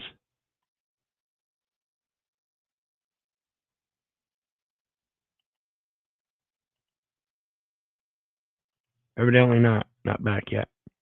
But this is the kind of stuff Russ will confirm firsthand as well.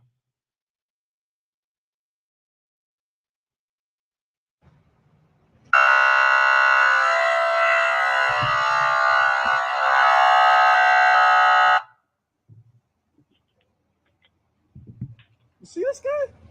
What's he doing? What is he doing? You would never call. Acting insane. And again, these are the kind of people you think have authority over you. I was so disdained when my mom looked at me. I was 49 years old, I believe. Names if I was out of this uniform. I was 49 years old, I believe, and my mom looked at me and said, "Keith, the police are your authority." That is delusional in all respects when you look at the reality. Absolute delusion. It shows that you have absolutely no knowledge of how the system works. None. And you've done everything as far as believing and didn't do your research. You just went along to get along and got along pretty good and call that proof positive that you did something right, that what you were doing was absolutely true and correct. I think your spirit was stolen. I think you lost your spirit somewhere along the way. Started paying tribute to a false patriarch and believed in absolute authority from them. Sick. As you brought me up in Christianity, going to church.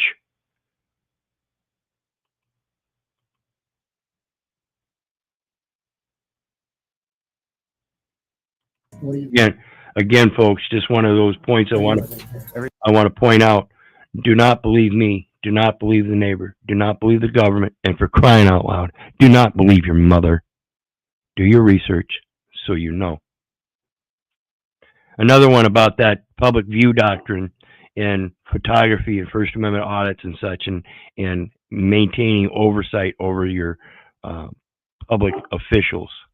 Everything I can see. I need your ID. Can I have your ID, please? Hold on 1 second. Let me get my lawyer for you. I don't need your lawyer. I need your ID. Who are you? I'm the chief. In today's day and age, I think I have the right to ask you. In today's day and age, I think I have the right to ask you for ID. No, you don't have a right. You have a legal obligation to follow a process in order to require any man to give up any kind of ID. I don't care about your feelers.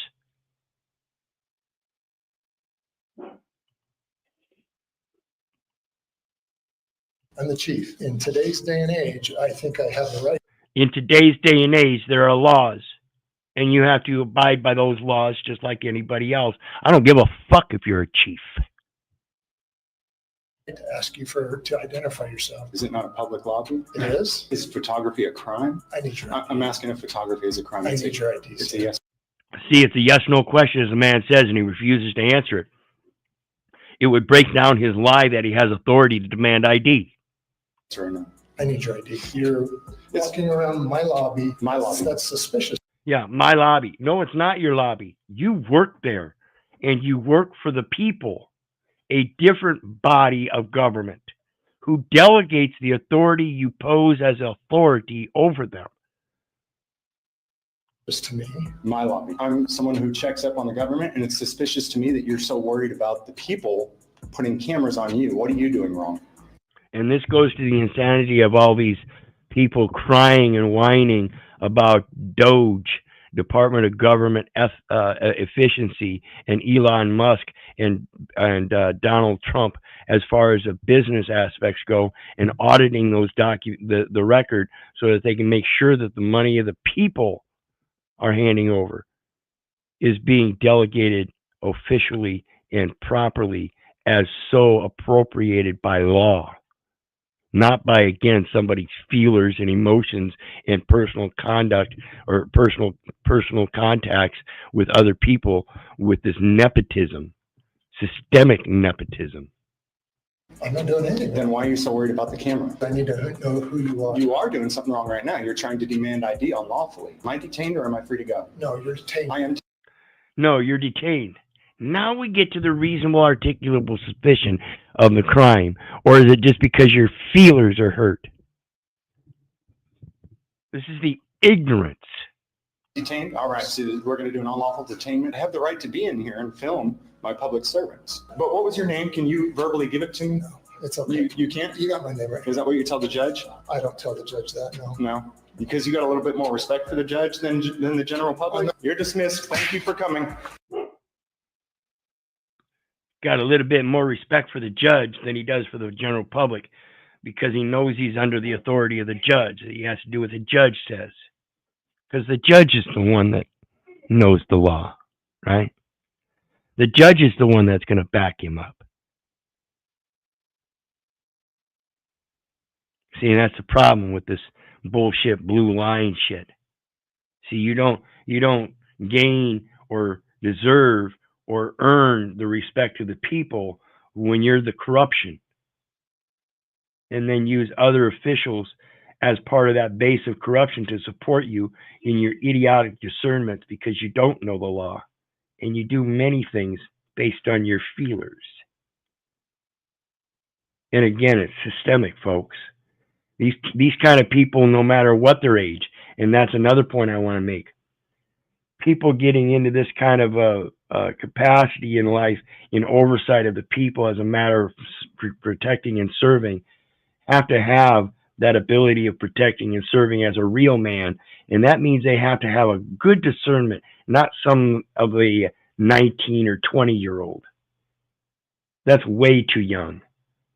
I don't think we should have police any younger than 30 years old, minimum. And most certainly some kind of degree in law and not just military tactics, though that should be part of it, I agree. But when the main portion of it is military tactics for enforcement purposes, without having the discernment of the law to begin with, then you're not enforcing anything but your own feelers again.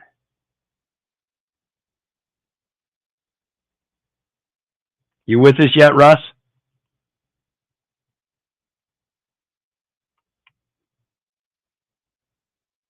Evidently not. So we'll continue on. Next one, like I said, we got a lot of imposing on the police because I think this is the main thing that we need to reorganize in this great nation of this land called America. Reform, total reform in both the way they're educated and trained.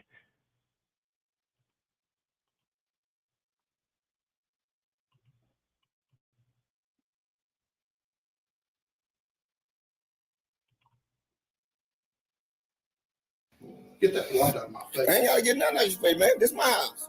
I can't see. Now. They entered the wrong house, but look at their attitude. There is something seriously wrong with them. They entered the wrong house. They know they're in the wrong house. And yet this is still the way they act. This is total insubordination. This is total terroristic activities.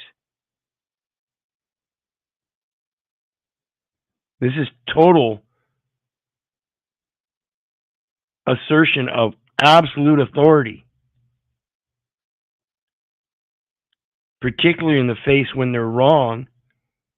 And the simple solution is to admit they're wrong and go to the right house. I asked y'all for the paper before you even hit this door. You did not show me. You're supposed to put that in my hand. Period. The seal camera just my voice. They did not put that paper in my hand. I asked them to put that first. Get that out of my face. I just camera. Get it out of my face now. This camera. Yeah, I know it's a camera. Okay then. Get it out of my face and watch him move forward. Now notice there's at least 6 feet there. So he can't claim it's in his face for space, distance. Distance rather than space, but when it comes to the space, it's in this man's house, secure in this person's papers, houses, and effects, and the First Amendment, again, observance and recording to establish that which he needs to speak on or express. Get it out of my face. You got that light, Brian. You want to go to jail? Get it down.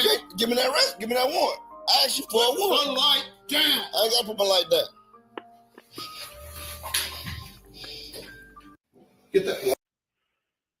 See, they do not have absolute authority, folks.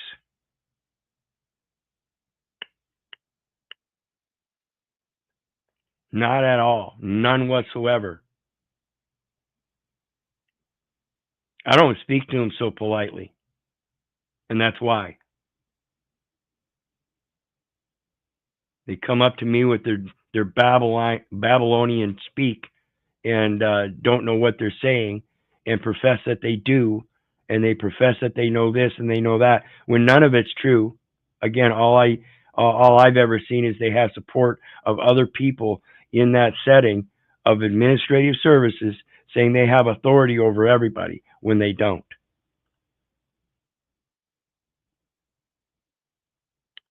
Here's another one. Bully cop openly violates guy's rights and questions his choice of clothing. See, this is, again, this guy was just standing. Again, relative to the aspect of profiling, first and foremost, because of his question about clothing. But again, he asserts that he has the ability to do this, and because he's got some kind of authority. But watch how he walks off when it's all said and done with. And he looks like a total idiot. Then this cop showed up, and for no lawful reason, he straight up jumped into questioning his choice of clothing. But watch him challenge his nonsense and questions his policing tactics. Yeah, you're wearing a tack vest that is meant to hold magazines for guns and stuff, so that's why I thought I don't answer questions. He's wearing a tack vest that's meant to hold those kind of things, but is it? So what concern of it, or what's the concern of it if there is no such thing being held in all those pockets as such a vest described?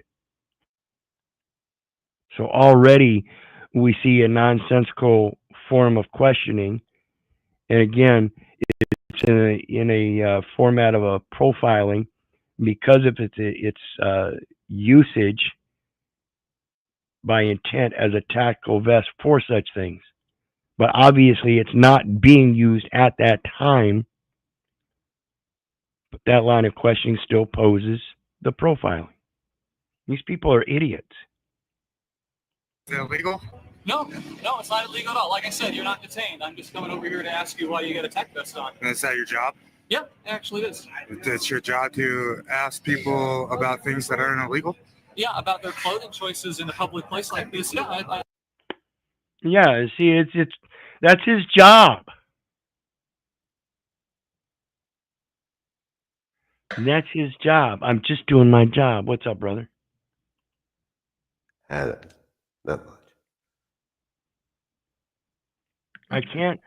I have yet failed to understand why they think they can get away with such idiocy. I'm just doing my job.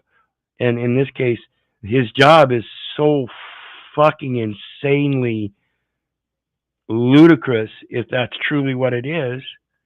I don't understand how he could be making so much money, except the fact that it's the insanity of the people that want such things. They want the police protect them. They want that comfort and convenience so they can sit in that couch and watch that boob tube again, somebody else's fantastic life, because theirs is so wonderful. And they hear the lights or hear the sirens and see the lights, so they peek their head out. They want it. That's part of the excitement. See, it's okay to watch the excitement on boob tube, but it's even better when it's more local. See, that's the thing about these panel verse drama things. It's more exciting on this metaverse because it seems so close and connected, when merely it's just a electronic communication. Like I said earlier, it's 10% of the ice, or the tip of the iceberg here, which is only 10% of the reality. So of that 10%, that tip of the iceberg, you only see 10% of that on this metaverse. Of that 10% that you see, of the 10% that presents, you only comprehend 10% of that. So you come up with a 0.1% reality. on this metaverse. And yet that's what people use to drive the drama and make statements about that 0.1% of reality and construct everything else around it as if though that other 99% is the reality, when it's all fiction.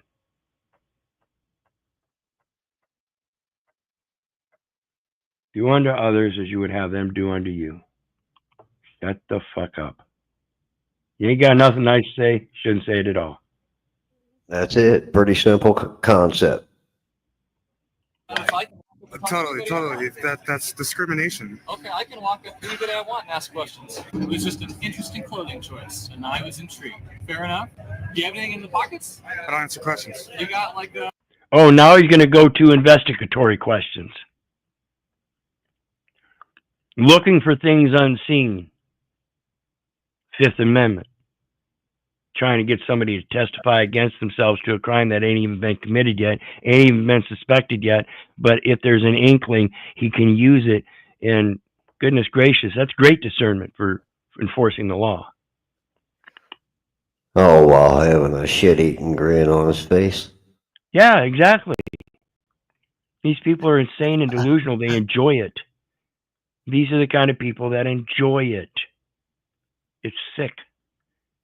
An inhaler, like some food, some snacks. I'd put some snacks in there if I were you. I don't answer questions. Okay. No snacks in there? That's a waste of space. You don't put any snacks in there.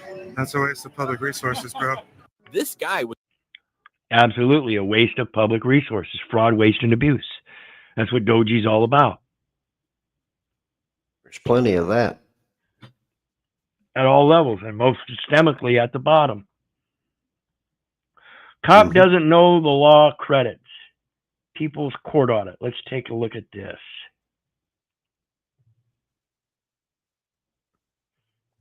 I got a complaint that you're creating a public disturbance by what you said to the young lady.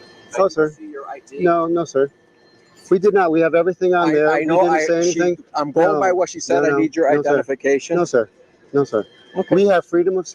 I'm going by what she said. That's hearsay. You're getting it from a first-hand witness, but at this point it's still hearsay because you don't have an opposing record. See, this is plain bias as a way of asserting he already has authority to demand ID because he's going by what she said. Speech. Okay, come over to the car. You're under arrest. I am actually. You're under arrest. Let me talk to you 1 second, just so I can get the... Yeah, sir. Are you his superior officer? Let me talk to you for 1 second. Yeah. The First Amendment. So as soon as he went hands-on, his superior officer went up because his superior officer already knew he was going the wrong way. Not in the wrong way as heading towards a cop car, but in the wrong way in his unlawful demands and his assault. Right. Amendment. You cannot do I understand. This. And you will have a lawsuit on your hands. I'm not worried about Go talk. You should be. You should be worried. You're on film, and we have all the evidence. Thank you, sir. I appreciate that. Today's... I got a complaint. Sorry about that. Appreciate that. Cops who don't know the law. I got a complaint. Absolutely, cops who don't know the law. But you notice that some of them do. Particularly supervisors should. How do they get the job if they don't know what it is that they're supposed to be doing? Absolutely. Absolutely. This is the problem, and like I said, it's systemic. They're in desperate need of people that will enforce the law just because somebody said so. That's that Dunning-Kruger shit. Some of these top heads need to roll. Along with that grandeur of being in this popularity contest, of being put in capacity of a protector and provider. When you're not a protector and provider. 19, 20, 21 years old, you cannot be substantial enough to be a protector and provider unless you've got some experience under the belt.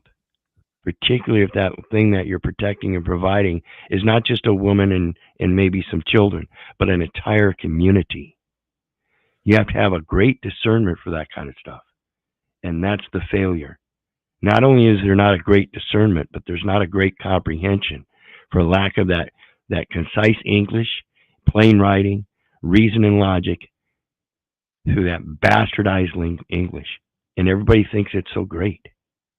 Freedom of speech, freedom of reach, as she says. So the next one we got, let's get the whole department out here. This is when, the excessive force and the excessive enumeration over a guy with a camera, and all of a sudden they want to get the whole force out there and badger and intimidate, things like that. This is another one of those tactical training aspects that they use to enforce law rather than the actual knowledge and assertion in the proper process. That all goes by the wayside.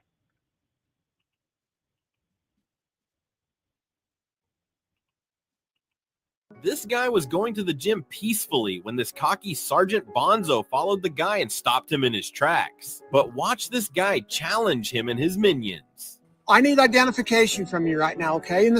And again, notice that's the first thing they tell you. I need identification from you right now. They can't do anything without that identification. Sorry, sir, I don't carry or hold any identification. I am who I say I am. And if you write it down in the wrong way, that's on you. I can't help you comprehend English as it's that's something you should have already done. Okay? So if I give you the name I have been called by my mom and dad since I was born, which is Keith, and I tell you that I hail from the family Little, and that I was born on August 20th, 1966, that I hear I was born on August 20th, 1966. I was in fact there, but at that point in time I was incompetent to even understand the English language myself. But there comes a time when you are educated, and it's presumed that by the capacity of being a police officer, you would have that comprehension and use that comprehension in your discernment. But we see through your discernment you don't have such comprehension. This is plain. We hear it in your language. Not only do you not know the law, you don't know the language.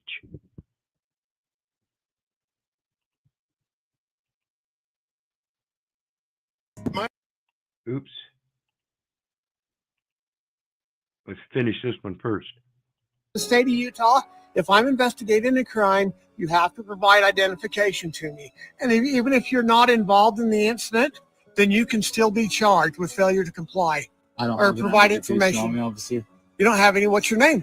I don't feel comfortable giving it out to you. Okay, dude, do you want to be arrested? Dude, this isn't that hard. I didn't do anything wrong, officer. I'm going to the gym. You would rather be charged with a crime? For what? What did I do? Okay, this is threats and intimidation, tampering with a witness even. As he said, he thinks that they have the authority to demand ID from a witness, even if you weren't involved in the crime. He has the ability to demand ID from a witness. I beg your pardon. Show me that law. He can do his magical powers. Yeah. Show me that law. You're gonna try to call me a witness and then tamper with me through threats and intimidation, tell me I have to identify myself so that you can hold me accountable as a witness. Under what authority? I remember when that drunk driver, and I guess when they got going in that trial, they was telling me I was going to be a witness, and I was telling them, go F yourself. And when I called back down there, and that lady, she told me, she said, well, we can send a cruiser out to get you. I said, I'll be outside waiting. It never came. Well, of course not. Of course not. That's like the last time I walked out of jail and they handed me that paper. It said clear on the top of it. Concise English. Release paperwork. Oh, this is official documentation? Yes, sir. I need your signature at the bottom. Well, I'm not going to sign that. He says, well, you have to sign it. We can't let you out unless you sign it. So really, you're going to tell me I have to sign that document? Well, yes, sir. Everybody has to. I said, no, what you're telling me is that you're willing to violate the judge's discharge order. And I pulled that document out of my back pocket and showed her. Nowhere is there a qualification that says that I have to sign your documentation after the judge has already discharged me. That tells me you're willing to violate the judge's discharge order and not discharge me according to his order. There's no requirement in that discharge order that I sign subsequent documentation. Not only that, but I refuse to sign documentation during the whole case. What makes you think I'm going to sign now? Failure to comply, failure to provide identification. What am I looking for? What are you looking for? What do you guys need?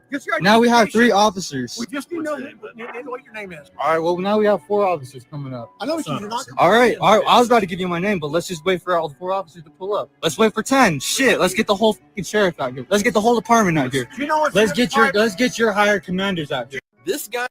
Absolutely. And again, it shows Get the where you're at. Yeah, and again, it shows the extent of the fraud, waste, and abuse over somebody going to the gym. He wasn't even recording. He was going to the gym. And for some reason, they have yet to explain any kind of crime. And in fact, told him, oh, you don't even have to be a suspicious. You could be a witness. Implying that that's all he's looking for is a witness. A witness to what? Again, a witness to what crime? There has to be reason and logic in the process. That's what the process is based on. Reason and logic, not your feelers. Now here's one where it is mind-blowing how oblivious to some of these folks really are. Well, yeah, this is a perfect one right here. We're going to get into a few of these where they try to throw the owner off their own property. It's insane, folks. Listen to this one. Karen cop harassing man on his own property. I understand you're no longer allowed out here. I understand you're no longer allowed out here. On my own property? Who told you that? That's what I've been understanding. You know who I am? Who are you? You said it's your understanding yes. That I wouldn't lie to. Well, make sure that I've got the right person here. Who am I? You tell me. You have idea. See, he doesn't even know who he's talking about. And he's telling him, to my understanding, you're not allowed here anymore. My understanding is you're running on hearsay. Well, yeah, not only that, but it implies that he already knows who he is. And he's already caught up in it because he doesn't. He doesn't know who the guy is. He's just asserting authority, and he's asserting authority over everybody as if though he knows them, and he's just doing what he's told. Understanding that I wasn't allowed out here. Do you have ID on you? Yeah, I'm sure I do. Then can I see it? Then I'll tell you who. Okay, and that's where I don't have ID on me. You have to be able to correctly identify me. And I have a Fifth Amendment right. Be questioned with counsel present.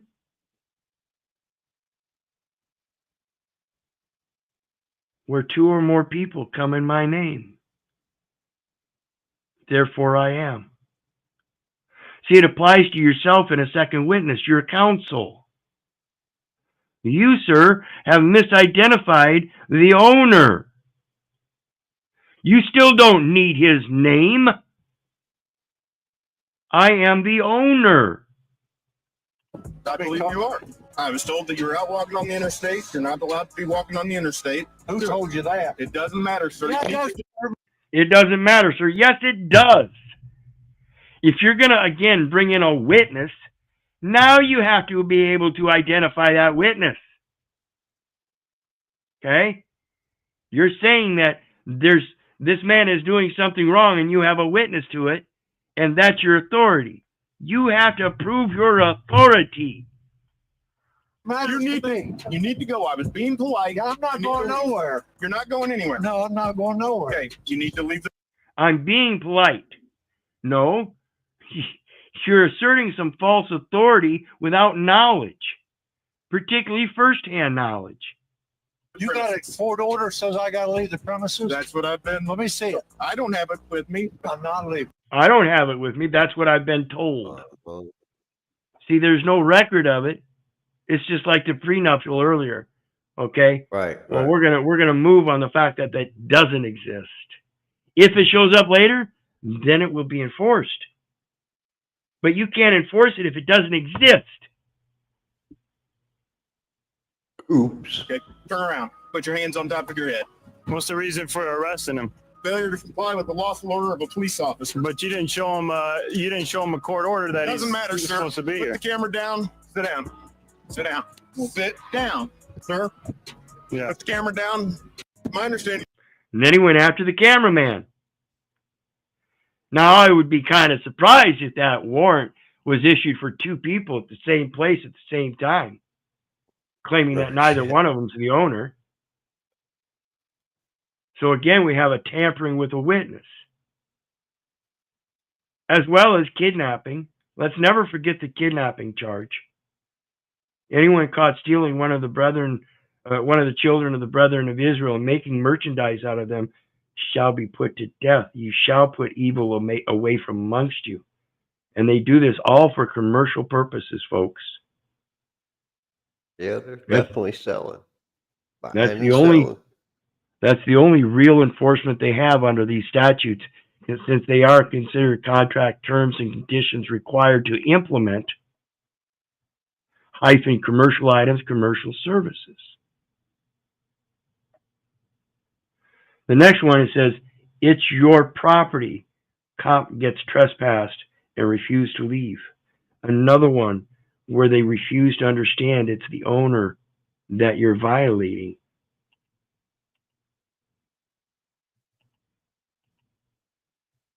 This cop was trespassed on a doctor's property and parked his police car illegally. When the doctor saw him, he told him to get off his property, but the cop's ego got hurt, so he refused to leave. Stay in the car. No, you're in my property. You can get off it now. It's your property? I own it. You can get off it now. Okay, can you show me? I don't have to show you anything. Okay, but you first off, don't drive up on a police officer that's sitting there. Okay, so now he's going to deflect and accuse him of driving up on a police officer on his own goddamn property. How fucking insane. Go ahead, Russ. I mean, I saw it immediately. I seen it immediately. I'm like, what the? You can't be this stupid, can you, Keith? That's why they hire them. They are that stupid. It's the only way they can get them to enforce their idiocy. It's all an insurance scam. So anyway, continue on. There like that. You don't swear at me. Okay, well, you don't sit on my property without asking. I didn't know it was your property. Please leave the property now. Okay, well, you're trespassing. There's signs that say trespassing. I'm not trespassing on your property. Please leave the property. Okay. I'm not trespassing. You're on property beyond the point that the trespass sign says trespass. No trespassing. You went beyond that point and entered that man's private business property. You are trespassing. See how little they discern the law? The law is for ye and not for thee and not for me. They refuse to admit it. Stuff to do. No, I'm going to figure out whose property this is first. Get off. No, I'm going to figure out whose property this is first. No, you already trespassed. All right, we'll go ahead. While you do that, I'm going to go in here and turn my St. Bernard loose. He's got to go out. Off the property. You're in the electric fence. Okay, well, yeah, see, that's what I do. Electric fence, stun gun, something. Quid pro quo. Yeah, I'm not going to use lethal force, but I'll pull a stun gun out. I'll zap your stupid ass. Well, we're going to figure out whose property this is first. You're making it harder for me to serve your community. If you get off my property, I'd appreciate it. You can leave now. See, one public servant who poses his absolute authority, violates another man's private rights, and trespasses his property.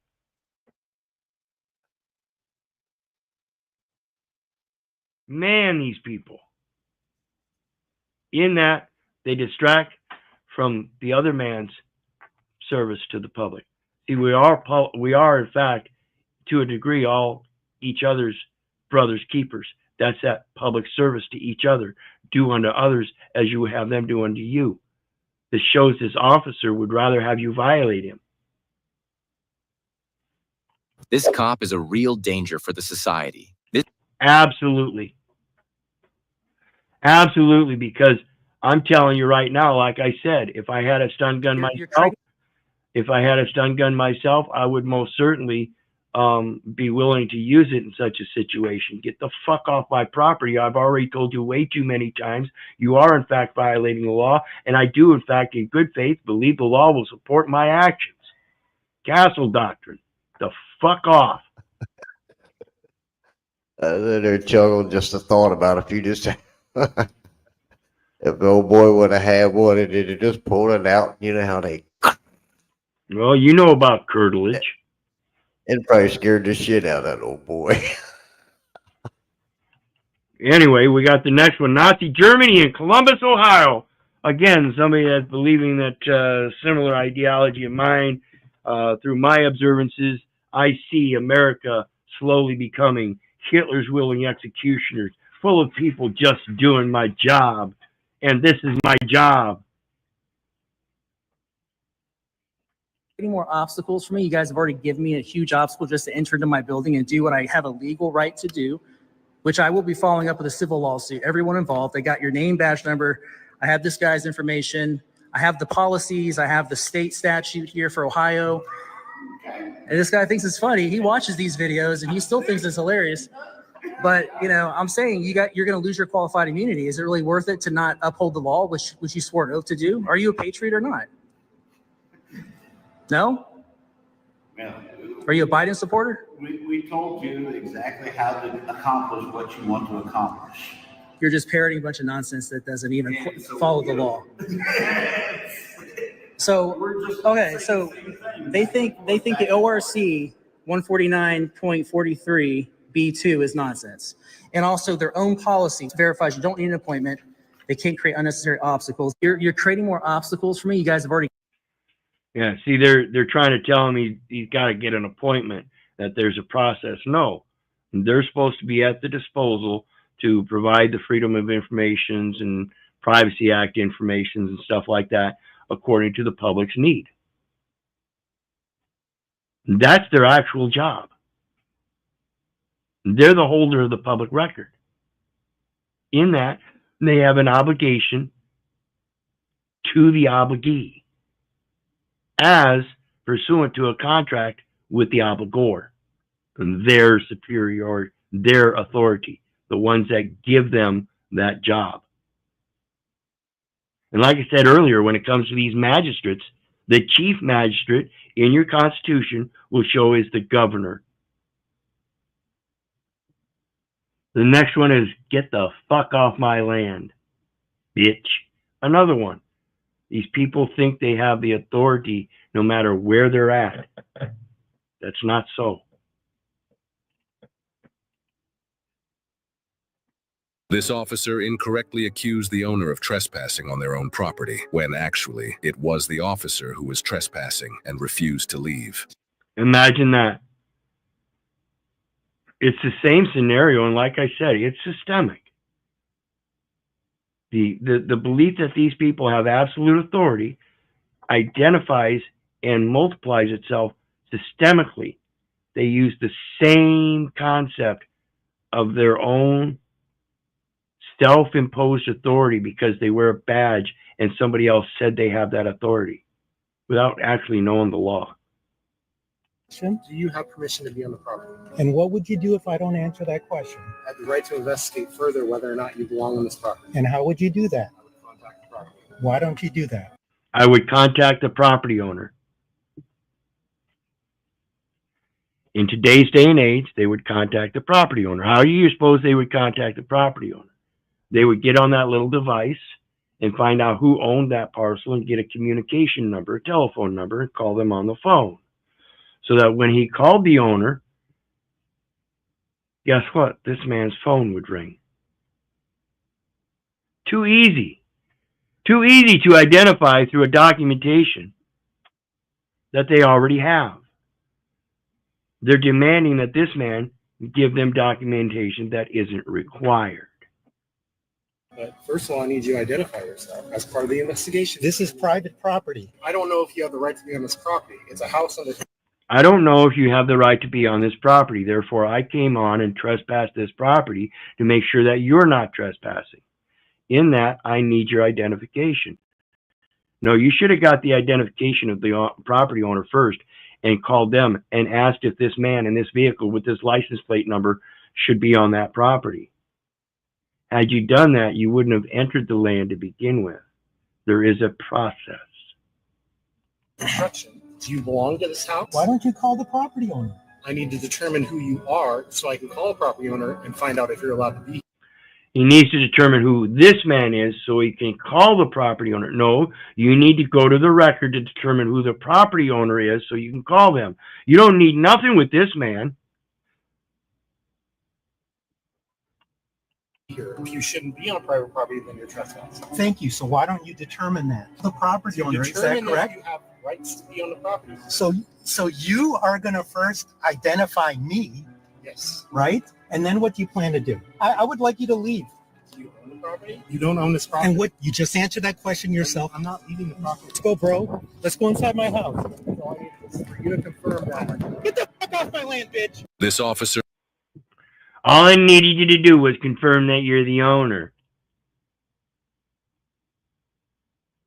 No. You don't need him to do anything. That's your job.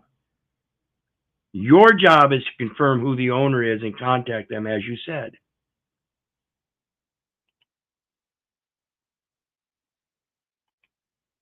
It's pathetic how they think, again, that they have this absolute authority to do things their way when there is, in fact, a process. Reason and logic, not your feelers. And as it goes to feelers, the next one is, do you have a degree in psychology? This is a good one.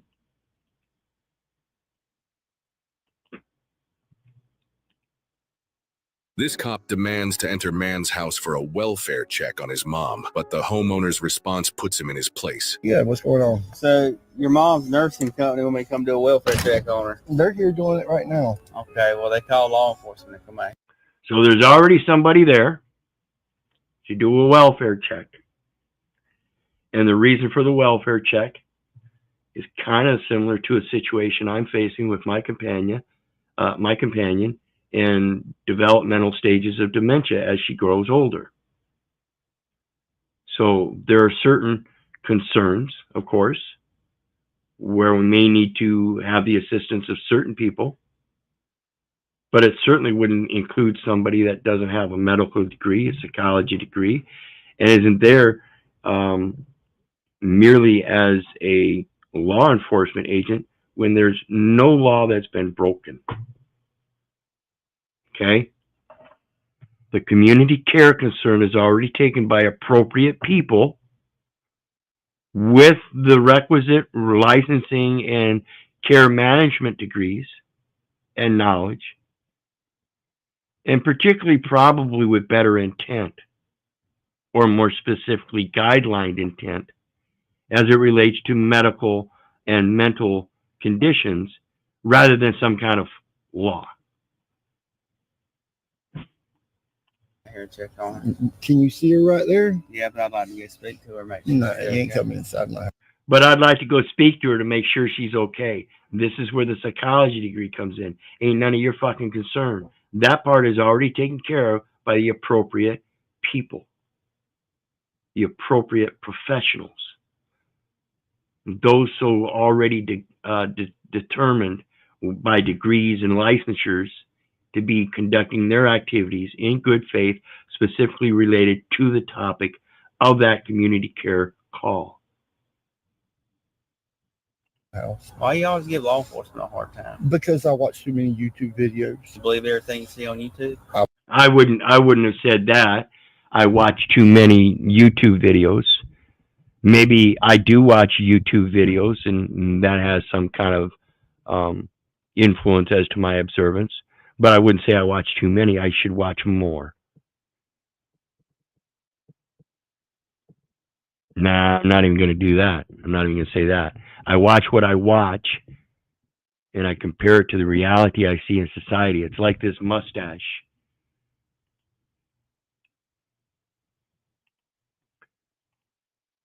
See, I wear this short mustache as my own little test with society in this metaverse. It's a simple truth that people have to face through a visual observance that communicates something, but do they interpret it correctly? It is a trigger, and I don't mind if people call it a Hitler mustache and relate me to Hitler. I am, in fact, German. My parents or my grandparents did, in fact, immigrate here from Germany after World War II. So, could very well possibly be from that line of Hitler's willing executioners myself. But I'm not such a thing. I do believe in doing unto others as you would have them do unto you. Your neighbors, your brothers, your sisters, your moms, dads, children, brothers, cousins, nieces, nephews, aunts, uncles. We're all related somehow as it relates to mankind.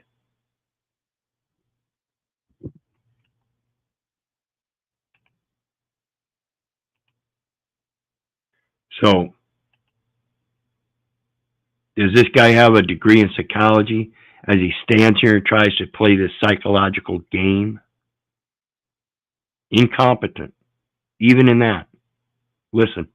I believe this camera ain't lying right now. Appreciate. Me too. I believe this camera ain't lying right now. Appreciate you guys doing your work. I believe this camera ain't lying right now. And like I said earlier, Big Brother's keeping an eye on us, and the best defense against that is keep an eye on Big Brother. That is, in fact, our actual responsibility, for that Big Brother cannot exist unless we actually delegate it. But not all of you are honest. Y'all just had one busted for trafficking over here, one of your own color. So I'm not buying the whole good cop, blue line bullshit anymore. I used to think all cops were driven with pure honesty, maybe a little aggressive. I'm just here to do my job. I'm here to come check the welfare of your mother. She's not in her. I'm here to come check the welfare of your mother. Like you said, it's already being taken care of by the qualified professionals. You are not qualified to determine the actual intent of the community care pursuant to this particular call.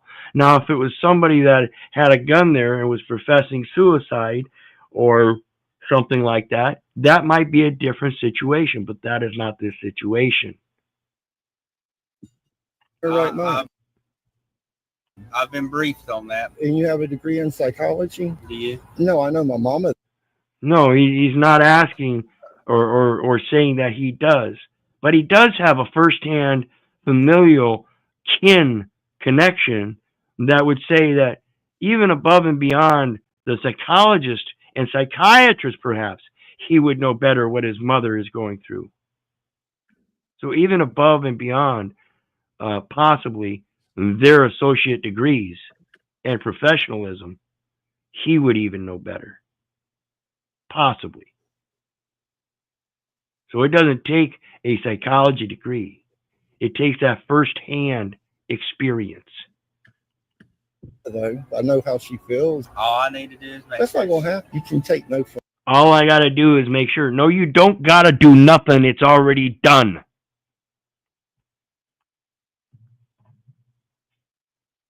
You got to stick to your guns on this stuff, folks. Let's look at it, the persistence. Yeah, if you're going to be a real protector and provider, you have to stand on it strong. And don't let anybody that is not competent come anywhere near it. Do not put your trust and faith in such activities. These people are not going to test you. Oh, yeah. It is definitely a test. Absolutely. Do not put your trust and faith in these people.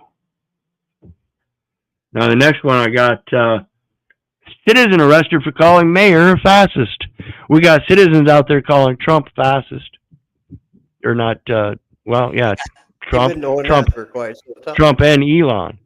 And you know, here we are going down to this feelers thing and arresting people for calling somebody a name.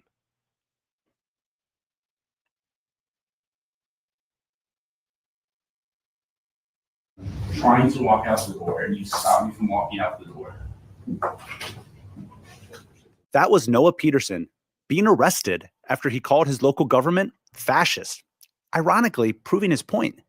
City council meetings are supposed to be the primary place for citizens to make public comments. Noah went because he was concerned about the way Newton, Iowa police harass residents. Rather than listen to his concerns, the mayor and police chief chose to arrest him without probable cause. Freedom to criticize the government is at the core of the First Amendment. And sadly, what happened to Noah is not unique. As part of IJ's project on immunity and accountability, we filed a lawsuit to protect Noah's free speech and ensure that government officials are not above the Constitution. Stay tuned for updates. Absolutely. And that was a situation where they arrested a young man that was, I can't remember what he was going to school for there, but he was arrested for DUI, and yet he passed the field sobriety test and the blood alcohol test. And yet how does they that still work? Exactly. That it works through fascism. Assertion of absolute authority despite the fact of being wrong. They will never admit being wrong and stick with the lie. Fucking pathetic. It's that DemoCrazy everybody wanted. That's that democracy everybody thrives on when it's actually a DemoCrazy. Go ahead. These people would steal the copper pennies out of their dead mother's eyes. Oh, absolutely. All for that fame and popularity of a fiat money that says you got to keep up with the Joneses. Here's another one about ID. See, everything is about that ID, and I urge people to learn to know thyself. Like I said earlier, Genesis 2:7, God formed man of the dust of the ground, and when he breathed the breath of life into his nostrils, that man became a living soul. One is a noun, one is an adjective, and it's a matter of redressing the government for grievance. That's the way they address you. That's the true address. They address you by name. That's a misidentification. The identification it's subordination of perjury for misidentification. And you do it yourself because you don't know thyself. You don't understand the conversion of that given name and that familial name to a legal name and a commercial name.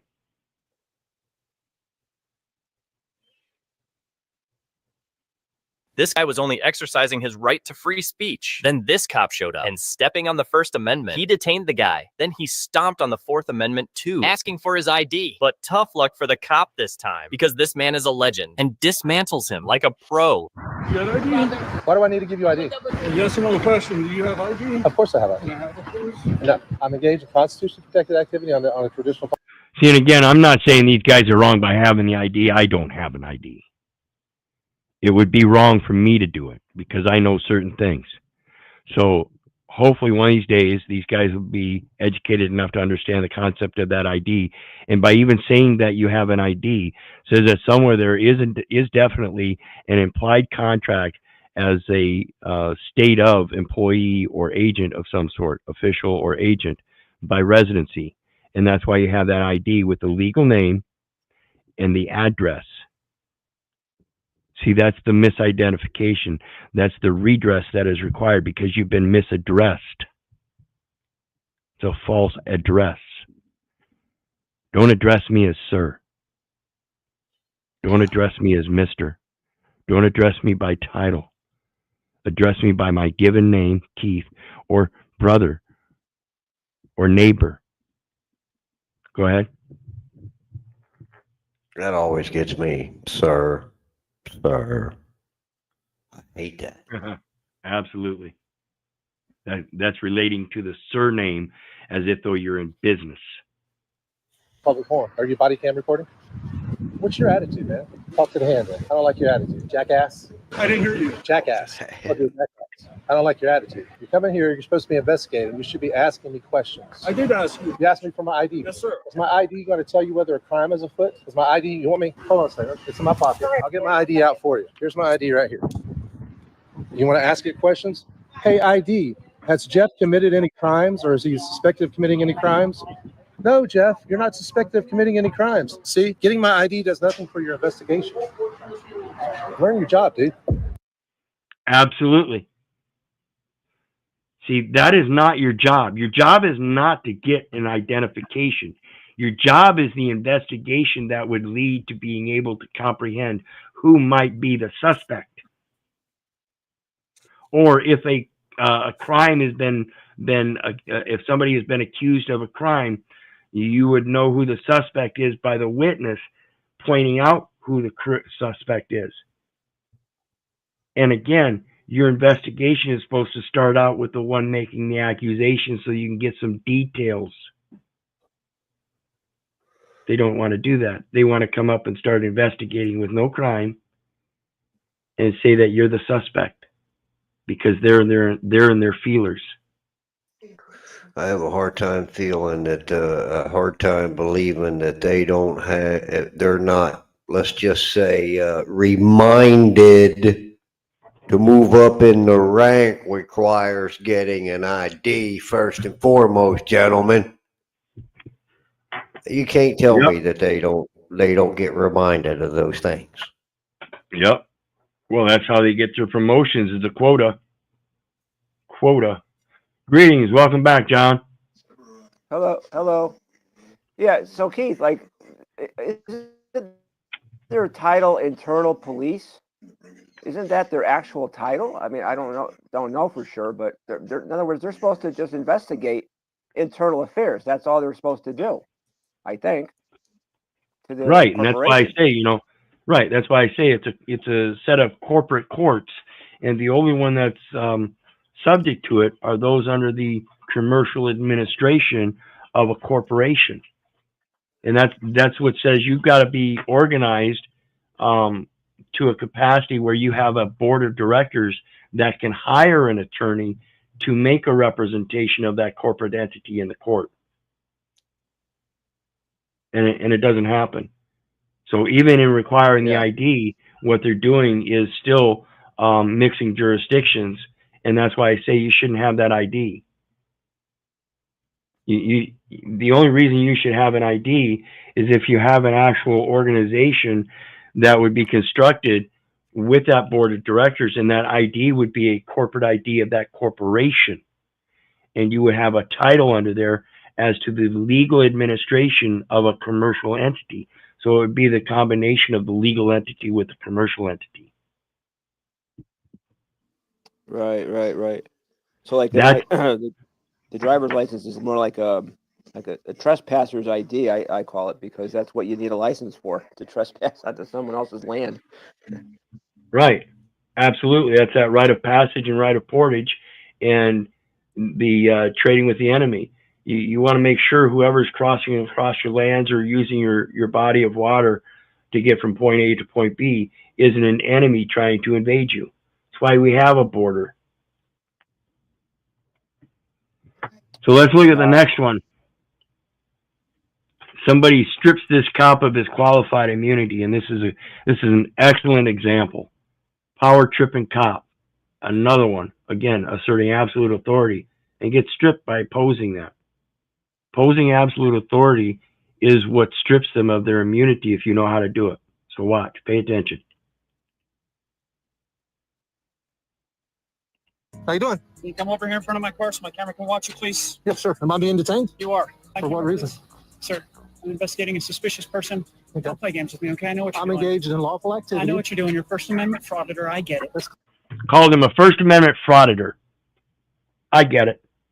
So he's already come with his own discernment. Again, despite the fact that he already knows this man has a First Amendment right to make an observable record so that he can then express it and speak on it. That's his ability to journal his testimony. Okay? This is tampering with a witness. Again, folks, subordination to perjury by misidentification and falsely addressing people other than what they truly are. Constitutionally protected activity. Why am I being detained? Because you're creating a disturbance. This is constitutionally protected activity. Sir. You cannot make it a crime. Sir? Okay, so you would have to show how he's creating a disturbance other than that it just disturbs you emotionally because you don't want him recording you. Okay? Again, an officer that doesn't want somebody recording them because it's going to expose their idiocy and violations, and yet here we are. They don't understand that's exactly what they're doing by doing this shit. Exposing their idiocy and their violations. This is literally how stupid they are. My name is Jeff. I'm with Connecting Services. Listen. I got my ID in my pocket if you want to see You it. don't dictate what happens here. Again, I got my ID in my pocket. You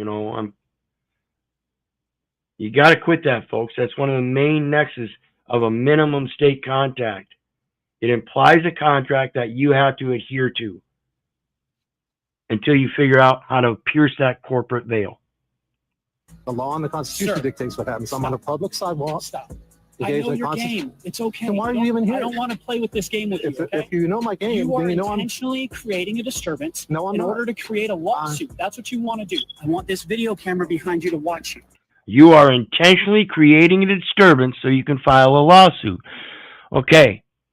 The fallacy of that is this man has no way of being able to possess the other man's intent, particularly when he's showing his intent.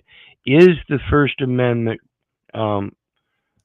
qualification of your right to make that observance and record so that you can then speak on it and express it. Okay? You have yours. That's great. That's cool. I look forward to seeing myself on YouTube. You're going to be providing me with your social security number, your driver's license number. Ooh, you're going to be providing me with your social security number. Sorry, you just lost your qualified immunity just simply for asking for it. And this is more of a demand. You're going to be giving the social security number. The fuck I am. You'll have to speak to the Social Security Commissioner on that one. He just facilitated a national defense. Yes, international crime. Proving that he's willing to thieve somebody's identity through an identification number. Okay? Know it, your date of birth, your address, and your full name. And if you don't provide the information that I'm asking for that report, yes, you will be arrested for obstructing criminal operation. So there we have extortion. There we have extortion. Driver's license number, if you know it, your date of birth, your address, and your full name. And if you don't provide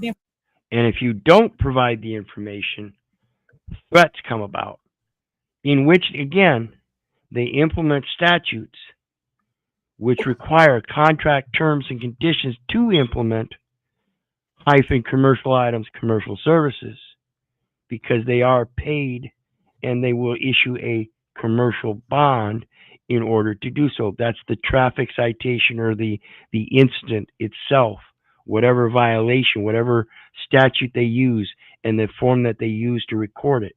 And again, like I said earlier in the video, that comes down to calling into question the validity and credibility of their testimony. They can't be allowed to testify then. How can they have immunity now?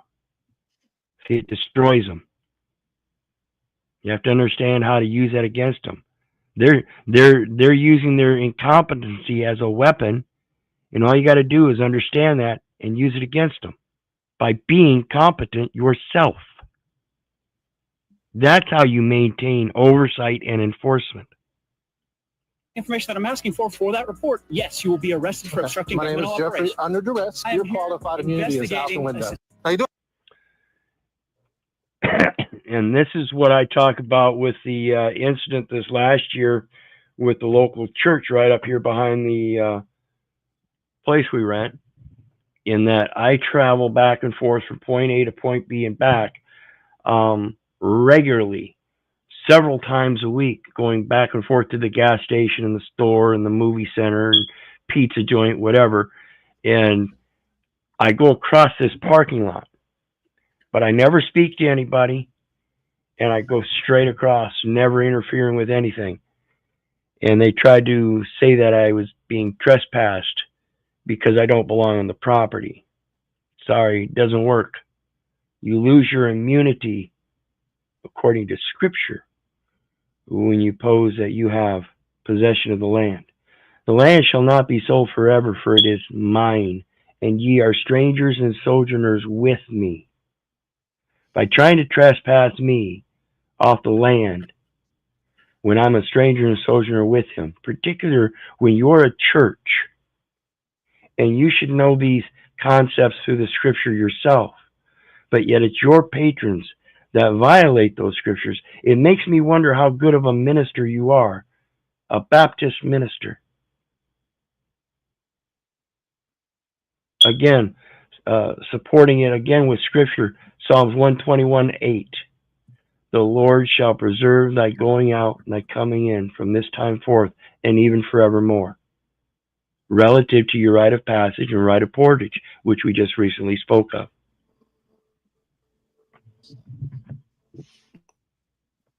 So let's get back to it. Go ahead. I was just debating on whether I wanted to call code enforcement on John with the beeping smoke detector. Oh, yeah. I don't think it's ours. It might be. I think it's John. I'll have to listen. But anyway, let's get back to it, because the next one is says the phone can be used as what? Cops pick on a guy for no reason. Such a familiar story. Yeah, I think that's This mine. guy noticed 4 cop cars. I think that's mine. Pulled up on his street, so out of curiosity, he took out his phone to film. It's anyone's constitutional right to film anything. Sorry, John. But watch what happens when this mockery of a cop notices the phone in the guy's hand. 4 cop cars, though. It's crazy. He says, I don't need to know. Hey, bud, where are you living at? Huh? Where are you living at? I don't answer questions. But I would ask you to stay in the intersection and film this You because want me to? this is our investigation. Oh, I'm over here in the public space. Okay, I'm right just now you're on somebody's property and you're not right here. I'm not. It's a roadway, so go in the intersection. Otherwise, I'll have to detain you for interfering. Okay? And I'm being super cool. So if you're being cool to me too, okay? Can I say something? No. Let's go over there. Just let him go. He's gonna whine. Okay. Don't. Say what? Did somebody ask to say something? No. Okay. I just. Okay. Yeah. No problem. Yeah. I wasn't beeping. And Keith, No, thanks for you, sharing it this picture. was Keith. That was very nice. Yeah, that was me, and I just took care of it. Sorry about that. Don't come to our investigation. Yeah, I'm not. That's why I came back down this way to. We're trying to keep that down. You're being totally disrespectful. Please don't grab my phone. What are you guys doing? Stop. What are you? Stop. You can't. What are you doing? You Stop. can't take my phone. You got to get that out of my face, man. I thought you were trying to. Got to get that out of my face. I thought you were trying to assault me. Really? Really? You advanced on him. Watch this again.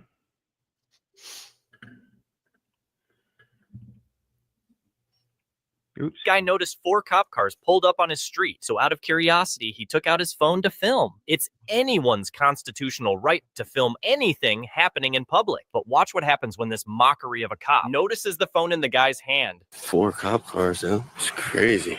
He says, I don't need to know. Hey, bud, where are you living at? Huh? See, he's the one that advanced on him. Don't sit there and say that you thought he was going to assault you. You're the one that walked up on him. Living at? I don't answer questions. You knew he had a phone out recording the whole time as you walked up on him. Oh, I'm over here in the public space. I'm right just now you're on somebody's property and you're not right here. I'm not. It's a roadway, so go in the intersection. Otherwise, I'll have to detain you for interfering. Okay? And I'm being super cool. So if you and I'm being super cool, no, you're not. You're being aggressive to somebody that you had nothing to do with. You had some other duties going on, and you saw a camera in his hand. Lying motherfuckers. Being cool to meet you. Can I say something? No, let's go with it. Just let him go. He's gonna whine. Okay, don't come to our investigation. Yeah, I'm not. That's why I came back down this way to. We're trying to. Yeah, that's why you advanced on him to turn around and accuse him of not coming to tell him not to come to your investigation. Keep that down. You're being totally disrespectful. Please don't. You're being totally disrespectful. No, you're being disrespectful and violating the man's First Amendment rights. My phone. What are you guys doing? Stop. What are you? Stop. You can't. What are you doing? You Stop. can't take. Stop resisting. You're being disrespectful. No warning of arrest. No cause given for arrest, and you're going to go hands on and arrest him. That again is assault and kidnapping, folks. I will not back down from that. Prove me wrong. Take my phone. You got to get that out of my face, man. I thought you were trying to. We told you try to the officer, man.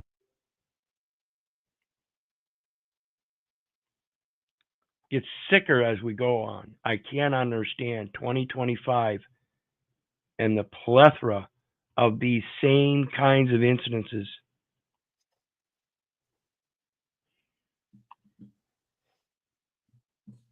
Give me your ID so I can investigate. Another one. Same concept. We see it reiterated. Give me your ID so I can investigate.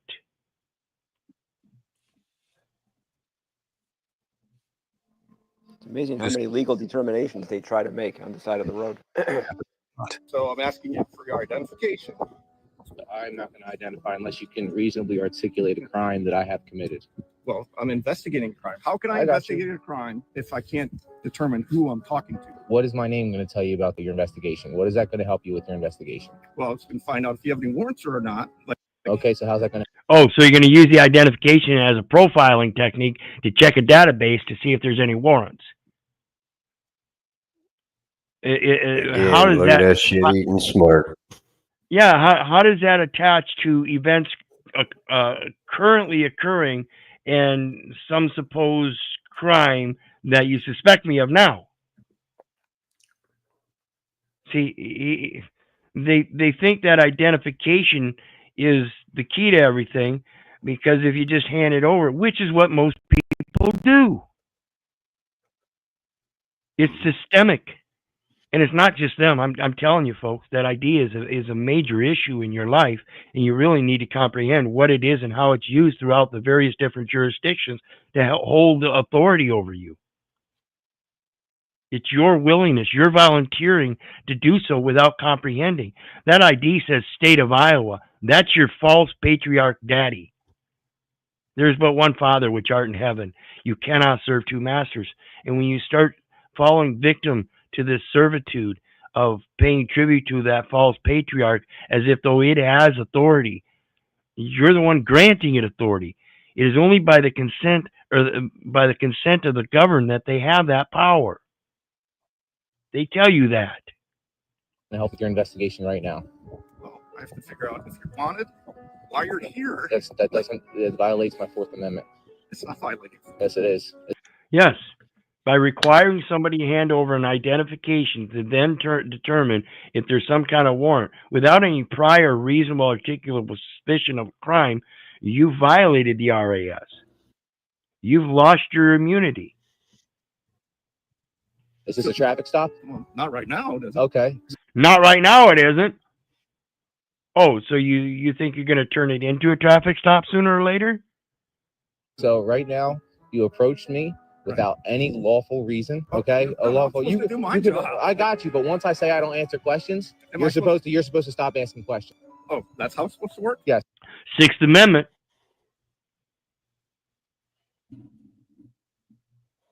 Right to be questioned only with the presence of counsel. Fifth Amendment, not to incriminate yourself, so that you have a proper interpreter available. That's the presence of legal counsel, somebody that can interpret what's going on for you because you're not competent of the legal industry. Am I being detained? And neither are these guys. Right now, yes, you are. For the crime of? All right, Keith, I'm going to take this opportunity, my friend, and bounce out of here. but it's always a pleasure, Mike. You bet. Thanks for stopping up. And with that, Always. yeah, absolutely.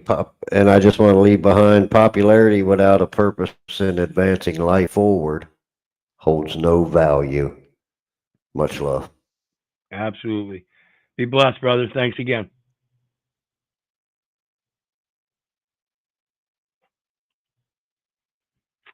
I just watched the most depressing hearing live on Cameron's channel. That's Power Inherent in the People. Went over Lewis.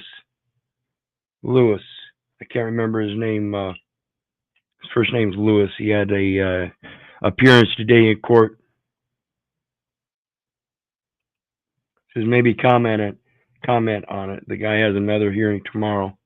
Yeah, and this is another situation where they pulled him over for not having valid plates and registration and stuff, and trying to assert the right to travel. And again, it's the administrative courts that are bound and determined to assert their own interpretations according to the Chevron doctrine that has recently been overturned just this last year, as it relates to supposed delegation of such authority to do so, when that's inherently wrong.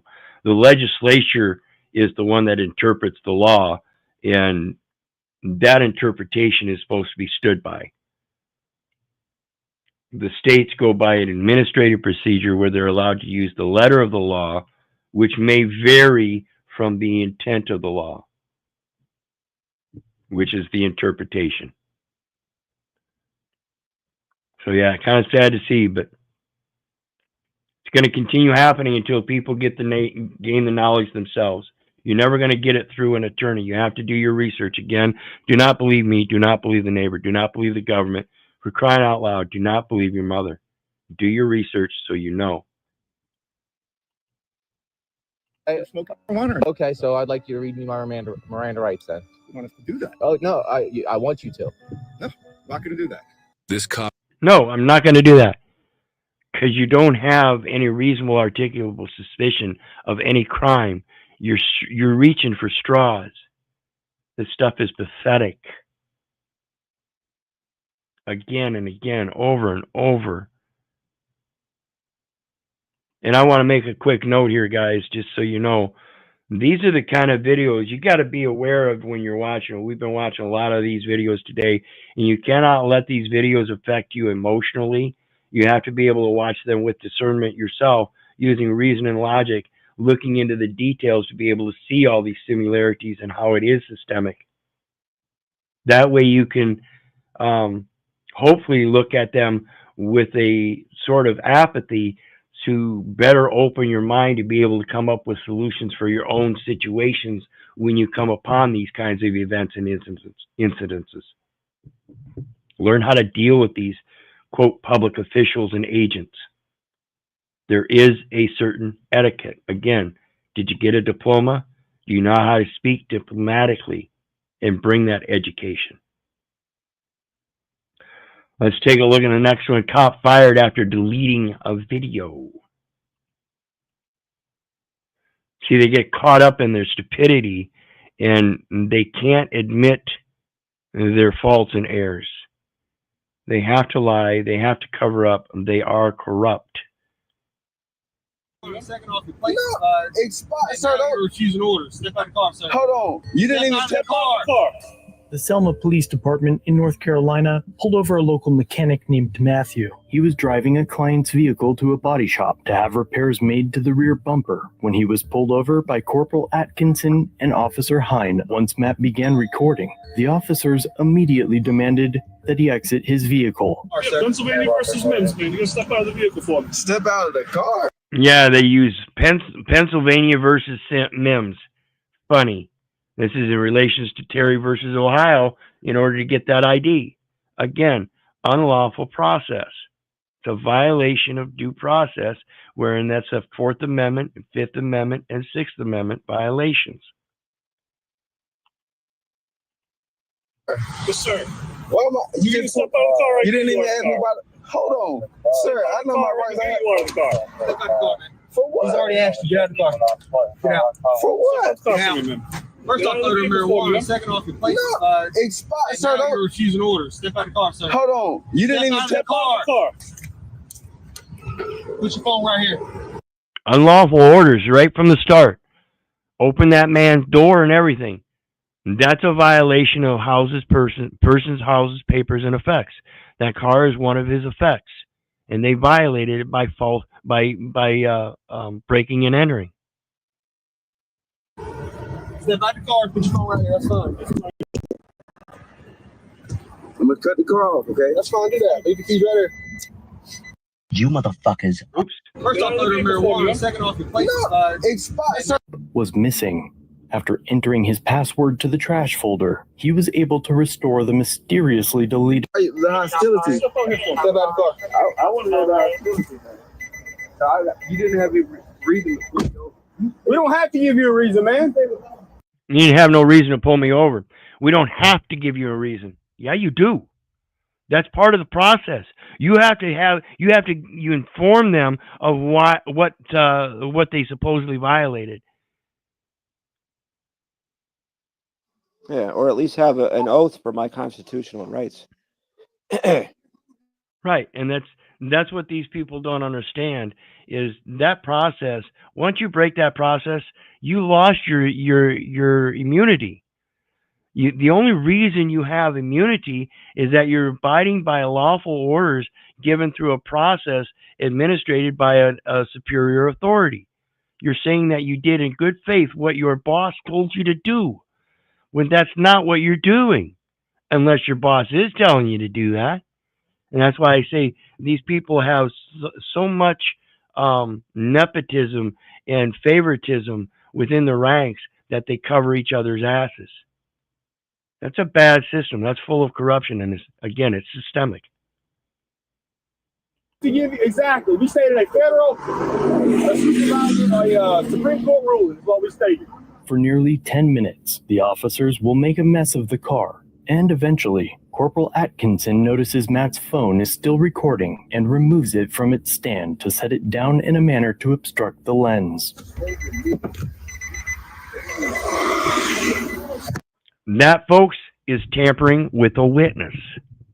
It's a device used by a living soul of his observances, so as he can record it, like it said in the video earlier. Video doesn't lie. What you're seeing here is a tampering with a witness. It's an alteration of a record being established so that you can be informed as well as provide testimony in its most perfect form.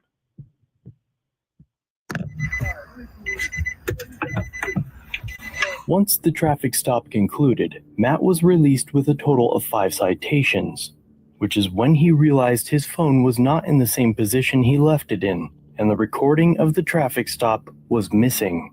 After entering his password to the trash folder, he was able to restore the mysteriously deleted video. That officer, Corporal Atkinson, stopped that video and attempted to delete the video. But Mayor Byron McAllister says an investigation didn't find these claims to be true. That's that mayor supporting the police, like was mentioned earlier. Hang them all. Everybody that's complicit in it. Maybe not to the extent of hanging, but they're most certainly culpable and responsible, and therefore they should have some kind of consequences.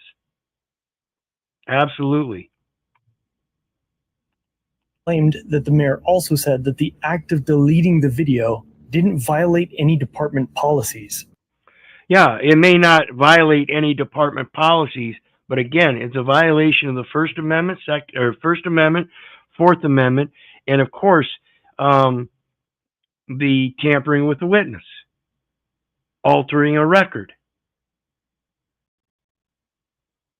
But on October 21st, and those are felonies, folks. Police Chief Jamie Hughes terminated Officer Joseph Atkinson from the Selma Police Force. So let's just be clear. Deleting a video from a private citizen's phone during a traffic stop to hide inexcusable behavior an egregious violation of one's constitutional rights is not a policy violation? And if it were, 3 departments couldn't prove that it happened, but they still fired the guy? It sounds like complete bullshit to me. I think absolutely that the judge, the district attorney, and my attorney will look at this, and they're going to look for the officer in the courtroom. He's not going to be there, and they're going to throw it out. I would hope so. I would certainly hope so. And this is the kind of stuff that's got to start happening more and more. And that's why we make a record. That's why we need to be observant. That's why we have to be educated on what we are observing. And that education doesn't necessarily come from me, the neighbor, the government, or your mother. I urge you, don't believe any of us. Do your research so you know. Never open your door to the cops. I'll get my ID. Okay, I'm not going to play this game with you. I've done it before a couple years ago. I'm not going to do it again. Hold on. I have a reason to identify you. What for? Property damage. When you kick a vehicle, it's considered property damage. Okay, is there evidence of that? I have 2 witnesses, so yes. No, is there evidence? It's hearsay right now. No, I have 2 witnesses. We can both say that he kicked me and I... Okay, dude, I'm not going to play this game with you. Identify yourself. I'm going to put you in cuffs. I'm going to take your fingerprint and identify you. So you're going to threaten to arrest me? I'm not threatening to arrest you. I'm threatening to detain you. Is that... I'm not threatening to arrest you. That's what you just did. Either this or I'm going to arrest you. That's a threat of arrest. I'm not threatening to arrest you. It's like they actually believe their little white lies as they're saying them. Yeah, Keith, I've heard of this. You could get arrested for resisting arrest. Yeah, when there's no charges. To identify you, yes. That's all I need to know. Am I going to be arrested if I don't ID? That's a strong possibility right now. Well, it's a possibility, but am I yes or no? When you are being investigated for committing a crime, I have a reason to identify. Oh, absolutely, absolutely. To identify. Yeah, if you suspect me of a crime. So what's your reasonable, articulable suspicion of a crime? I called people just looked him up through his address because we've been here before and did the same thing with him. And he did the same thing with them. Of course, because it's the process, you dumbass. Keep following the process and you'll find out you're going to get the same result the last guy did. Well, I just want to know if I'm convicted of a crime. If you suspect me... I can't convict you of a crime. No, suspect me of committing a crime. It's real simple. Well, when you go and kick a government vehicle, yeah. Yeah, if I had kicked it. If. I'm not going to play the game with you. No, I don't either. I wouldn't either. I just need your information, and then I don't need to talk to you anymore.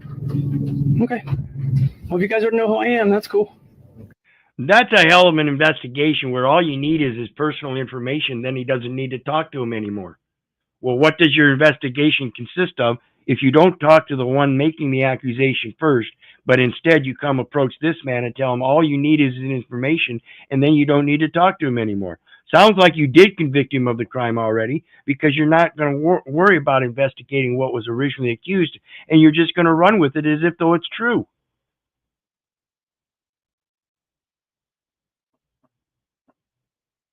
This is the level of discernment they use, folks. There is a process. They're not supposed to be approaching this guy first. They're supposed to go talk to the person that made the call. I don't remember. That's why I'm asking. That's okay. That's okay. I've been out here before and did the same crap with you. You weren't here before? Yes, I was. With the skinny little guy? Okay. Yeah. All right. Well, yeah, because I like to honor the oath of the. So he should already know the results. They refuse to accept that they're wrong, even though prior results show that they are. The insanity of how far they will dig in. It's pathetic, weak. Constitution. I like my Fourth Amendment. Okay. I like it because when I go to jail or court, and they say, "Did you suspect him of a crime?" and you say he allegedly kicked a car, that's me suspecting of a crime. Yep. Yeah, but there's no proof of that or any evidence of that. Do you have any law degree or anything? Do you? What school did you go to? I study criminal justice. So. Okay, same here. Yeah. Your body cam on? We don't have body cam, sir. We're not required to. Yeah. He professes to study criminal justice. Imagine that. And he's a fucking sheriff. No accountability. You're recording me right now? Yeah, because I wouldn't be able to get any other way. Do you have a cell phone? Why aren't you using it to record? Because I'm not required to use my personal cell phone to record you. Okay. But body cams will be coming soon. Good. Beginning of the year. Yeah, you guys got a lot of cool guys in the sheriff's department. I guess Appreciate it. I just don't know why we have to be difficult when I'm just asking for your identifier. Man, I don't know why you have to be difficult. No, it's not a matter of being difficult. It's a matter of following a goddamn process where I'm not going to let you violate my rights. just don't know why you can't honor the oath that you took. What oath am I not honoring? Constitution. I have the right to be secure in my person, my papers, and my effects. Without a warrant, you can't do nothing. You have to have a warrant. Identify you when I suspect you committing. Yeah, that's my person, my papers, and my effects. You might want to look at Missouri state law. Well, state law. Yeah, Missouri state law doesn't trump the Constitution, dumbass. It doesn't trump the Constitution, so. Well, you're in the state of Missouri. So. I'm not. You're in the state of Missouri. No, he's not. In the state of is a corporate fiction, territorial for Admiralty maritime transactions and transfers. That's it. That's that part of that corporate charter I was talking about, where the legal representation comes by a board of directors that hires the attorney for any individual case. In the state of Missouri. You are in the state of Missouri. Well, that's going to have to be proven in court too. Good claim. Good. Absolutely. Got to be proven in court that I'm in the state of Missouri. And that's why I say it's the record. That's what the record is. In the state of Missouri is the record of the state of Missouri. That's their record. Legal claim. Right, if not, that's defective service, right, Keith? Correct. Correct. That's why I talk about 22 CFR 93.1, diplomatic channels of notice. Again, it's a matter of diplomacy, etiquette in your communications. P.I.G.S.C.U.N.T.S, North 18, which is an address in Donovan, Missouri, which means you are in the state of Missouri. Oh, that's real. Again, that's the need to petition the government for redress of grievance. The redress is because they are addressing you wrong. They are not using the proper diplomatic address as it goes to etiquette, grammar, not location, but grammar. So when this guy read off that address, that's a corporate contracting address. The resident. And that legal name, the first and last name with the address in formation of an expressed trust. Real crazy, ain't it? It is, because you just made a legal claim. That's even crazier that the sheriff's department makes legal claims while on duty. What's up? You understand that, John? That's exactly what he did. He did? Well, yeah, the officer said you're in the state of Missouri. He can't discern that. That's the record. And he's looking for his information to match it up with the record. So at this point, he has no evidence, firsthand or secondhand, that this man is in the state of Missouri. He made a legal determination that he was. It's a presumption, not fact of law.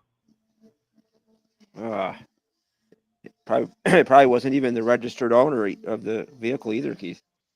Maybe not. Maybe not. Whatever it's for. But anyway, the next one, we mentioned that Lewis. Tribe mentioned the trial of Lewis, or hearing of Lewis today. Whatever that was. We got Cameron up next. I'm not driving. I'm not operating. I don't have a motor vehicle.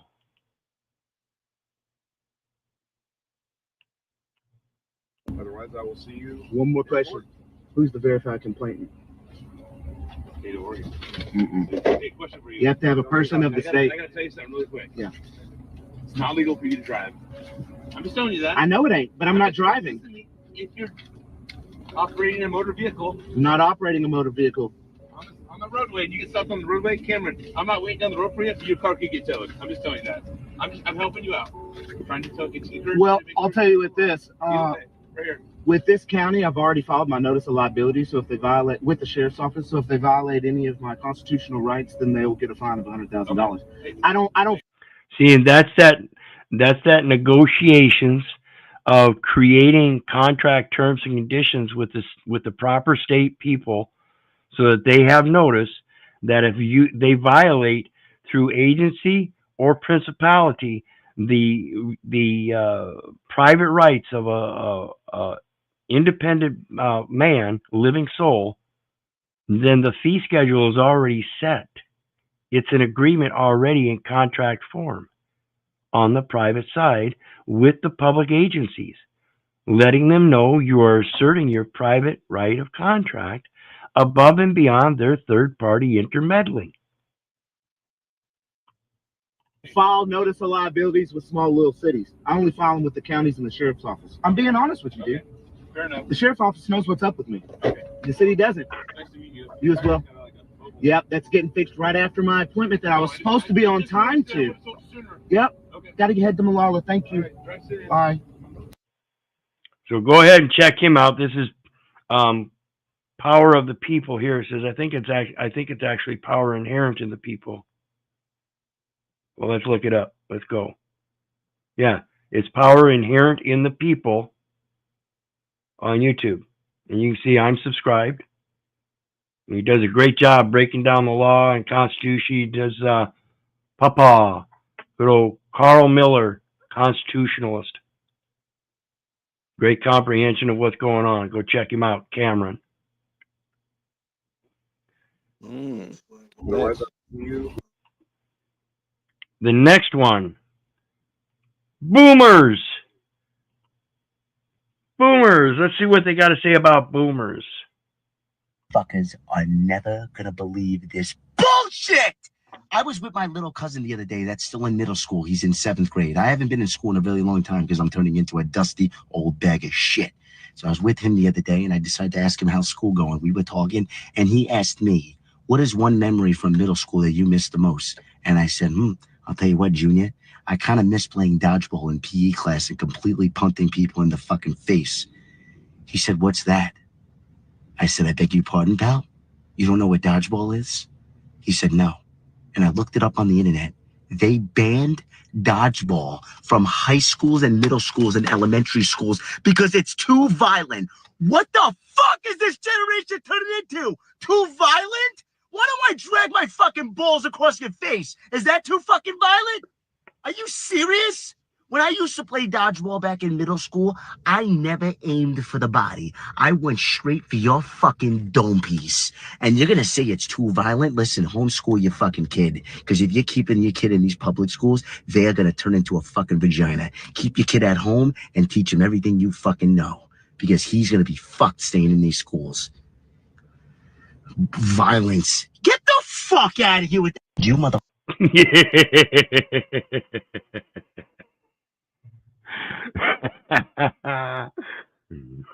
I can't say my sentiments towards public education differ much.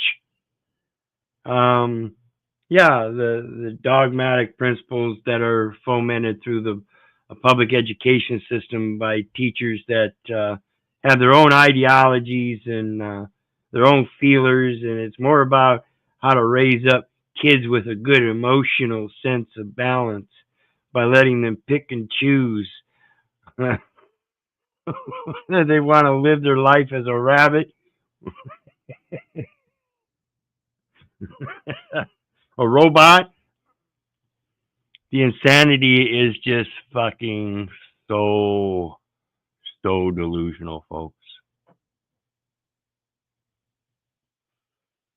And this is what we have by giving up our responsibilities as moms and dads, not just for the education of our children, but bringing them up in the ways of the Lord and sparing the rod and not the child.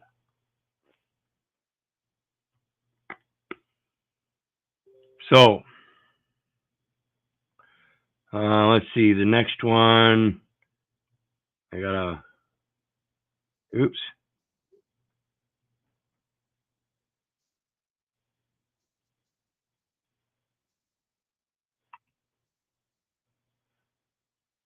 Okay, sorry about that. Again, one of those things about lies, and it's not just the police. We have watched a lot of the policy enforcer videos today, but again, just like it's not just women, it's not just police, it's the criminals too, and their idiocy and what they believe they can affect through their idiotic lies.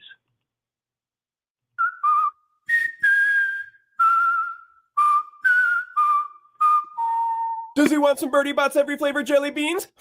Maybe a box of chocolate frogs? Nope. Apparently he wants a Muggle-made 5th Avenue bar, so he's going to look up at the counter, make sure the cashier's busy with his friend before hitting us with an Evanesco and making that candy bar disappear. Speaking of his friend, he's helping himself to a free high-speed Type-C charger, and that's the expensive one. That's like $12.99, so he makes sure the cashier's not paying attention. He's going to slip that into the thief bag. Yep, he never pays for that. So the candy bar thief is going to complete the theft transaction by making his way outside, and uh-oh, here comes the gas station attendant.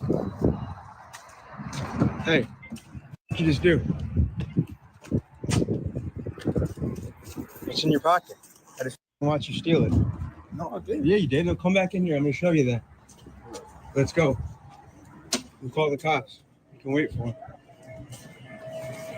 them. Video don't lie. The guy shows him the video of him catching him stealing and sticking it in his pocket. He says, "No, I didn't. No, I didn't." Confronted in the moment with video evidence.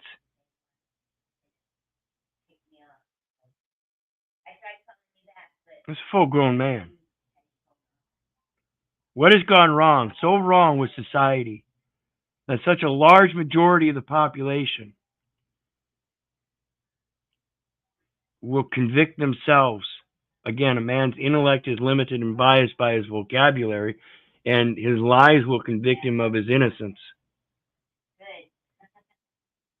Okay, well, come here. Then let me show you what I watched you put it in your pocket. Yeah, no, I'm not tripping. I watched you. No, let me see them. Empty them out. Show me where you put it then. No. I have nothing in my pocket. Come here then. Come here. Come back here. I'm calling the cops. For you stealing. I watched you. Both. You shoved it right in your pocket, right in the aisle. I watched you do it. I have nothing in my pocket. Then you put it out there. I watched you do it. You tripping. No, I ain't tripping. Come here. I'll show you the video. And look how brazen they get. Now the other guy's going to come on, knowing that his buddy's being accused of theft, and they showed him a video. He's going to go in knowing he stole something and likely on video too. No. You shoved it right in your pocket, right there in the middle aisle. No, you didn't, bro. You turned around and shoved it in your pocket. Come here and watch the camera, and I'll show you where you put it in the pocket. You're lying because you know you did. You know you didn't. You didn't. Candy bar in the middle aisle. The candy bar? Yeah, where else is the candy bar? My guys ain't here to steal. What are you guys acting like it's not a big deal? He did. I watched him do it. Okay, come back here and look at it then. You think I'm lying? I don't like what you got to do. I'm a candy bar. Yeah, they say it's not a big deal. While in the background, chuckling in his mind, yeah, I got a $20 set of pods. That $1.50 candy bar ain't no big deal. 99. So you're paying. Go on out to the car. I don't care. Go to the car. It don't matter. No, I ain't tripping. I ain't tripping. I would just come out. You don't. I picked it up. But you looked up at the camera twice to make sure. Go to the car. What did you buy in here? You didn't buy anything. You didn't buy nothing? No, you stole it. You took a candy bar and you put it back. Like, right. I put it back. Yeah. You put it back after you picked it up, right? Yeah. For what? So he didn't steal it then, right? You stole it. I watched it. If you don't have it on him, he didn't steal it.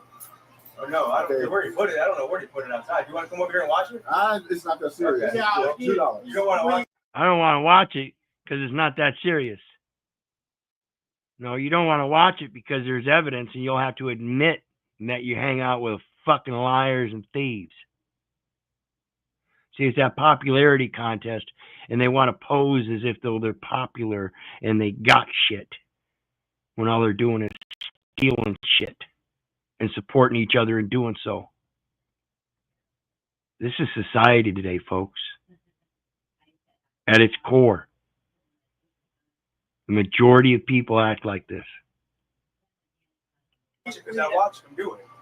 Y'all satisfied? Yeah, we're satisfied. All right. Yeah, I'll watch our backs. Now, unfortunately, they paid for a small candy bar, but he stole a king size. So if you know these thieves, let them know they need to turn themselves into the local authorities so we can properly have them charged with theft. And they never, again, here they never mention the other guy that stole the pods. Again, on camera. It's amazing.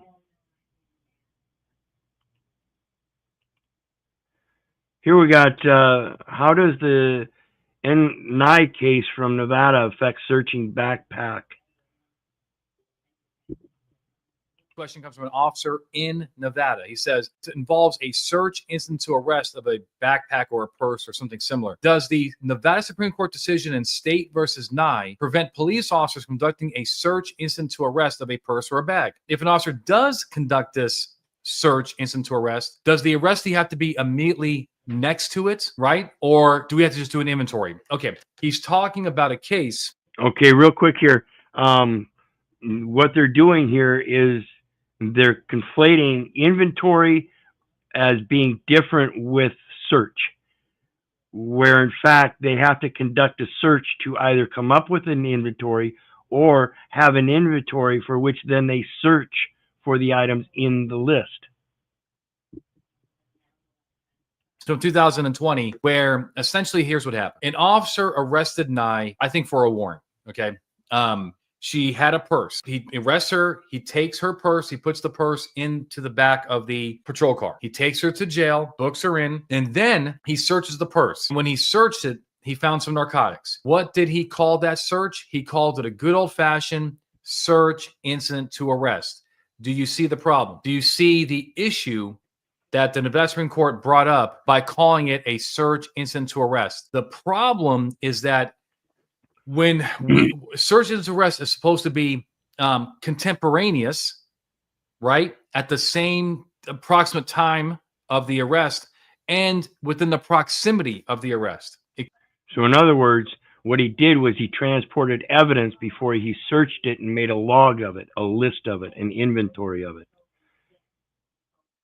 So there's a time span where there could be a chain of title issue that calls into question the credibility of the officer and his testimony for failure to follow processes due.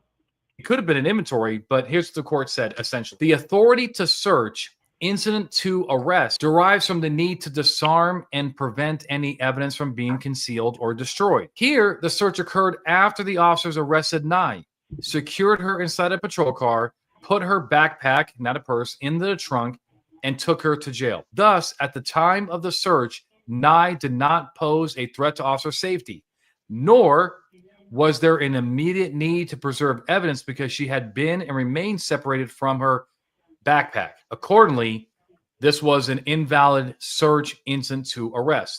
So, what are we supposed to do? Absolutely. Unlawful search, incidental to arrest. Let's see here. Our next one.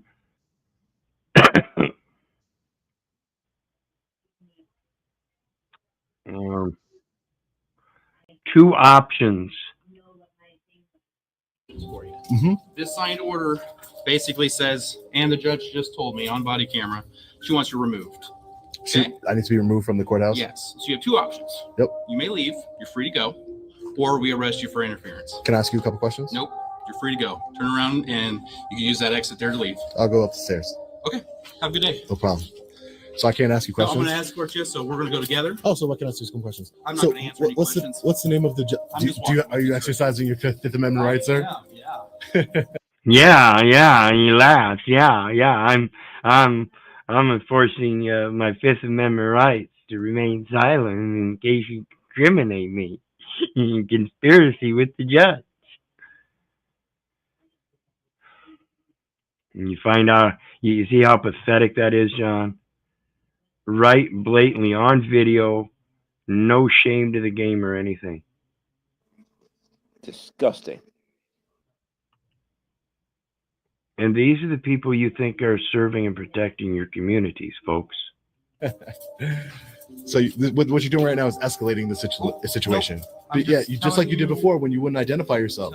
And I gave you my full name. Yeah, after I asked you previously and you didn't identify yourself. That's escalating the situation. What judge told you to remove me from the building under threat of arrest? I'm sorry? Judge Picorni. Picorni? Mm-hmm. So she says that. Or what would I be charged with? Just consult an attorney because I can't give you legal advice. I don't want your legal advice. Okay. It's horrible. Good. I have two options for you. Mm-hmm. So the epitome of ignorance and incompetence being weaponized in relations to communication with public officials so that we are well informed, so that we can take appropriate actions. And they want to assert a Fifth Amendment right to remain silent. They don't have that right in a public capacity. See, the onus probandi of privacy is on the state, and there are certain elements that aren't subject to privity because they are matters of public concern and cannot be hidden, latent, or anything like that. They have to be, it has to have certain levels of transparency. And when they start negating that transparency at any level, particularly when there's two or more going at it the same intent, that would be conspiracy. That's the level of sedition and treason that we're talking about. That's the DemoCrazy. They think they have authority to do this stuff, but they don't. And it's all due to their feelers and emotions in a popularity contest where they don't want to admit that they might have done something wrong because it might cost them a couple social credit score points. Pathetic. You're absolutely right, John. Pathetic. Yeah, and great job with this collage today of all these videos. I mean, good job. Thanks, Yeah, appreciate it. There's millions of videos. You're finding the creme de la creme here.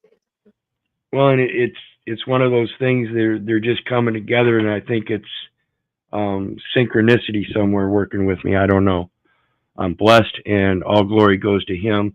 I only hope to be a messenger to show the reality of, like I said, the DemoCrazy that we're going through in these current times. Hitler's willing executioners. I'm just doing my job. Never challenge a captain to publicly correct his chief. It won't end well. Why are you taking pictures of our cars? Because you're on our property. They're public. This is public property. These are public service vehicles. Why are you taking pictures of them? Because some of these are undercover cars. But they're in so public you know who view. comes to take pictures of undercover cars? Drug dealers. Well, that's your perception. I can't. You know who takes pictures of undercover cars? Drug dealers. You know who else takes pictures of undercover cars? Municipalities. And they have video cameras all around the city where you drive on those public roads. You fucking morons. I can't judge you for your perception. Well, sir, this is public property, and if you ask me to leave public property, which is public, this is tax funded. This isn't paid for through some public, some private organization. I do not. I haven't committed a crime, so you don't need my. I don't want to give. I haven't committed a crime. I like that. Do you have any ID on you? No, I don't. No, I don't. I don't carry such fictitious entities. And this isn't a stop and ID state. You have to be able to give me reasonable, articulable suspicion of a crime, and you can't give me that. So I haven't committed a crime.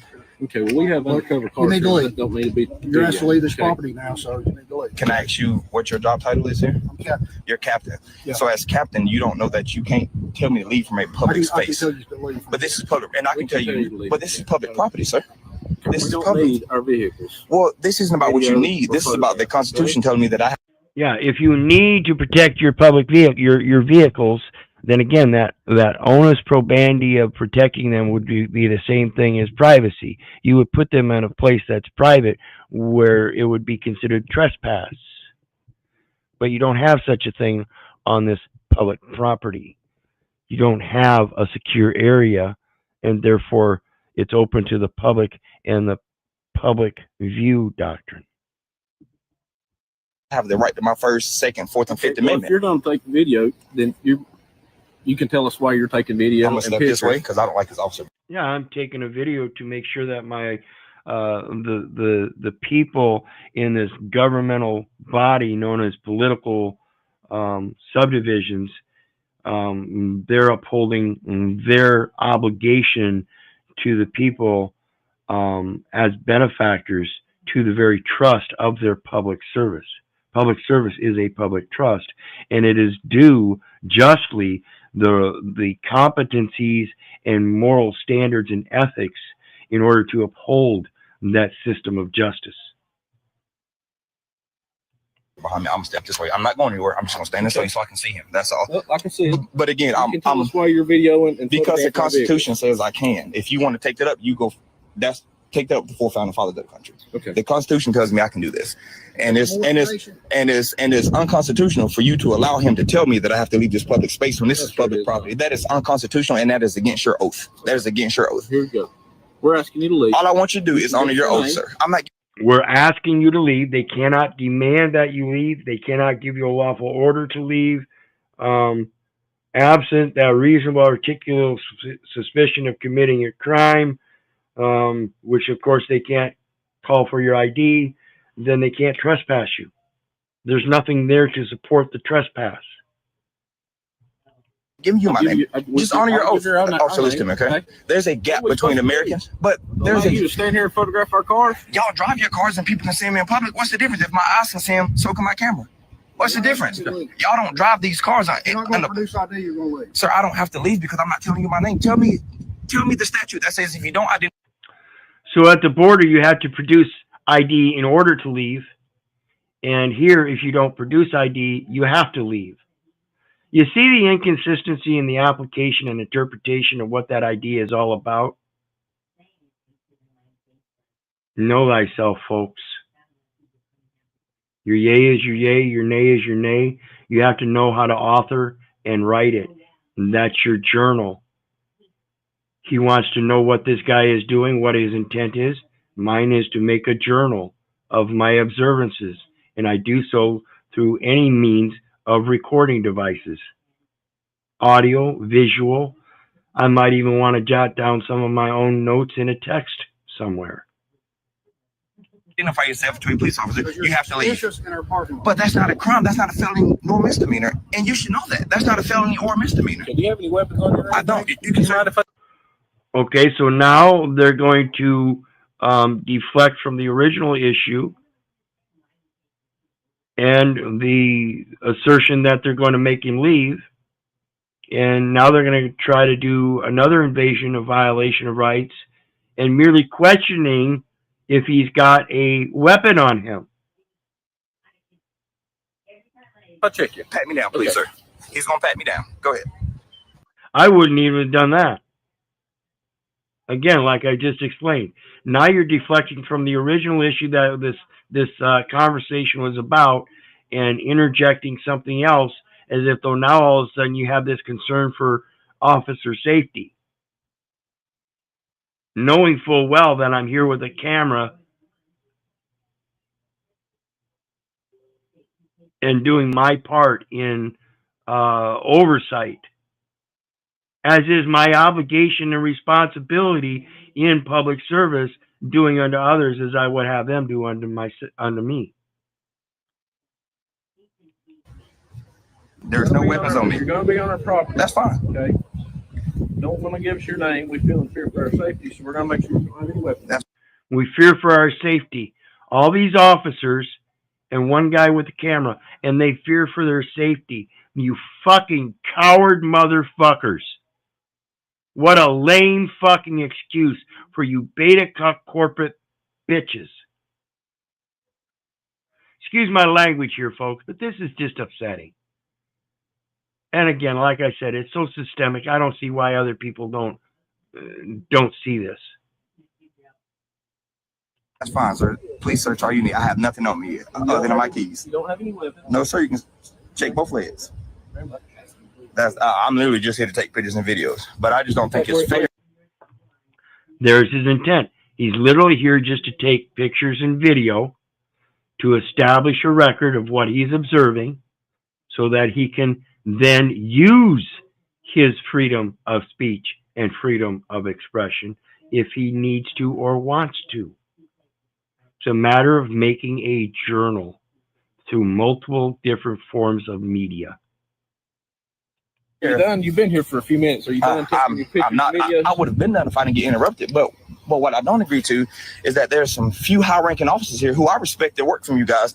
But to allow him to go against his oath and tell me that I have to leave a public space, that's unconstitutional. And there's already a gap between Americans and LEOs because of this type of stuff.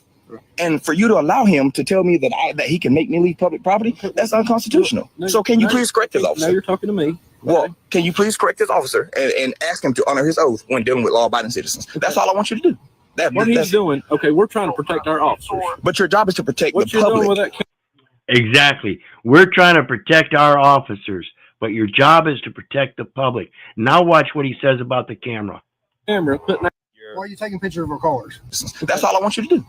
What he's doing, okay, we're trying to protect our officers. But your job is to protect the public. What you're doing with that camera, putting that... What you doing with that camera, putting that data? Excuse me? Again, he was outside with the camera, doing what he's doing, and they approached him. Now they're projecting that he's putting that camera here or there. Okay? You fucking coward, bitch-ass slaves. The next one. Law student refuses to ID and educates cop trespassing on private property.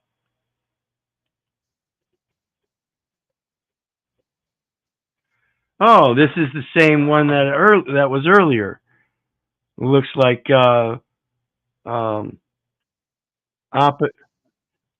opposite door frame. I missed that.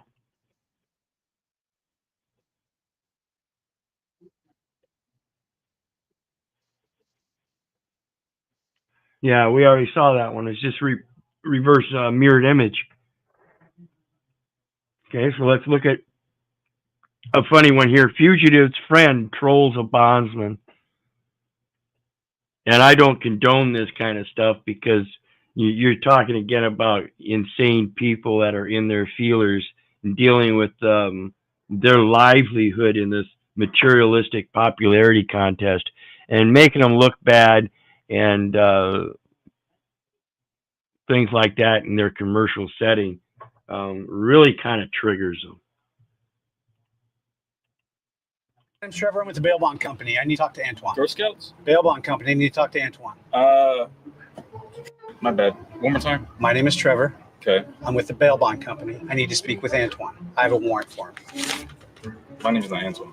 Right. You don't look anything like Antoine. What's your name? Okay. Okay, end of story. So again, just like the security guard, this is a bondsman asserting that he has some kind of authority over people that he has no business with. He already knows it's not Antoine, yet he's going to stand here and start asserting and still assert authority and going to start demanding personal information of somebody he doesn't even know.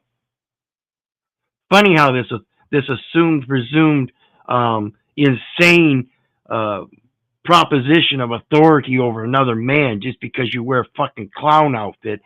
It's fucking pathetic. Sir. My name is Philip. Your name is Philip? Yeah. Okay, Philip, do you have an ID with you? No, Philip. But I'm not interested in anything you guys have to sell. But I think you guys have the wrong address. Okay, we definitely don't have the wrong address. Are you sure? Yeah, I'm 100% sure. You want to double check? No, I'm 100% sure. Yeah, I think you got the wrong address. No. Do you have an ID with you just so I can mark down who we talked to? No. No? My name's not Antoine, though. I know you said yourself I don't look anything like Antoine. What address you got on there? You got to read the numbers. 2649. That's where you live, huh? Hey. My name's Trevor. I'm with That guy's sharp. That guy's sharp.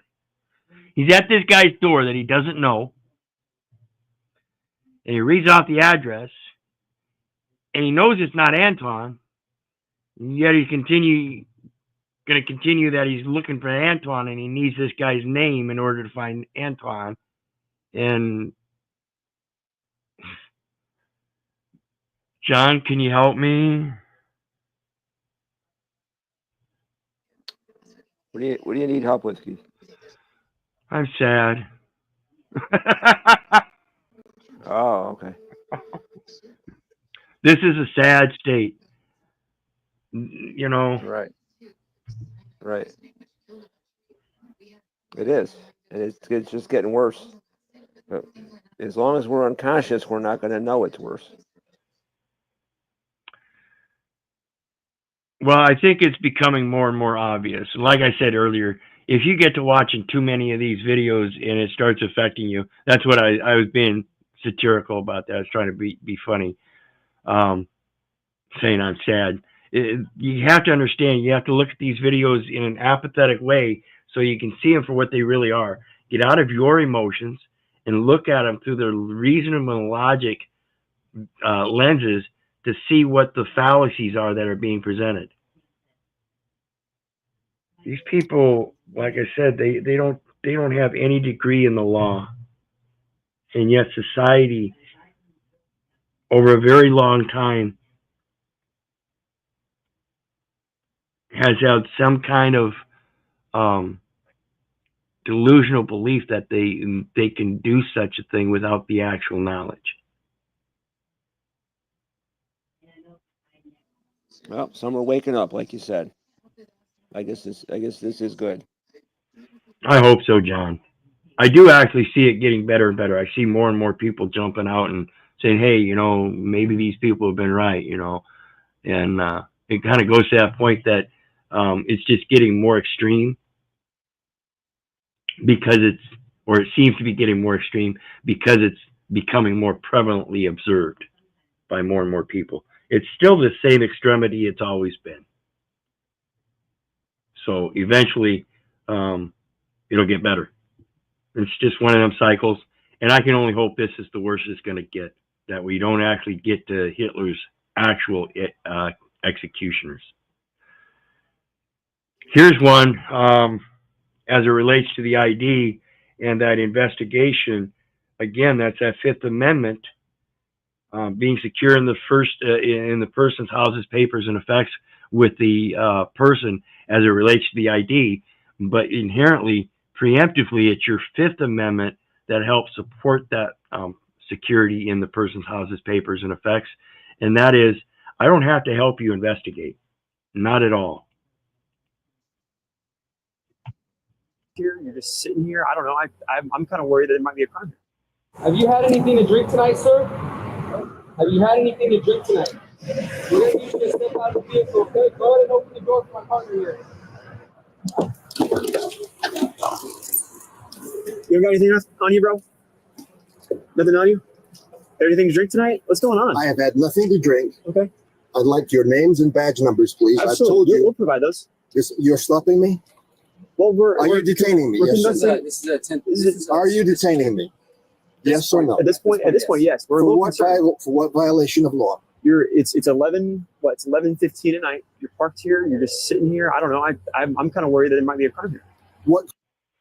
What violation of law? You haven't stated a violation of law. You gave me your feelers and emotions of some kind of illicit concern.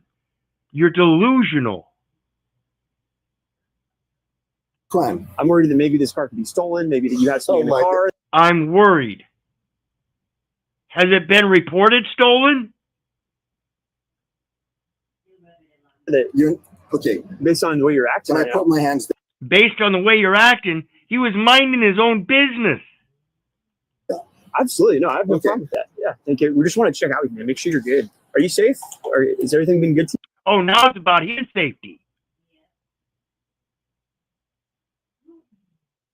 Fucking insane. You and I both know that there is no violation of law here, and you have no grounds to detain me. 0 grounds to detain me. You're making up stories about a vehicle being stolen. So here's the thing. It's 11 o'clock at night, and you're just parked here. Here's the thing. It's 11 o'clock at night, and you're parked here. Well, that doesn't give you any excuse to make up a story about a stolen vehicle. I don't give a fuck what your worry is. I'm a full-grown man minding my own business. None your business. And here you are assaulting me, giving me unlawful commands by 2 or more conspiring under the same pretense. Somebody might have stolen. This might be a stolen vehicle. You didn't get a stolen vehicle report on it. So stop with the delusion. This whole area is ridden with crime. I don't know who you are. Your windows are. This whole area is ridden with crime. I don't know who you are. I don't give a fuck about none of it. Where is the crime? Tinted, the back end of this vehicle has been rear-ended, and you're not opening the door. Like, that's just super weird, Sir, don't you think? It's just super weird in a high crime ridden area to not open my door to some clown making unlawful commands. Fucking get stupid with me. You know very well I have not been drinking. You know very well I've had. At this point, I don't know anything. I don't even know your name. I'm not going to say anything. Exactly. You don't know anything. He just convicted himself. I don't know anything. You don't even know if there's a crime committed because you still haven't stated it. You know nothing. Further to you, I want an attorney or commercial activity, Keith. That's Do really what? where they're supposed to, or they're supposed to have probable, whatever it's called, for commercial activity. They got to start with that. Yeah. Yeah, that reasonable articulable suspicion has to come from some kind of supposed crime. And the second rule of the Federal Rules of Civil Procedure is there's one form of action: civil. That's that dual jurisdiction that they intermix. It's pathetic. Where are you going to go from here? I don't know. Do you have a license to drive a car at least? I said I am pleading the Fifth Amendment. Absolutely. And they're going to keep continuing to ask questions that they have no reason to ask because, again, there still hasn't been a mention of a crime. It's 11 o'clock at night and you're sitting here parked. If you can give us your identification, we can make sure that you're okay. We'll be on. If you can give us your identification, we can make sure you're okay. No, you don't need my identification to make sure I'm okay. You can see I'm okay. Matter of fact, you even mentioned earlier that you were looking out for my safety. And yet here you are posing some idiocy that the safety exists in a form of identification. On our way. Yeah, we'll just leave. Yeah, as far as I'm concerned. Do you have a license to drive? As I have Are you said Gerald? before, and I'm going to repeat myself. Are you Gerald? Ooh, see, now they present the idea that they already know this guy from previous incidences, and gosh, that kind of maybe sounds like they might even be harassing him at this point. So, you have no grounds to detain me. Like I said, we'll get out of here as soon as we just identify you. That's cool. We'd like to just identify you. Are you Gerald? It's not a big deal. How can I know if you're the owner of this vehicle? What's a good way for me to figure that out right now? Just help me out here. We'll leave. We'll just get out of here. Come on, man. I'm not trying to be a jerk. I just want to make sure. Come on, man. I'm not trying to be a jerk. Yes, you are. You're trying to pose that you have the authority to force this man to do something that he's not required to do, and you're doing it through deceitful tactics that are plain and clear. You fucking lying bastard-ass cowards. You're good. Like I said, we'll leave. Just if we could just have your name at least. Do you have a supervisor you can get here? Sure. Sergeant? Yeah, absolutely. Yeah. Or we can just have your name and we'll be gone. Our investigation will be over and we'll just head on out. Again, investigation into what? You still haven't mentioned a crime. And yeah, you can have your sergeant come, or we can just take care of it now. No, you've proven that you're not willing to take care of the issue, which is you, because you keep posing this false authority. Yes, I want to talk to your superior. Dude, all comes down to what you want to do. Sergeant coming up. Am I still detained? Actually, I don't want to talk to your superior. I don't want to talk to you. I want to be let alone.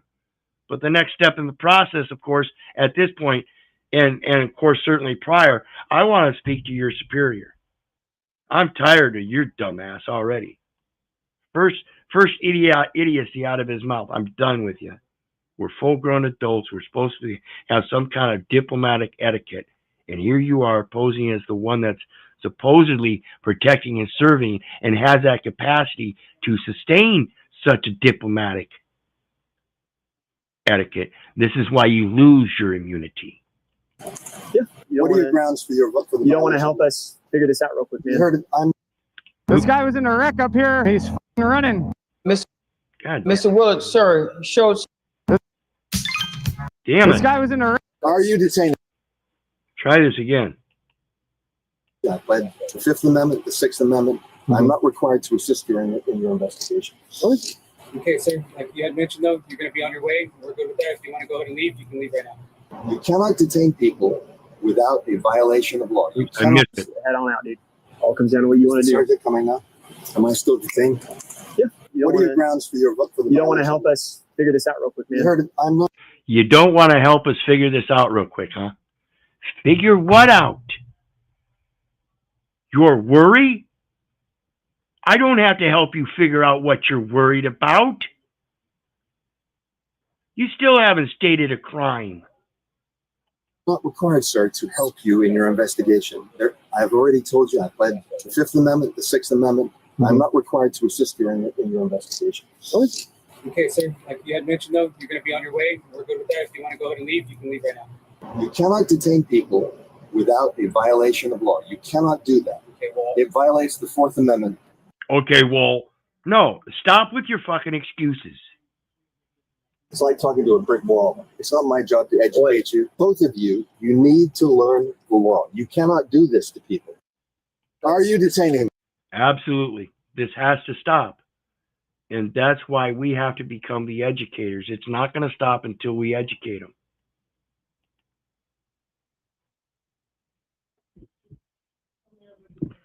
Look at the next one here. Tyrants cost the city $450,000. Let's take a peek. Nah, not really. Okay, I'm what? Huh? What are you taking pictures of us for? Excuse me? I'm asking why you're taking photos. You're asking too many questions. Well, you're walking around Yankee Stadium and you've been taking numerous photos, so I'm just asking what you're doing. That's like an art project or something? I'm doing a story. A story? What's the story in regards to? I do stories, I do videos, and I sell them in Iraq. In Iraq. Of course, he's playing them here, but this is Eli, the People's guy. He's the one that runs People's Podcast, the People's Podcast. Go check them out. But he says it pretty succinctly. I'm making a journal. And you've been taking numerous photos, so I'm just asking what you're doing. That's like an art project or something? I'm doing a story. A story? What's the story in regards to? Yeah, I'm doing a story. He's creating a story. He's gathering and recording his observances to then be able to speak and express a story. I do stories, I do videos, and I sell them in Iraq. In Iraq? Yeah. What's the stories about? It depends on what you say. What do you mean? No. I'm talking too much, miss. You asking too many questions. And you interrupted my video right now. I'm interrupting your video? Yeah. Well, you're interrupting what we're doing over here. How the fuck? You're interrupting what we're doing over here. See, this is where they start approaching you and tell you not to get involved in their investigation. You left your investigation over there and approached him to say he was interfering with your activities over there, when in fact he wasn't. That's clear and plain by the video itself. The video doesn't lie, folks. Fuck, I'm interrupting what you're doing over there when you came up to me and you approached me. Sir, you've walked around our vehicle 4 times. So what? So I have a right to ask you what you're doing when you're walking around my vehicle. You panic? You scared or something? This is my job. I'm here all day. This is my job, to be in a mode of panic and fear, because it's unusual that someone should assert their First Amendment right. It would be unusual that someone would assert that they have the ability, just like any other licensed or credentialed journalist, to be able to make their own journal. Nah, if you're scared, you gotta quit. If you're scared, you gotta quit. Stop playing with me. Was scared. Yeah, you came out the vehicle asking me questions, Yeah, they're scared. It's for officer safety. interrupting my project. What does that have to do with fear? Huh? What does that have to do with fear? I'm inquiring of what you're doing at Yankee Stadium. That's being nosy. No, that's my job, is to ask questions. That's what my job is. Okay, sir. but You might say it's being nosy, but I'm here for the community. I'm here at Yankee Stadium watching the traffic. And I am the community, right? You are part of the community. Exactly. Right now, I'm telling you, you've been dismissed and you interrupted my video. I'm not dismissed. I'm right here doing my job. If I'm right here doing her job, interfering with his project, which coincidentally really isn't necessarily not his project, because there's many times where he does video the police, but usually it's more of the social interactions with other people and their insanity, feeling that they have to give some kind of permission for you to record in public. No, that's what the First Amendment is all about. So it doesn't matter who you are. The onus probandi of maintaining privacy is laid upon the independent being in each and every situation, at all times, in all places. I'm part of the community and I tell you that you've been dismissed and you interrupted my video, what do you think you should do? Nothing. I'm here. I've been here for this whole time. So we were here before you even got here. What's your name and badge number? Right here. Officer Trulio. T-R-U-G-L-I-O. The G is silent. Trulio. Shield number 17535. What's your name and badge number? Officer T.S. 468. 44th precinct. Okay, keep doing what you was doing. Leave me alone, please. Sir, you didn't have to answer my questions. I asked you. Keep doing what you was doing, miss. You to walk away and not answer my questions, but I'm allowed to ask you why you're circling my vehicle. Your vehicle? That's not your vehicle.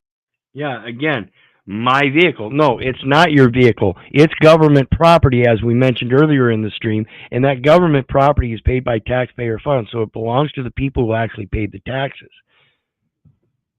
And I'll remind you folks, I ain't paid taxes in 20 years, except for the taxes on your purchases. You know, that local 7% tax or whatever. Still resolving issues with that, but hopefully one day we'll have that figured out too.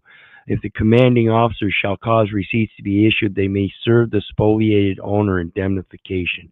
In other words, through this fiat money system, you should be able to reconvert that cash item known as commercial paper into a electronic credit form. It's actually establishes a certain amount of credit that has been converted to definitive paper form, again, in a receipt form that can be used to serve the spoliated owner indemnification. That indemnification is the release of all liabilities on any of the contract that is resulted from that or involved in that receipt. This is my vehicle. Nah, that's public property. That's not your vehicle. It belongs to the city. That's city property. City property. Exactly. But it's not yours. Exactly. You don't pay for it. You didn't pay for that shit. Why are you so angry? Excuse me? Why are you so angry? Because you fucked up my video. Well, I was here before you got here, so. So what? So that gives you the right to interrupt me? Yeah, we have the right to ask you. We have the right to do whatever. And after I told you, you still here fucking it up. You're right. I was here before you. See, he gave him the answer. I'm taking pictures and video to make a story. That's a simple answer. They don't want that. Give them a simple answer each and every time, and they're going to keep on keeping on with deflections and all of that. So if you don't want to be near me, you can gladly walk away. No one's forcing you to stay here. This is why they hire young cops, Keith. Well, yeah, and that's right. Well, yeah, and that's why I say it's part of the problem. You know, the young people that they have on these forces, and even women at any age. Women, you don't belong on the police force. If you belong with the police department somewhere, I would absolutely agree with the desk job or something. Generally, that's the kind of job most women take for. It has expanded in the military and police force tremendously through this DEI, but I highly recommend you rethink what you're doing, ladies and gentlemen. Greetings, Rodney. And I want to take a short minute to remind everybody, I appreciate everybody's support. Please hit that like, share, and subscribe button. There is a PayPal link down in the details section for anybody that wants to share some love. And if you're not on El Perro and you want to join the stream and join in the commentary, go ahead and go over to El Perro, and the StreamYard link is pinned over there. So let's see here. Another ID refusal. Again, it's important that people understand that's the main issue is that ID. And I'm going to give you a simple statement. Subordination of perjury by misidentification. Subordination of perjury by misidentification. It's public information. No, it's not. I'll look it up tonight. Perfect. You look it up tonight. For you. Are you serious? Did you just say that to me? It's not public knowledge? Not all of it is, no. You're explaining a lot to me. No, it seriously is public domain. Not all of it. Not all of the information that was gathered on this call is out for public record. It's not. Damn it. You got your situation handled and everything? It's none of your Music. You're putting words I in my filmed you saying that my music you couldn't think. You said it. It's on camera. Yeah. Now recant. Yeah, I did say that. It was so loud that it was hard to think. Yes, I did say that. No. The idea that it's hard for these people to think isn't because of any loud music or anything. And again, we were all indoctrinated through the public education system where we were taught to remember things and not to actually think for ourselves. And therein is where the problem lies. We need a base of people as it relates to these policy enforcers that have a much higher degree of education when it comes to being able to procedurally go through this process of civilities and criminalities and make sure that we're making good and proper discernments when we're making these accusations. Bearing false witness is one of the most heinous crimes. So you're a trained professional through the academy who has experience. How long have you been a police officer? 20 years. 20-year veteran. 20 years this man has been violating people's rights. 20 years this man has been violating people's rights. That's his admission, whether you like it or not. Loud music can actually disrupt your thoughts. Yes.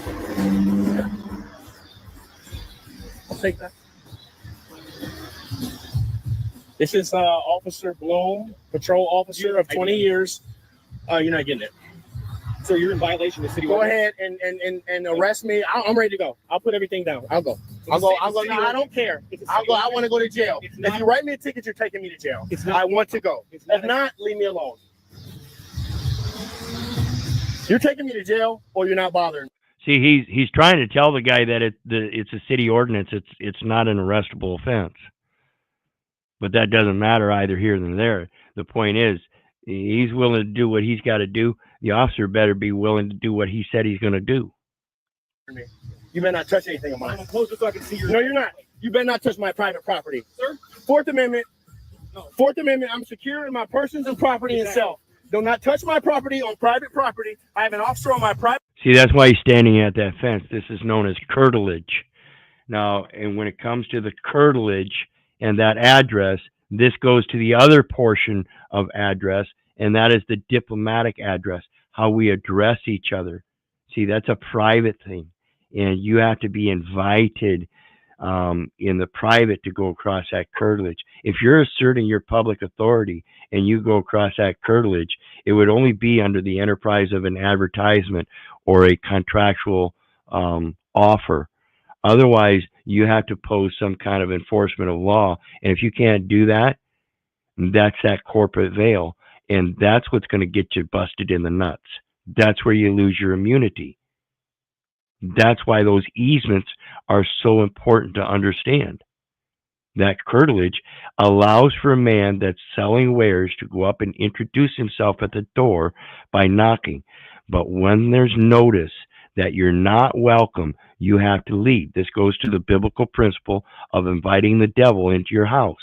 If you do so knowingly, you have to support him. You have to be a gracious host. You have to be diplomatic. You have to have that higher degree of etiquette, despite the detriment. Private property, which is private property. Keep out. Step into my property.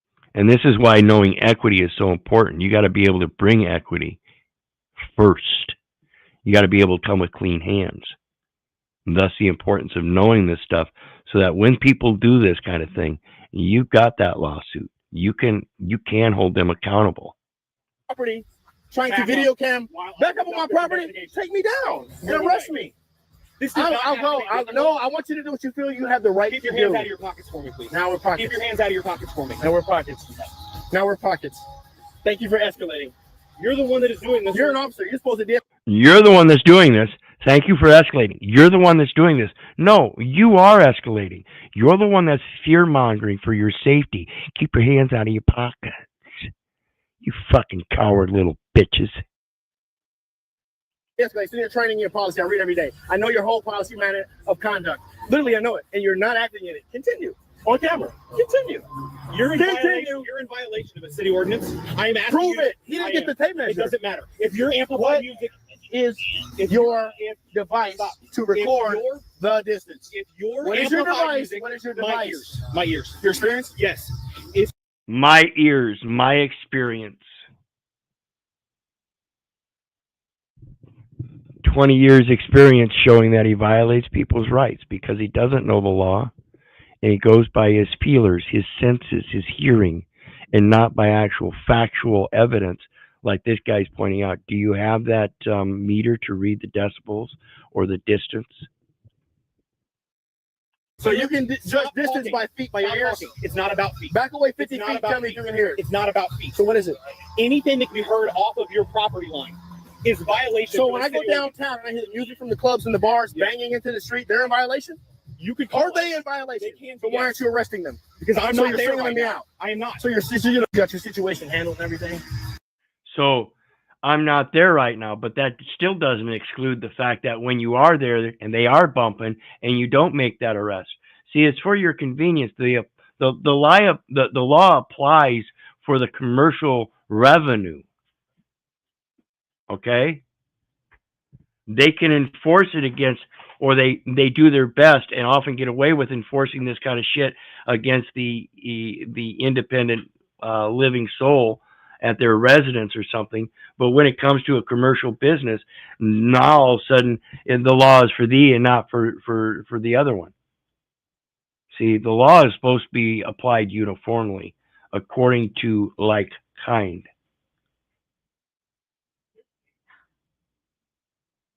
So let's see what else we got.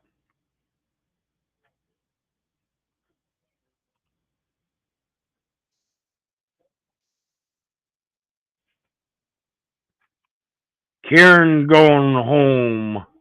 Karen go home.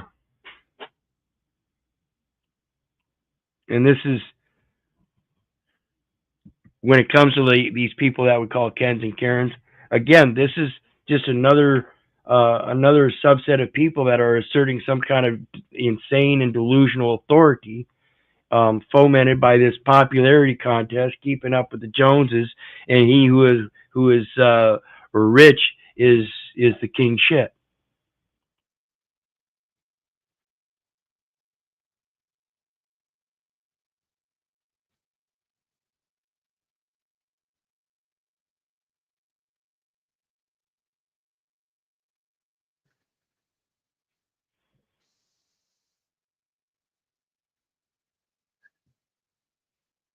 See, it started out, he was outside filming, and these people, they don't care why you're filming, why you're videoing, and they come at you.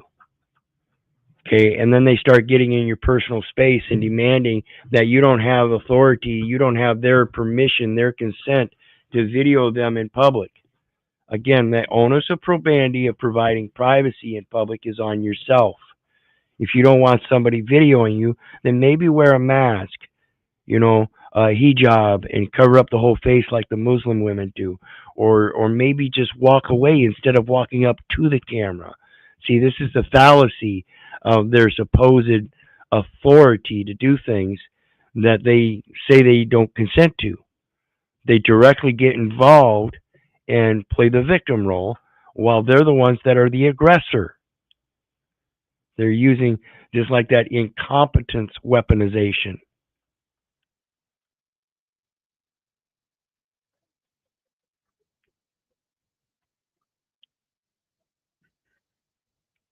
So they came at him and broke his gimbal, and in defense, he pepper sprayed him. So in pepper spraying them, the police got called, and the police have been told that he assaulted them.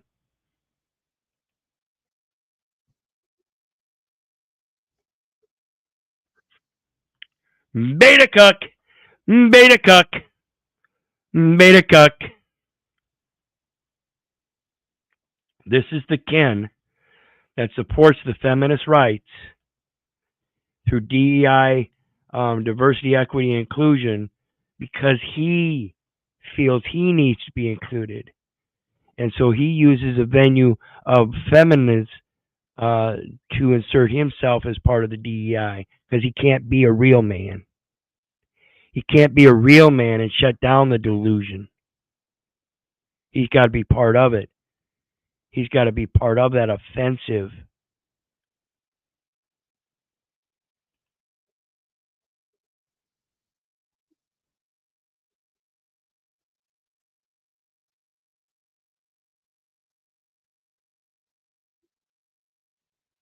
Oops. I got to check and see if we are still live, folks. Seems like we lost John, and I came back from the video there and it said lost screen share. So let me double check here real quick. Make sure it says we are live.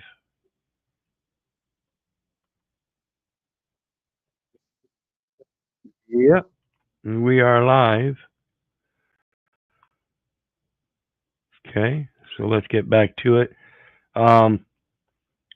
But yeah, here's the same delusion of projecting your entitlement through some kind of feigned ability to assert your authority over somebody else while you're in public, and claiming they have no right to video you. This is absolutely the epitome of not having the single bit of comprehension of the First Amendment, while trying to scream about being a victim and being violated through your constitutional rights.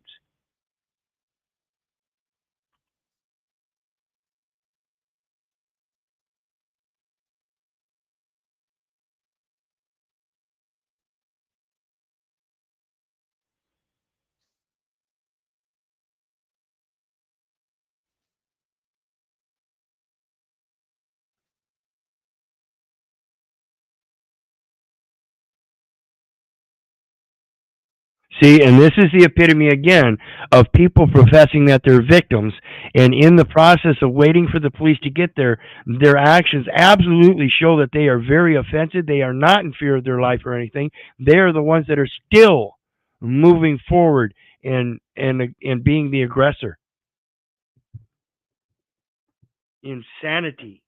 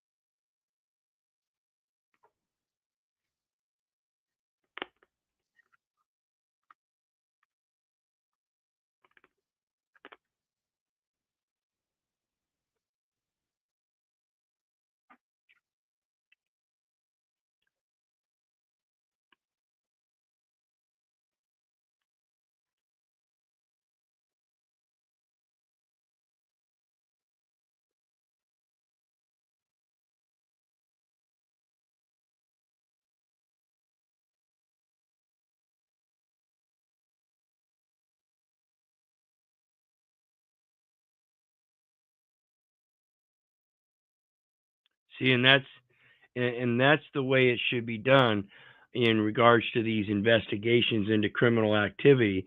Is if there's footage available right away, go ahead and get that footage. That's the video doesn't lie. And that's the importance of understanding the ability of making that observation and recording it and connecting it cohesively with a reasonable form of expression and speech. When they ask you what you're doing, well, I'm making a record. I'm creating a record as I journal throughout my day. Simple as that. And you have no, there is no licensure or credentials required to do that. And that would be a limitation upon that very inherent right. And I want to read this. It says, Rodney Kitley says, I heard the foundation of law was common law, and the USA is under dual jurisdiction, admiralty, administrative, and common law. The admiralty administrative, not so much. It's admiralty maritime as a territorial jurisdiction, so administrated through an executive branch that is composed of legislation with judicial elements of varying values for the varying jurisdictions. The dual jurisdiction is the admiralty maritime and the common law. So let's go on. The next one we got, I think I got two more here.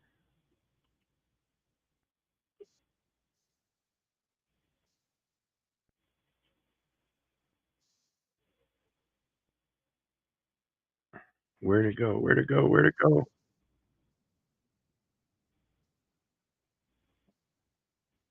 Come on.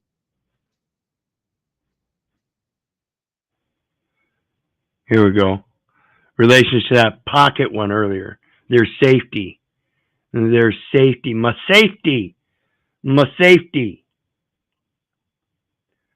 When they tell you to do things or not to do things, unlawful commands, and they again think that they have absolute power to direct another man to do so. Don't be reaching, and he pulls out a gun. Now this is the thing that we hear occasionally, in that they ask for ID, and then when you reach for ID, they pull a gun on you. He was reaching. Well, yeah, you asked me for ID.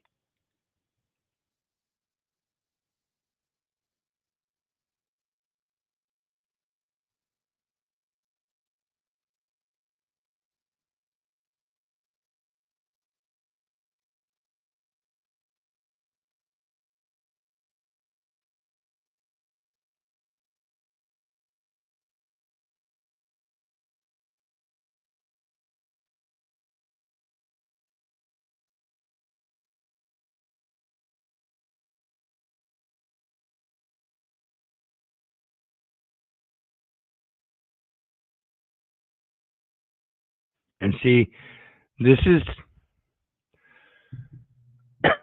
and again, look at the stripes on this guy's arms or whatever, and just know that this guy's probably been on the force for a number of years, and this is pretty much what they do consistently.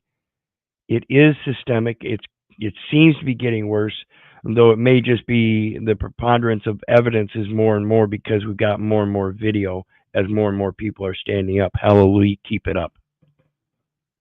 But I please, I urge you, comprehend the value through education. Don't believe me. Don't believe the neighbor. Don't believe the government, for crying out loud. Don't believe your mother. Do the proper research so you understand the context of what these laws are and how they're applied through that education. We got to get away from these false discernments that these officers pose.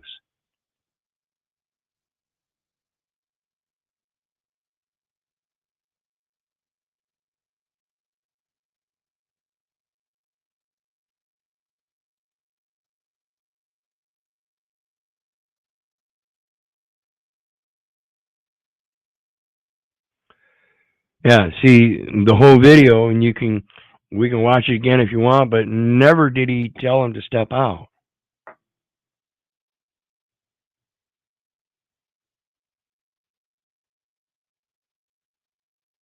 And now he's saying because he won't step out. These people think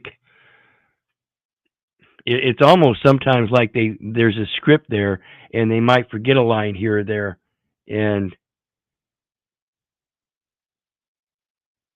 they don't even realize it. Just like the lies, they don't realize they're spouting lies within the same sentence. Contradictory statements like, "I don't dress up as a woman. I wear women's clothing."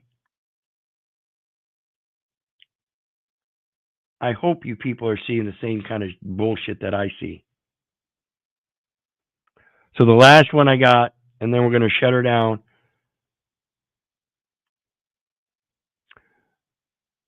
A trespass warning. And this is in reference to that curtilage again. See, they're up on this man's property in the curtilage.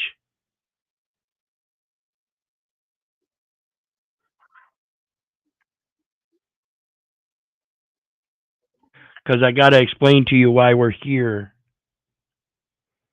Okay?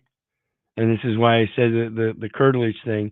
There's a reason of, or reasonableness to somebody wanting to contact somebody at their residence in this, quote, curtilage area by knocking on their door and asking them questions in a form of an offer, say a door-to-door salesman type situation.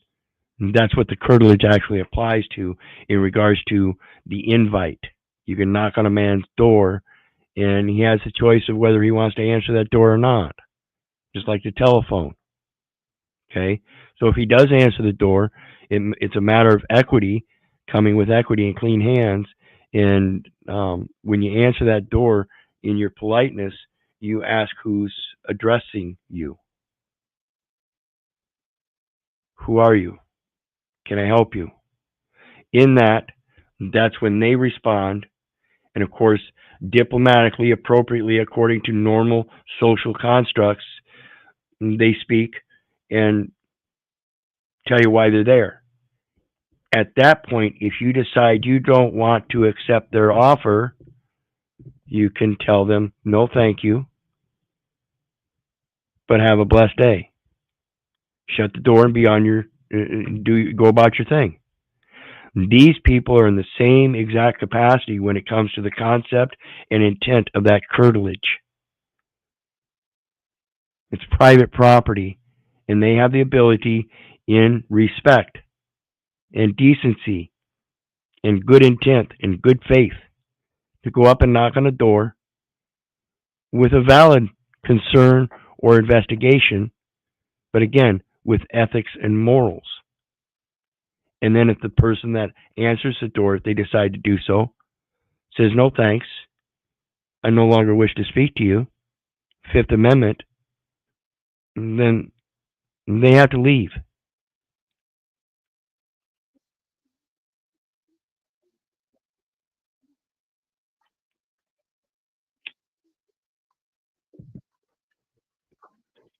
And see, this is a trespass thing where a situation occurred. The lady told him she doesn't want him on her property. He agreed and left.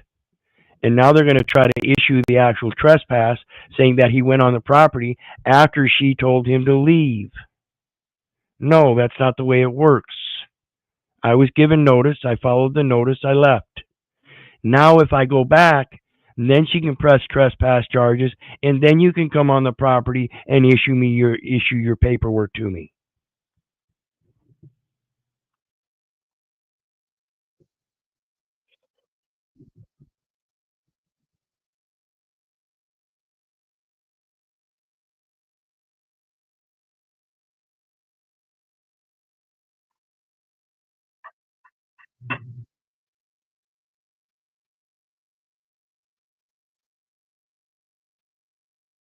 Yes, it does require you. You took an oath.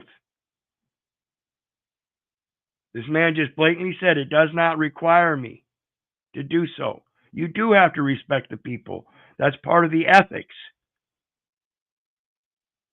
You do have to support the Constitution and protect their rights.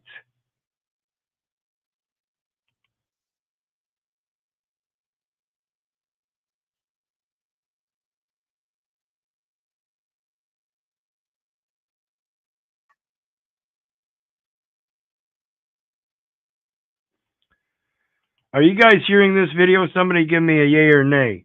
I got a couple comments down there saying that can't hear the video.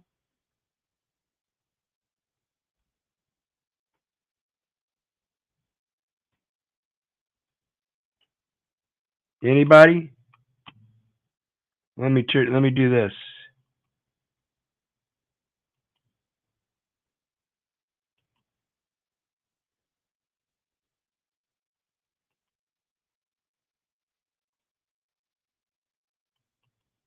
Okay.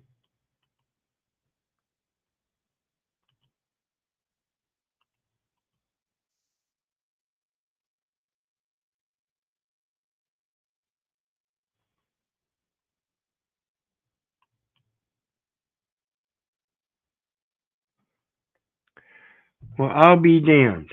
What happened there? How many videos has this been going on?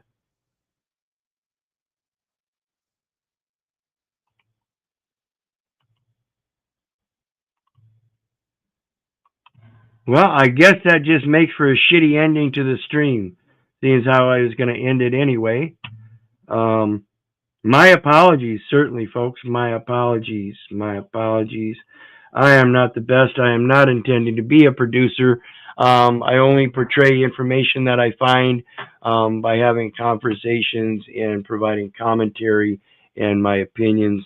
And I can only hope that people comprehend them as I explain them to you, but I cannot comprehend them for you. And I certainly hope people have some kind of agreement or even disagreement.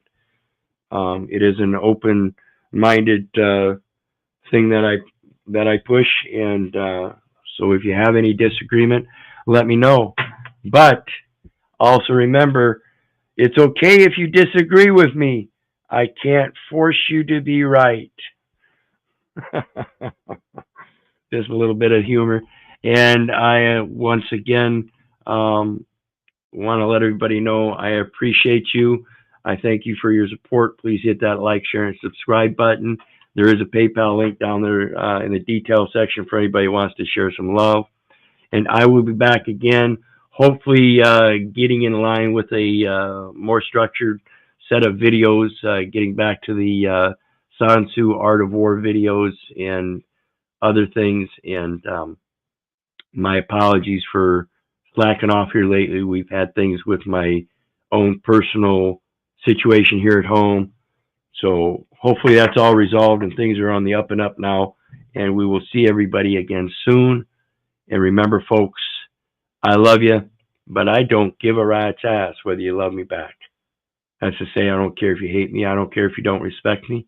That's on you. So may God bless you and have a good day.